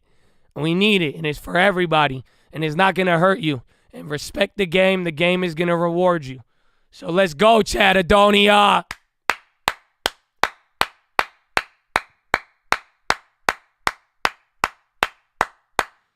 But yeah, I love you. God bless you. And now we could get some uncle. Let's get some uncle. I like some uncle. I know I had to rush through this. I didn't even poop. My voice is gone, but I love y'all. And just pray. Okay, and pray for your chats and support your chats and really love each other That's it. No fake shit. No goofy shit. That's all. Amen. That's it. And remember, Chad, if you really believe something, it will change your behavior. Otherwise, there's no point in believing it. Drop it now. Don't even rep it. There's no point. If it can't bring a real change in how you make decisions, it's fake. So run it. Let's go, baby. I'm just tryna teach some, so let me teach. I'm just tryna eat some, so let me eat. I woke up in beast mode, they still asleep. Told them hit they free throws, they back on D. I can hold the L, bro, that's on me. Told them take the game slow, keep the peace. Looking at the table, my enemies don't know where I came from. I'm like E.T. running. Money ain't the motive, but it sure is motivating. You ain't a hoe with love complaining into celebrating. You sell a home, you know I'd love to have a conversation. We was buying cribs before you knew about inflation. You ain't gotta give me credit, boy, the banks give me a lot of that. I meant it when I said it, we gon' take it all and give it back. I learned a couple lessons, the wisdom that came from all the bad. I learned the repetitions, I put that shit on my dad. My money ain't getting lag, I wanted, could get it now, but I cannot force the hand. I buy that shit when it's there, your homie just look around. We did it, I say a prayer, we bit that shit from the ground. And the foundation they saying, y'all ain't feel it though. Nah, but we ain't need them though. I ain't being cocky, I just won't look in the mirror, bro. Doing more than talking, boy, the empire empirical. Every time I sign a dotted, boy, it still feel like a miracle. I'm just tryna teach some, so let me speak. I'm just tryna eat some, so let me eat. I woke up in beast mode, they still asleep. Told them hit their free throws, they back on D. I can hold the L, bro, that's on me. Told them take the game slow, keep the peace. Looking at the table, my enemies don't know where I came from. I'm like E.T. running. Market's gonna crash, but I could kick another lesson. Till the curve uninverted and I don't talk recession. Till the dollar is stronger, then I ain't really stressing. But the fact it won't crash it until the Fed admitted 15 on 50, boy, the kid already seen this shit. Only way to get tricked off bullshit is to believe in it. 2022, like 92, you should go read this shit. Japan and how they move might really make you think they lead this shit. Inflation, hot money, boy, it sound like today. I'm not playing, it ain't funny, even the fix was raised race. Both the problem and solution started with a central bank. Call it what you want, but that one cost a decade. They don't feel me, man. I hope you feel me, Chad. Less than 60 days. I'm just trying to eat some. Let me eat. Oh. Nice. You'll get that tonight. So tonight, 9 p.m. Pacific. You'll get, dude, that's gone. Bro, it did this on, it's gone. Imagine if I was just voice cracking all day, though. You guys got lucky. God loves you, man. He didn't want to hurt your ears. You know damn well I would have voice cracked all day. All day. No shame on the voice crack. You know what I'm saying? So this is a blessing, man. It's already over. Amen, bro. Hey, amen. I can't believe it. Wow. Sneak peek of the cover. Nah, you're going to see it. You're going to see it. You'll see it tonight. Don't worry, it'll be there. But Chad, let's get one more. Fuck it. Amen. Amen. Vibe with me. Just vibe with me, baby. Vibe with me. Let's go. Are we going to close this next 60 days? Let's do it. I don't want to rap that. Little by little. Small good decision. Let's go. Rollie on my wrist. Nah. I don't wanna rap that. Pull up in a big body, I don't put a tap back. Hit me with the divvy, I don't even need the NASDAQ. Skinny and she pretty, I don't even need the ass fat. Guinea was a freebie, I don't even need a fast one. I was never greedy, I just never fucking had shit. Now I bet that I ain't never fucking going bad shit. Please stop backing, y'all need man skin. Little more balance and a lot of bit of counting. Pull up to the villa, got these motherfuckers counting. Pulling up the Lancho, got it looking like a million. Remember when I put them on the motherfuckers daddy? Put us some more fighter, y'all don't give a fuck about it. I'm still in the game like a Indiscriminate athlete. Got a little fame, but it ain't changed nothing about me. Nah.